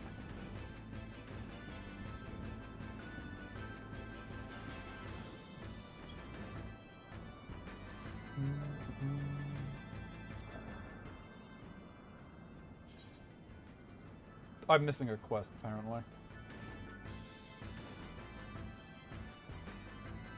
That's bitching. Okay. Yeah, you'll probably get that. Oh, there is hide your Moogles over by the Zenith. So there was one more quest.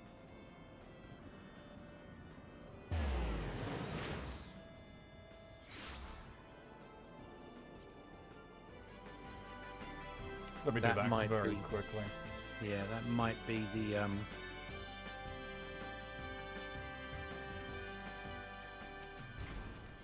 beast tribe. It is the thing, at the very least.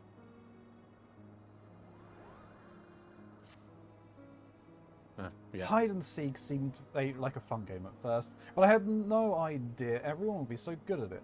Now I just want to go home. Could you find the other 3 Moogles and tell them it's time to leave, Kupo?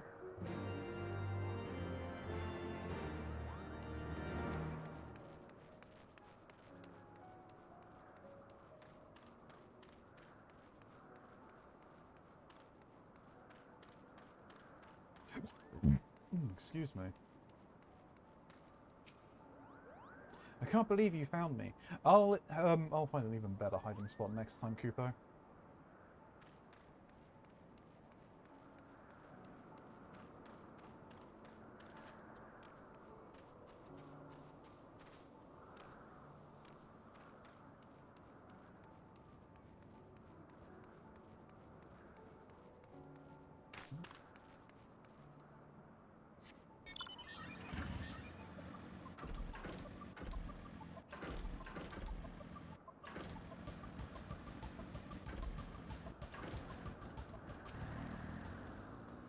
You actually found me? Well, I suppose it's time to go home, Kupo. Wait, what's the last one then? Oh, I see the frickin' lights of its pond.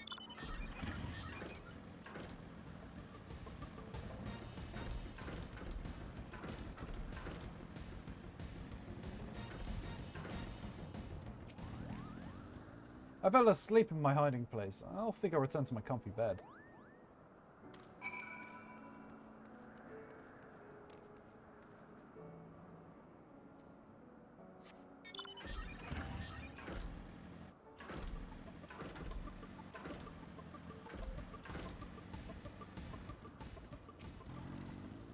Unbelievable, you've already found all the Moogles? Finally, we can go home. I've never seen such a skillful seeker in my life, Kupo. Sorry to make you find everyone. We usually don't hide this well. You'll be the first one we invite to our next game.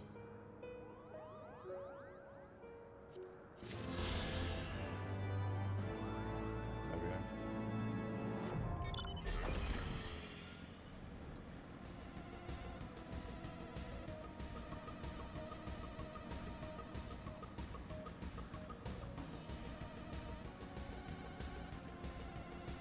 Wow, she's actually still here. Well, I mean, not like she would go anywhere else, really. What else she gonna do? True. She has scarce moved since we last parted. House Valga's confession will soon shake her from her stupor. 'Twas you, was it not? The furious screams of the dragons carried far. You have slain Nidhogg. What more could you desire from this place? Will you not allow Hasvelga to mourn the death of his kin in peace? Spare us your sanctimonious judgment, Ice Maiden. We have a gift for the Great Worm, and a mystery that can no longer lie buried. Lady Iceheart, the Dragonsong War has all but consumed your life and claimed many of your followers. 'Tis time you learned the truth of its beginning. The whole truth, that we may at last bring this bitter conflict to an end. Sound the horn, warrior of light. Eat.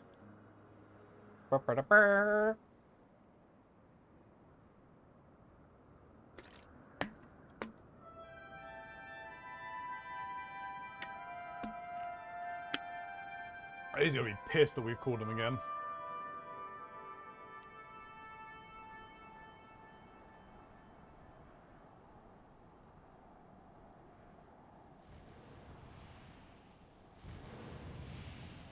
I mean, I did notice that he'd lost his eye in the first talk, but...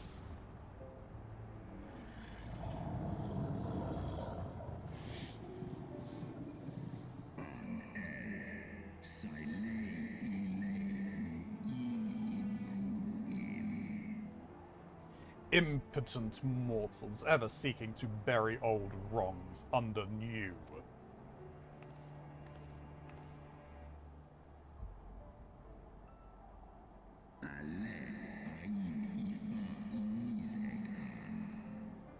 I did sense the moment of Nidhogg's demise. You mean the moment I prized your eye from his head?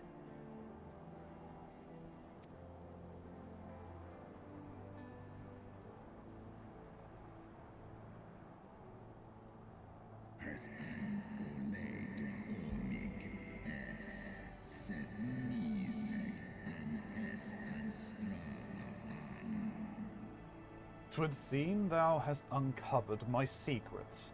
Aye, unto the blinded Nidhogg did I yield one half of my strength.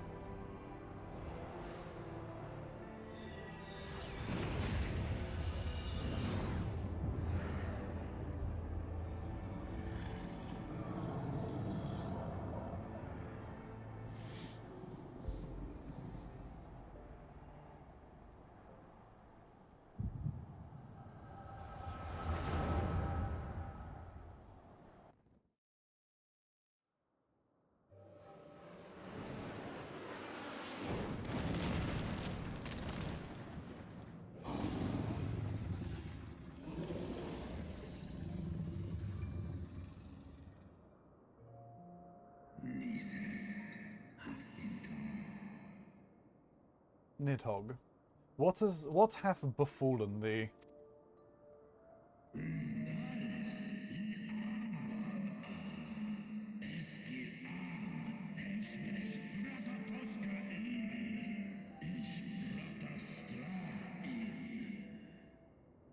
We are undone by covetous mortals. They did take Ratatascor's eyes and glued their appetite upon her essence.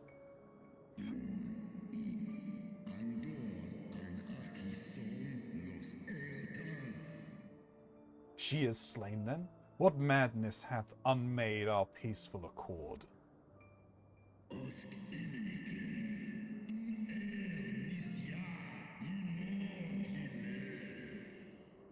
Did I not warn thee, brood brother? They have ever been untrustworthy creatures, these short-lived Elzian.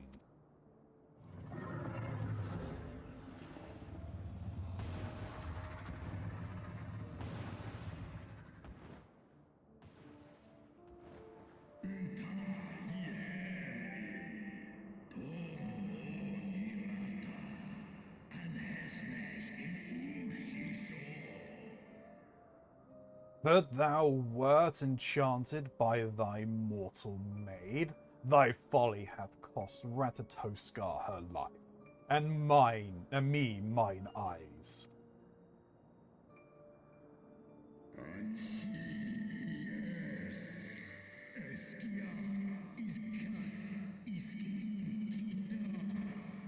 Oh, my beloved Shiva, how swiftly are thine kin made bestial by their appetites.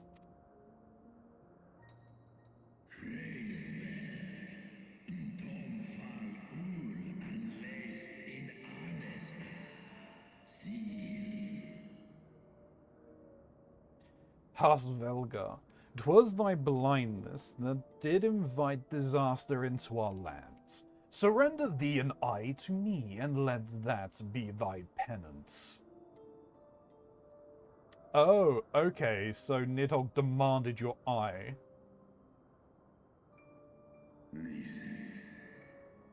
Nidhogg.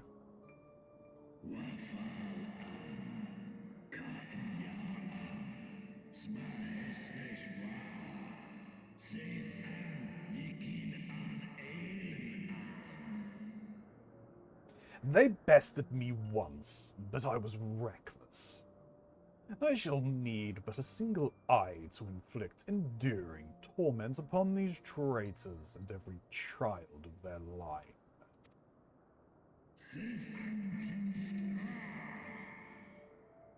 Yield to me thy strength, brood brother.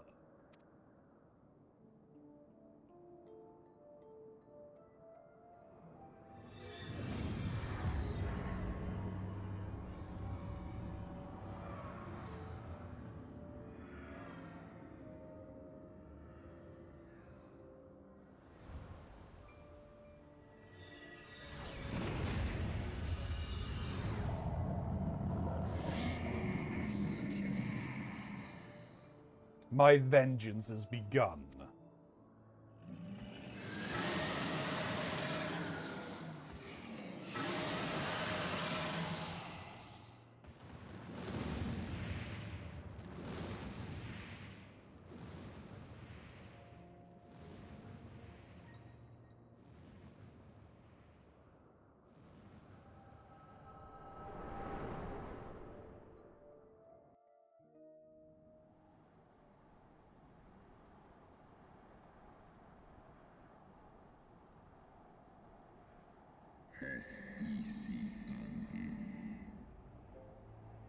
Thou hast borne witness to a scene from my past.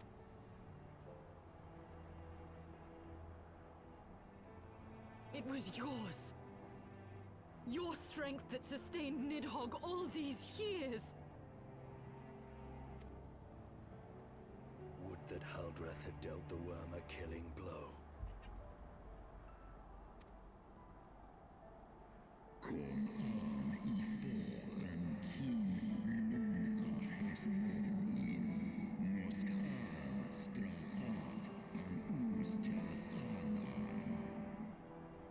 When my brood brother did appear before me, bloody and blinded, his life was all but spent. He demanded half my vigor, that he might exact his revenge upon the mortals who had wronged us. And so you acquiesced. You surrendered your eye to Nidhogg, knowing full well the suffering he would inflict. This one som ankin in The peace my beloved so dearly desired had been shattered by her own kin.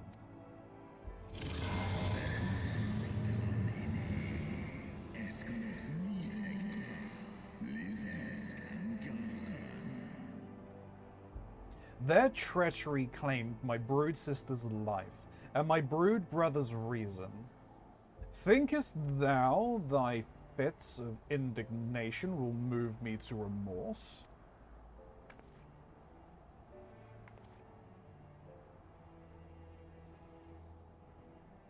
I'm fine. Call Tomos Ineskra. Go, mortals. Take your unruly passions and leave this place. Your presence here spelleth naught but misery. Kas shizo, sekmon ina stray snowfall in Sith Were it not for Shiva's soothing embrace, I would slay you where you stand. Woe betide you should the bond we share ever weaken.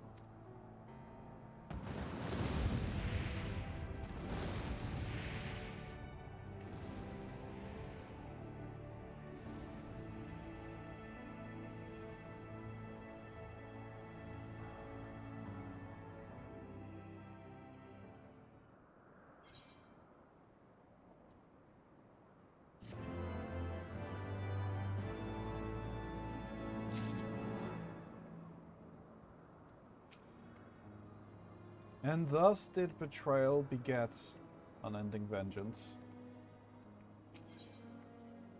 Estinian is frustrated by yet another mystery. What now? Though he lifted not a single claw, it would seem that Harsvelga wreaked his own manner of vengeance against us.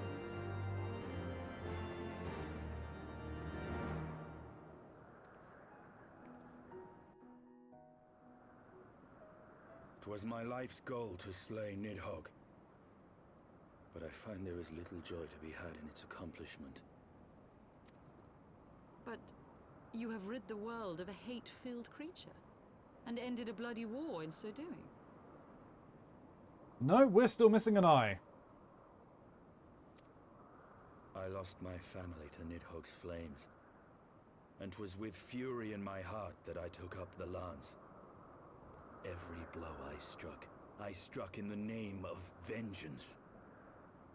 We were not so different, he and I will not judge you for your deeds. I have not the right. Too many innocents have perished in the name of my greater good. Yet even with all that has passed, the tale is incomplete.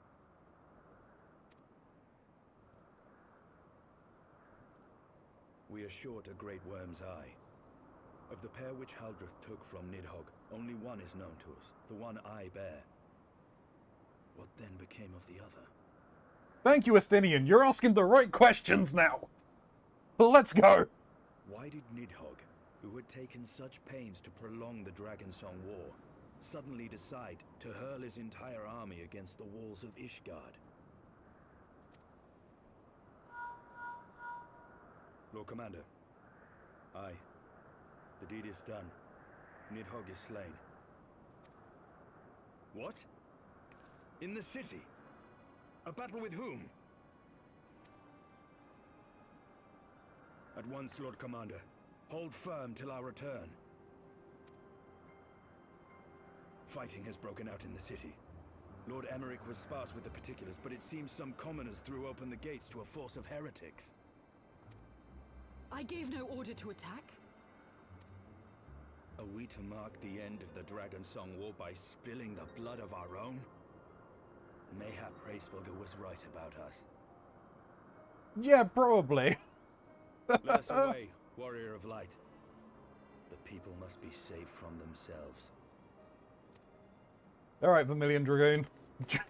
Wait! I would join you! There has been enough violence. I will appeal to my people in the city and make them see reason.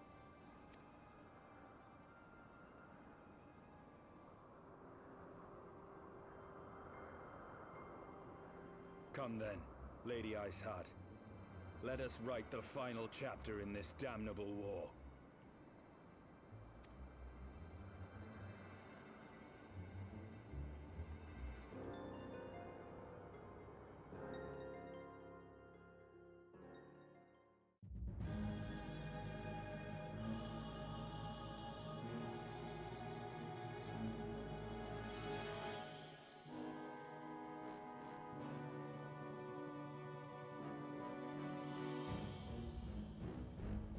A small army of heretics has invaded the city, Your Eminence. But there is no cause for concern. A sizable contingent of our soldiers is already in place to repel the Dravanian assault, and the intruders will soon find themselves outnumbered and outmatched. Our plans proceed apace, then.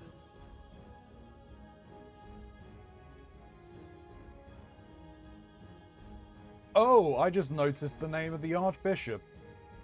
He's named after the king. Or the former king. Yes, Your Eminence. This unrest shall serve to feed the people's fear of the heretics and the dragons both. Oh, they're looking to try and keep the Dragon Song War alive. And lend renewed fervor to their prayers for deliverance. Very good. Grant our guests what time they need to sow a measure of chaos, then order the Temple Knights to crush them. Your will be done.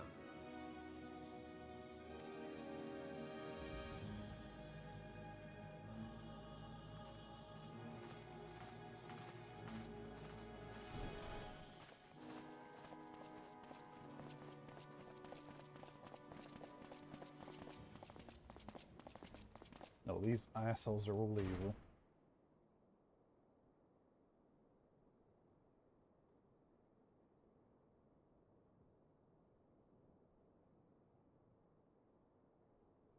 Oh, hello. The moment is at hand.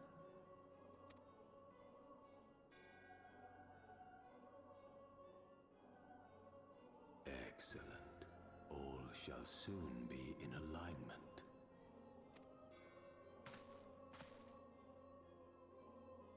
It is time for the Bringer of Light to die.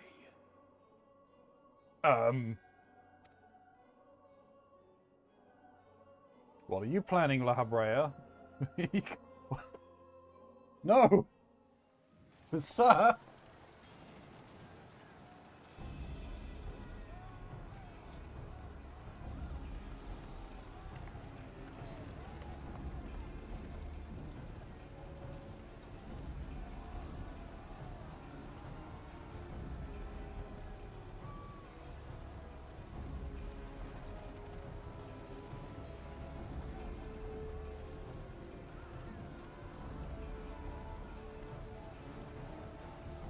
Go on, Lord Horsepon, let's go.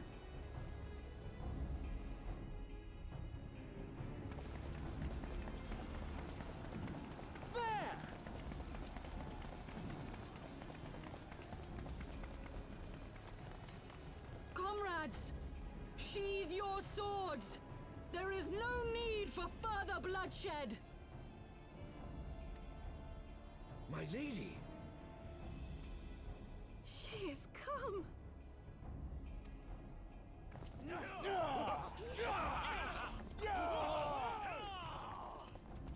Hear me, brothers and sisters! The war is ended! Nidhogg is no more!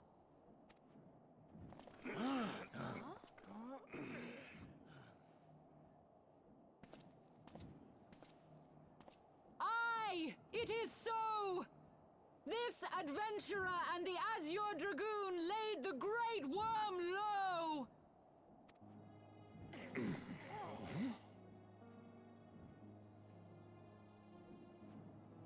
The endless cycle of violence between man and dragon was born of our forefathers' treachery. You have followed me, bled with me, to bring this truth to light that we might all know peace. But Nidhogg is dead.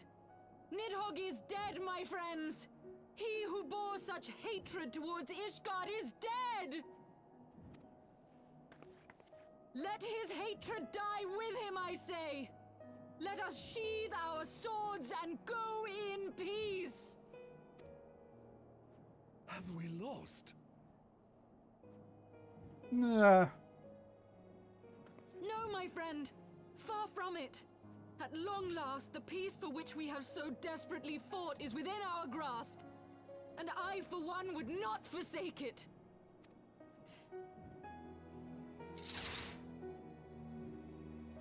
Peace?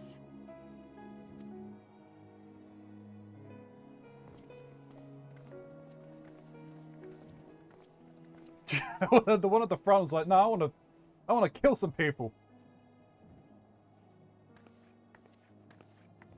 Seize the witch! Let none escape! Oh, you don't even think about it. Providing aid and succor to the wounded should be our first concern. If the heretics mean to observe the peace, then it would be folly not to do the same.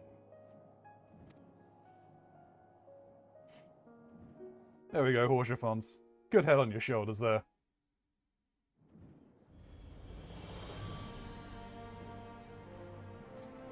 Won't be a good place to end. She has come.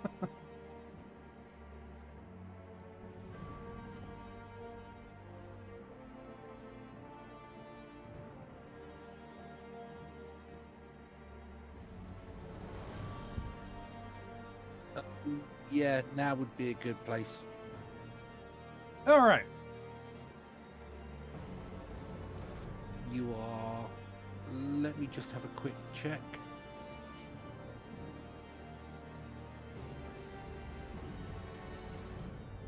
Yeah, you are... 3, 4, 6, 7... Yeah, 7 or 8 missions away from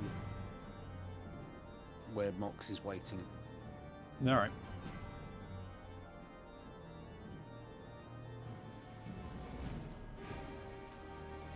So next, well, Monday probably will be Yep. We'll get to it. Alright.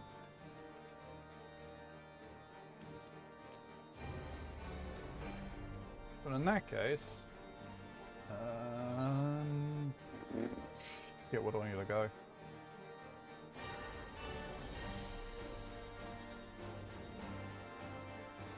Yeah, I'm gonna go here. It's been such a long time since I've done the society quests, I can't remember where I need to go to do those missions. I am going to drop party, head back to my own server. Yeah, no, that's fair.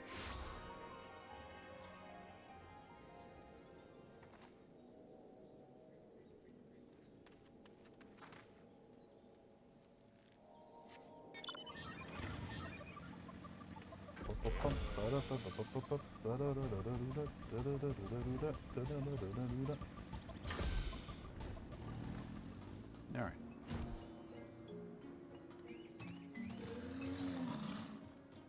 Recent reports from Camp Overlook have Skekwitz's ill ease. Just the woman I was hoping to see. I fear ill tidings drift from in from Camp Overlook. Zagar and his scurvy crew have been quiet. Too quiet for the commander's liking, if you catch me drift. Aye, our scouts have reasons to believe that they've recovered from their recent setback and are gathering strength for a retaliatory strike. I'd speak with Commander Blowadin myself, but it seems he's none too pleased with the efforts on the 789th Order's behalf. If I know the commander, he's a far more likely to, like the cut of an adventurer like yourself, some slack. You'll travel to Camp Overlook in my stead, won't you?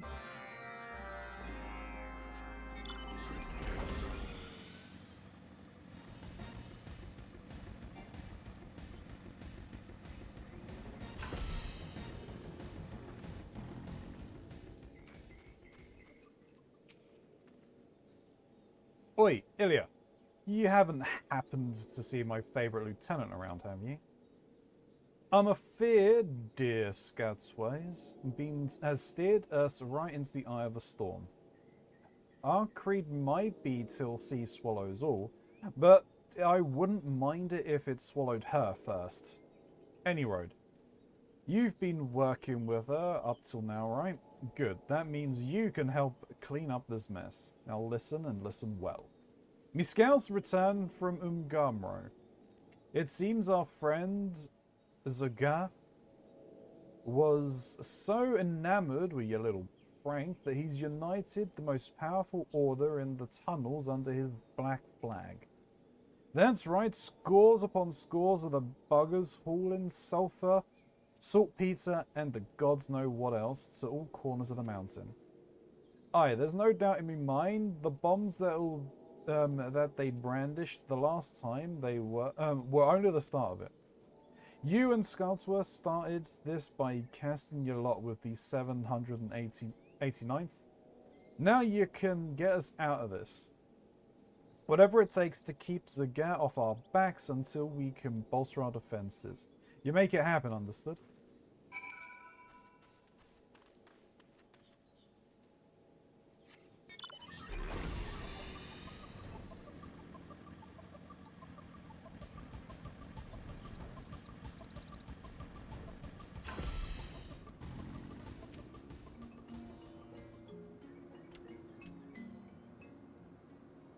So it is as I feared.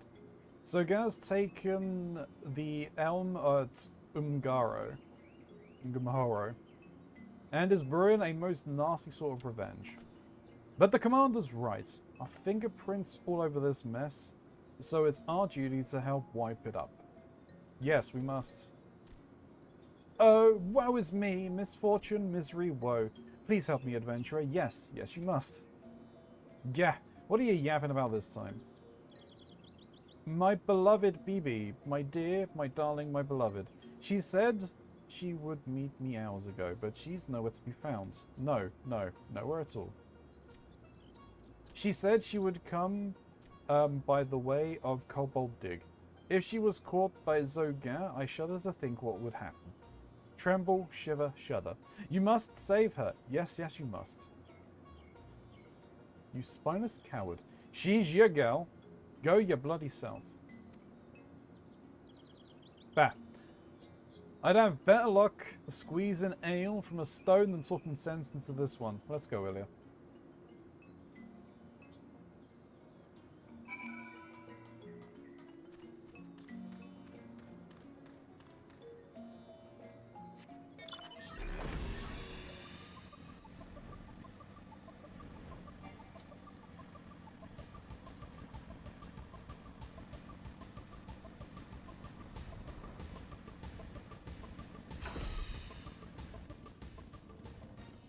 Oh, hello.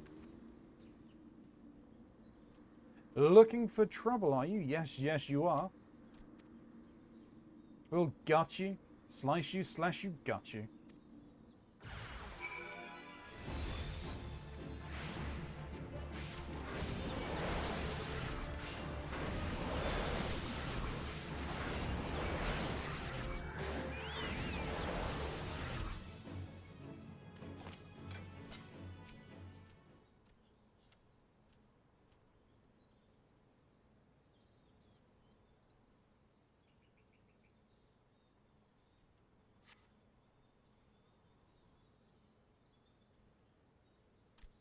Free at last.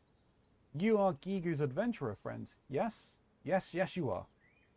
Humph! I knew that coward wouldn't have the courage to save me himself. He is useless. Hapless, hopeless, useless. So scared was I. Yes, yes, I was petrified.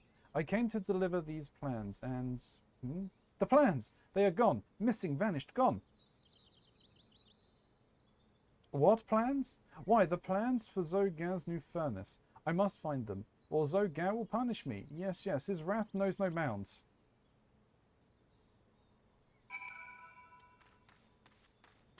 Well, surely we could take these plans.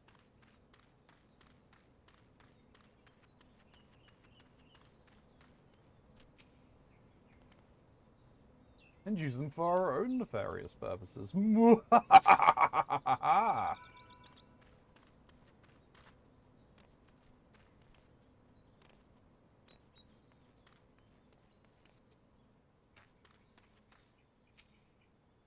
Oh, whatever shall I do? Without these plans, I'm as good as dead. Slaughtered, butchered, dead. Could it be? Yes, yes, you have found them. This is twice you have saved me, adventurer. So brave you are. Daring, dauntless brave. So different from a certain kobold, I know. So different from me. Harsh I am to Gigu, unkind, unfeeling, harsh. But the truth is, I too lack the heart to stand up to Zogar. Yes, yes, I too am a coward. I too am an alchemist, you see, a skilled one. Yes, yes, I am. So what did Zogar do? He threatened to exile the 175th from Ungamoro unless we did his dirty work. A furnace he wanted. Not just any furnace, no, a fiery, fearsome, formidable one. A furnace to end all furnaces. I have no wish to serve Zogar. No, none at all. What I truly wish is to be happy with Gigu.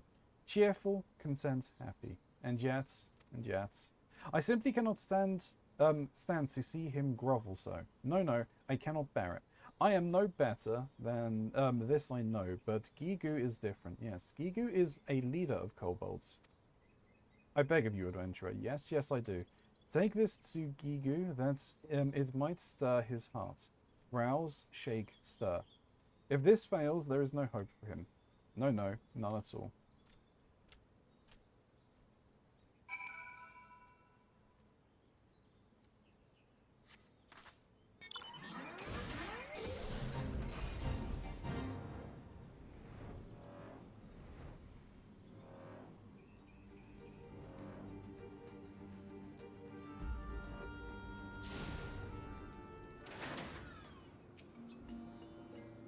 BB, my beloved, my fair, my darling, my beloved, will I ever gaze upon you again? Yeah, if you grow a bloody spine. My BB is safe? Oh joy, glee, happiness, joy. And what is this? A letter? What? Threatening my beloved BB? This time Zago has gone too far. This is unforgivable, inexcusable, unpardonable, unforgivable. I will not take this sitting down. No. I will take this letter straight to Bago and have him do something immediately. BB, you shall see I am a kobold of action. Decision, resolve, action. Gigu and the 789th will be a laughingstock no more. No longer. Well, I suppose some signs of life out of him is a start. Though it'd have to be nice if something had put the wind in his sails before the pole kobold lass got kidnapped. I swear, what she sees in that one. Don't get me wrong now. I've fallen for me share of milksops and cravens in my day, always hoping they'd make something of themselves, and each time those self-same hopes were betrayed. To tell you the truth, I'd have more than me fill of helping the hopeless. But one thing is clear, if Zagar's plot came to fruition, it won't just be Gigu and his lots that pay the price. I say we cut the big bully down to size. Not simply for the kobold's sake, but for our own. Are you with me, Ilya? Aye.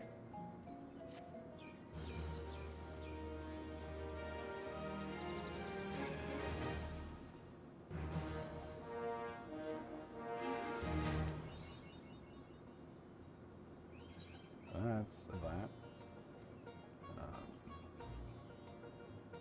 Yeah, Elswood.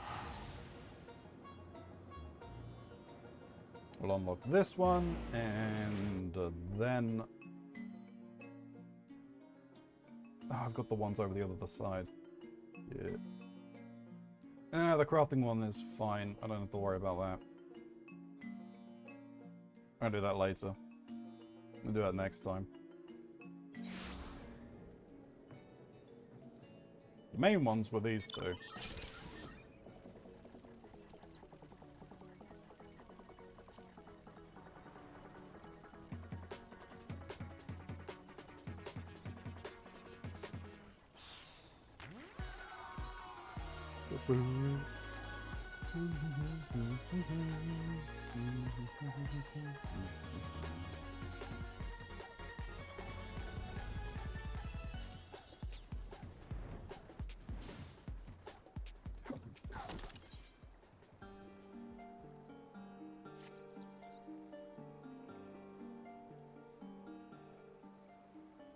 Pish.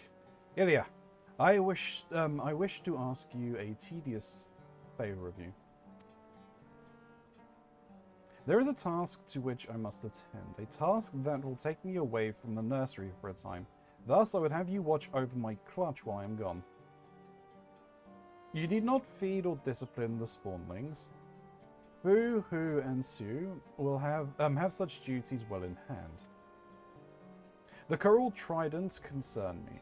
It would be foolish to think our acts of sabotage have escaped their notice, and they surely desire vengeance. Thus far, my presence has been sufficient to deter any such reprisals.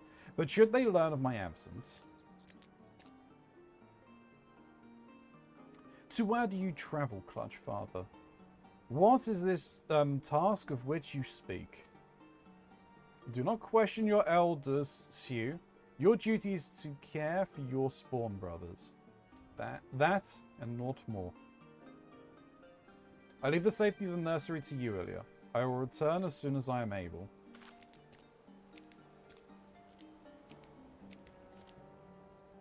But Clutch Father...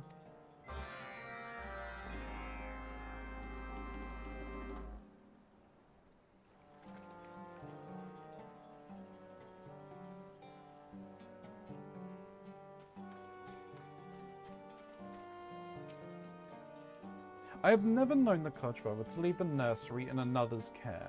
The fate of our people must hang in the balance. I wish only that he would trust us with the details. Spawnlings we may be, but we have taken our warriors' rights, and yet the Clutch Father will not even describe to us the battles of his youth. Now that I think on it, he has told us almost nothing of himself. We know little of his past, or his part in the old wars. Will you do something for me, Ilya? I want you to find out about this vital task, and learn if there is aught we can do to aid the Clutch Father.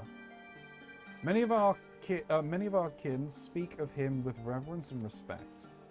They live scattered about our territory, the Reef of Sending, Reaver's Hide, and one in Moonshade Isle. Though you may need one of Pyrrha's ebbs to carry you there. Perhaps in the stories you might hear the clue we need to solve this mystery. Now to get them to speak with you, you need to show them this shell inscribed with our clutch mark. That should cause their memories to tumble forth of their own accord. The elders do love to reminisce about the old days.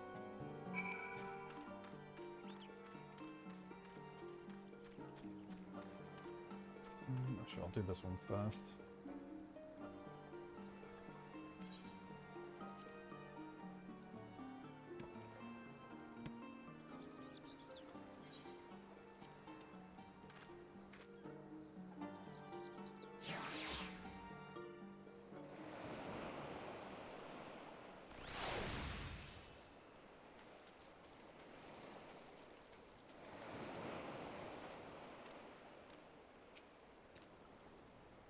Leave me be, Sure Walker. This is my isle. I'm harming no one. Why do you carry Noft's clutch mark? Has the cash, has he cast his lot in with the finless ones? But it is too late for Nov. His time ended long ago. Zog is the champion of the spawning grounds now. No other warrior is fit to claim the mantle of the Scarlet Sea Devil. Mark my words, he shall rise to the to greatness on a mountain of Shorewalker bones. Oh, so he was the Sea Devil at one point, from the sounds of things? Interesting. Well, he was a contender to be it.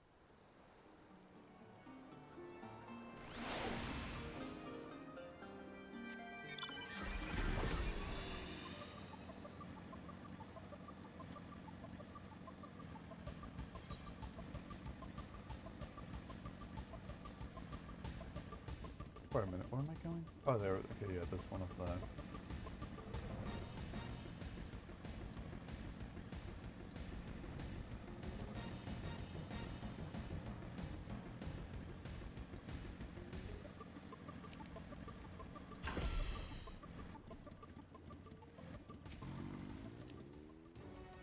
Fish, why do you bother me, finless one? I do not summon any reavers to do my bidding.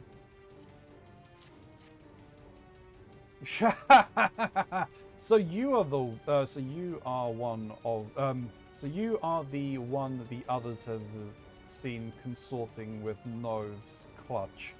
Fortunate that all you shorewalkers look the same to us. If you come seeking your Sahagin friend, I hear Nov has come to parley with Zug in the Serpent's Tongue. I can only guess at the subject of the discussion. Here, take your shell back, finless one.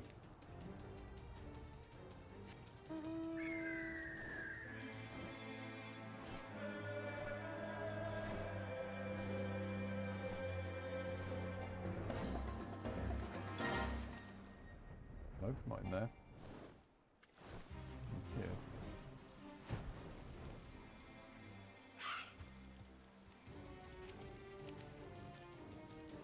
This is a sacred place, Shorewalker. Only the tridents of the fallen Shahagin are allowed to impale the Reef of Sending. You come at the behest of Nov's clutch? The spawnlings wish to know more of their clutch father, do they? It is odd that they send a Shorewalker, but then, many things appear odd to my aged eyes. Listen well, finless one. Nov was once the undisputed leader of the Coral Tridents, a mighty warrior who thought of naught but glory and the prosperity of his people. You tell his offspring that. You tell them that they ought to be proud of their clutch father and his dudes.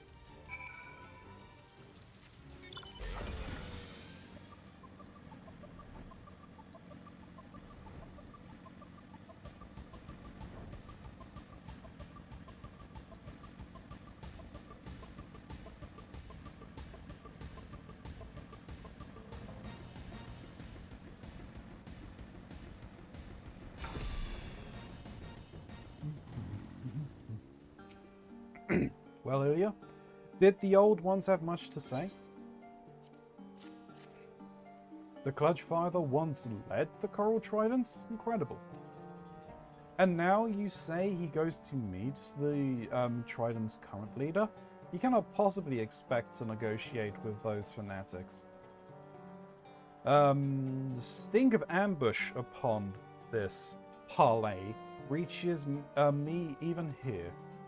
Oh, Clutch Father, that is why you chose to attend the meeting without your spawnlings. You mean to fight these savages alone? Finless one. Ilya, I would willingly face battle myself, but I cannot abandon my duty to protect my clutch mates. It falls to you to ensure this does not end in tragedy. The Clutch Father is meeting with the Coral Tridents in Serpent's Tongue. You're the only one I can trust to rescue him when the parley turns sour. And you can be sure it will.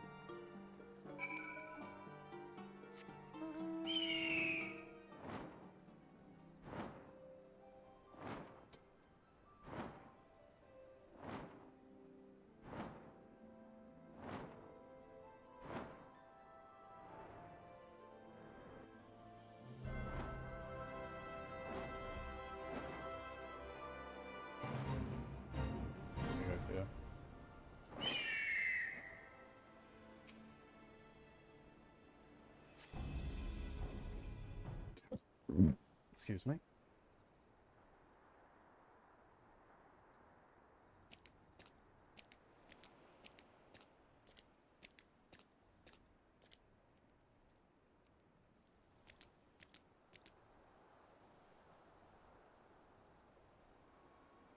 You came alone into our lair, Nov?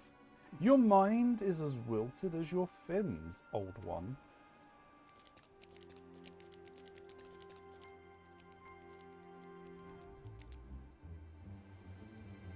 Fair greetings to you too, young Zug.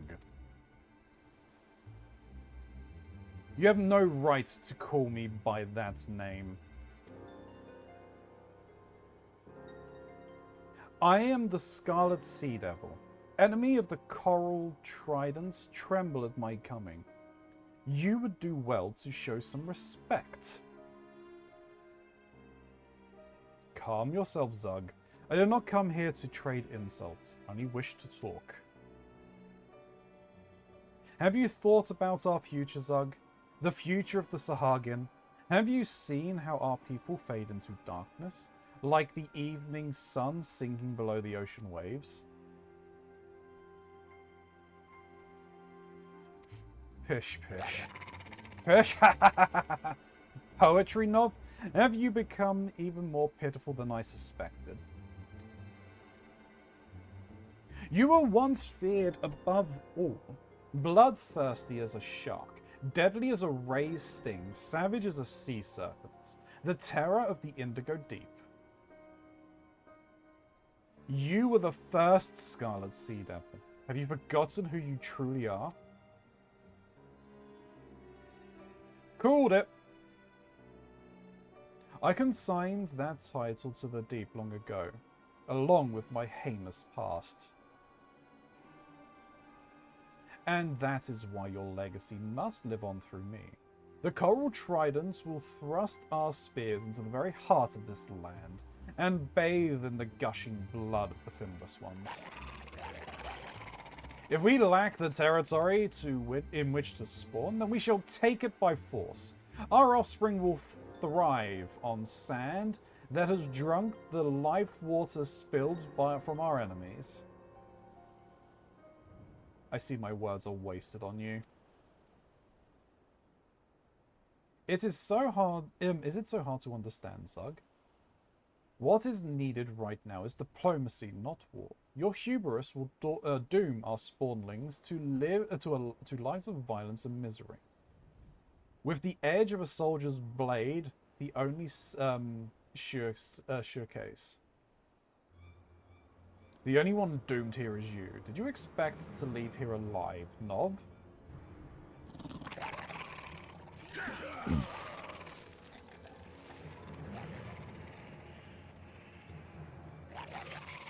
Kill the traitor, rip his fins, strip away his scales.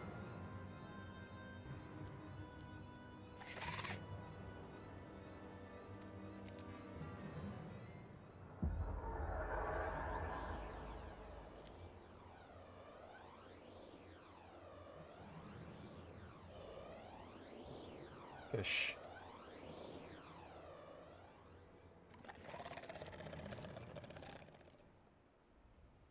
You said he was weak now. Feeble.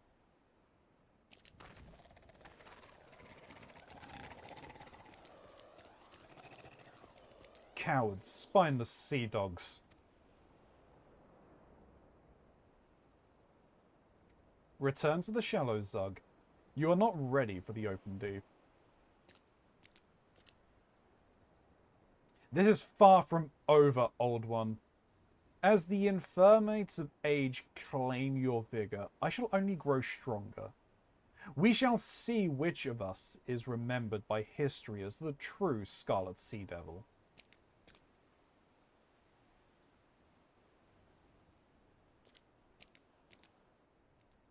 Take your fancy hat.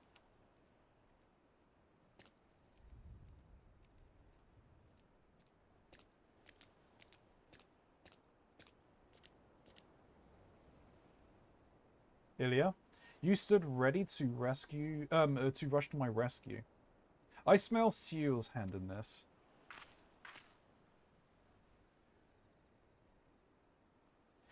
I yet think of him as my little spawnling, but his instincts are those of a warrior grown.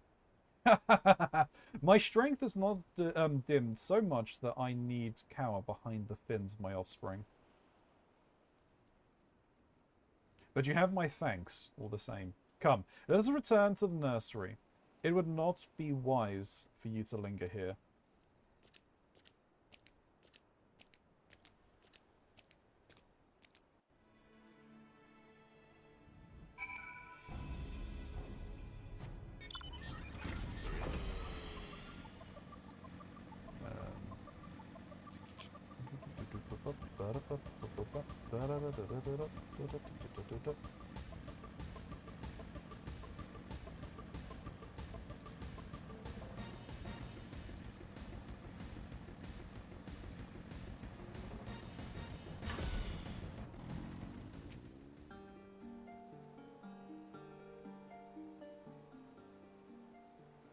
An explanation is in order, Ilya. Sue, I would have you hear this as well. I am listening, Clutch Father. There is much I have kept from the Clutch, but the wreckage of my past cannot stay submerged forever. It is time to tell you my tale. 15 years ago, I led the Coral Trident in countless acts of piracy. Pillaged, slaughter, kidnapping. There was no foul deed I did not commit. For the shore walkers of Los Nocia, I was nightmare made flesh, a demon from the indigo depths, the Scarlet Sea Devil. All those I killed, all the land I seized, I did so for the future of my people. I had not a single shred of doubt that my actions were just. I was as zealous as Zug is now. It is tradition among Sahagin that our queen, the Indigo Matriarch, reward a proven warrior with a clutch of her eggs. Such a champion earns the right to become clutch father to spawnlings thus hatched. Even among the elites, my victories overshadowed all others. The Matriarch honored me with more than 100 eggs, from which many healthy offspring emerged. My clutch was the envy of the tribe.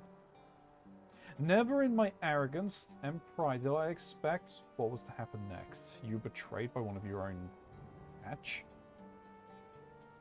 I returned to my nursery after a typical campaign of looting ships, only to be greeted with a sight that haunted me to this day.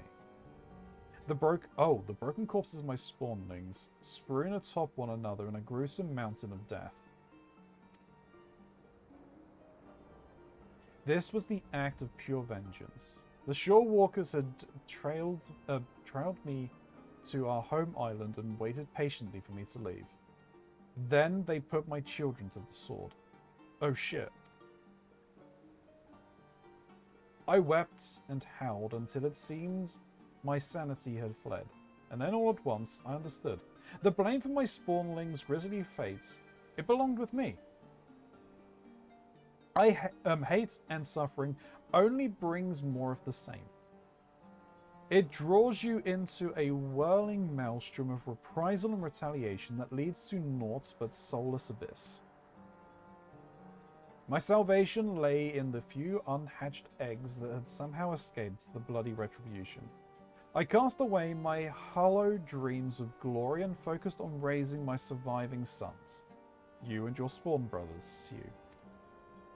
The Scarlet Sea Devil died that day, and Nov the Clutch Father was born. I'm proud of you, Clutch Father. We will stop the Coral Tridents, I promise you. Not just for ourselves, but for the clutch mates we left behind. Does it all make sense now, Ilya? The reason I recruited you to our cause. To be truthful, I have never forgiven the Shore Walkers for what was done. But I will never let my actions be guided by rage, for that path will not bring us the peace I desire. No, I will create a legacy worth leaving for my children. Let's continue to build that bridge, Ilya. I mean, he'd kind of done the right thing by just dropping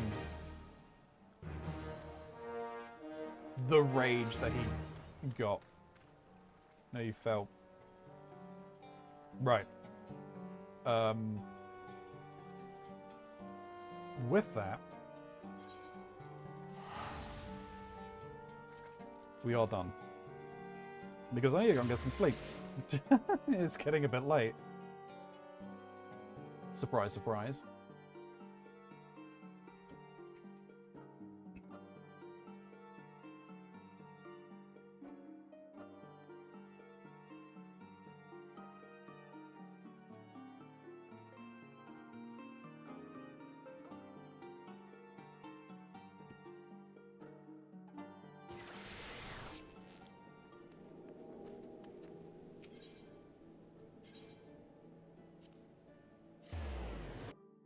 So we'll head back.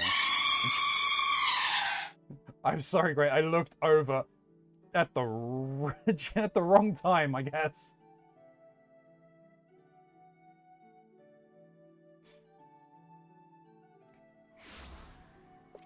Son of a bitch.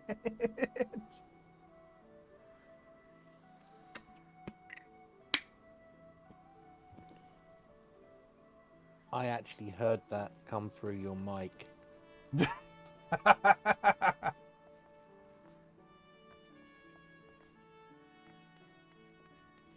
I think we might have almost succeeded in desensitizing you to jump scares. No, I'm not desensitized to jump scares in the slightest. Well, okay. Well, how about you put up a soundboard for your ringtone, because that seems to get you. If only I could. But the thing with that is that I'm focused on something else. What? Blah blah blah. Boop boop boop. Oh, my tongue tiredness. No, I'm usually like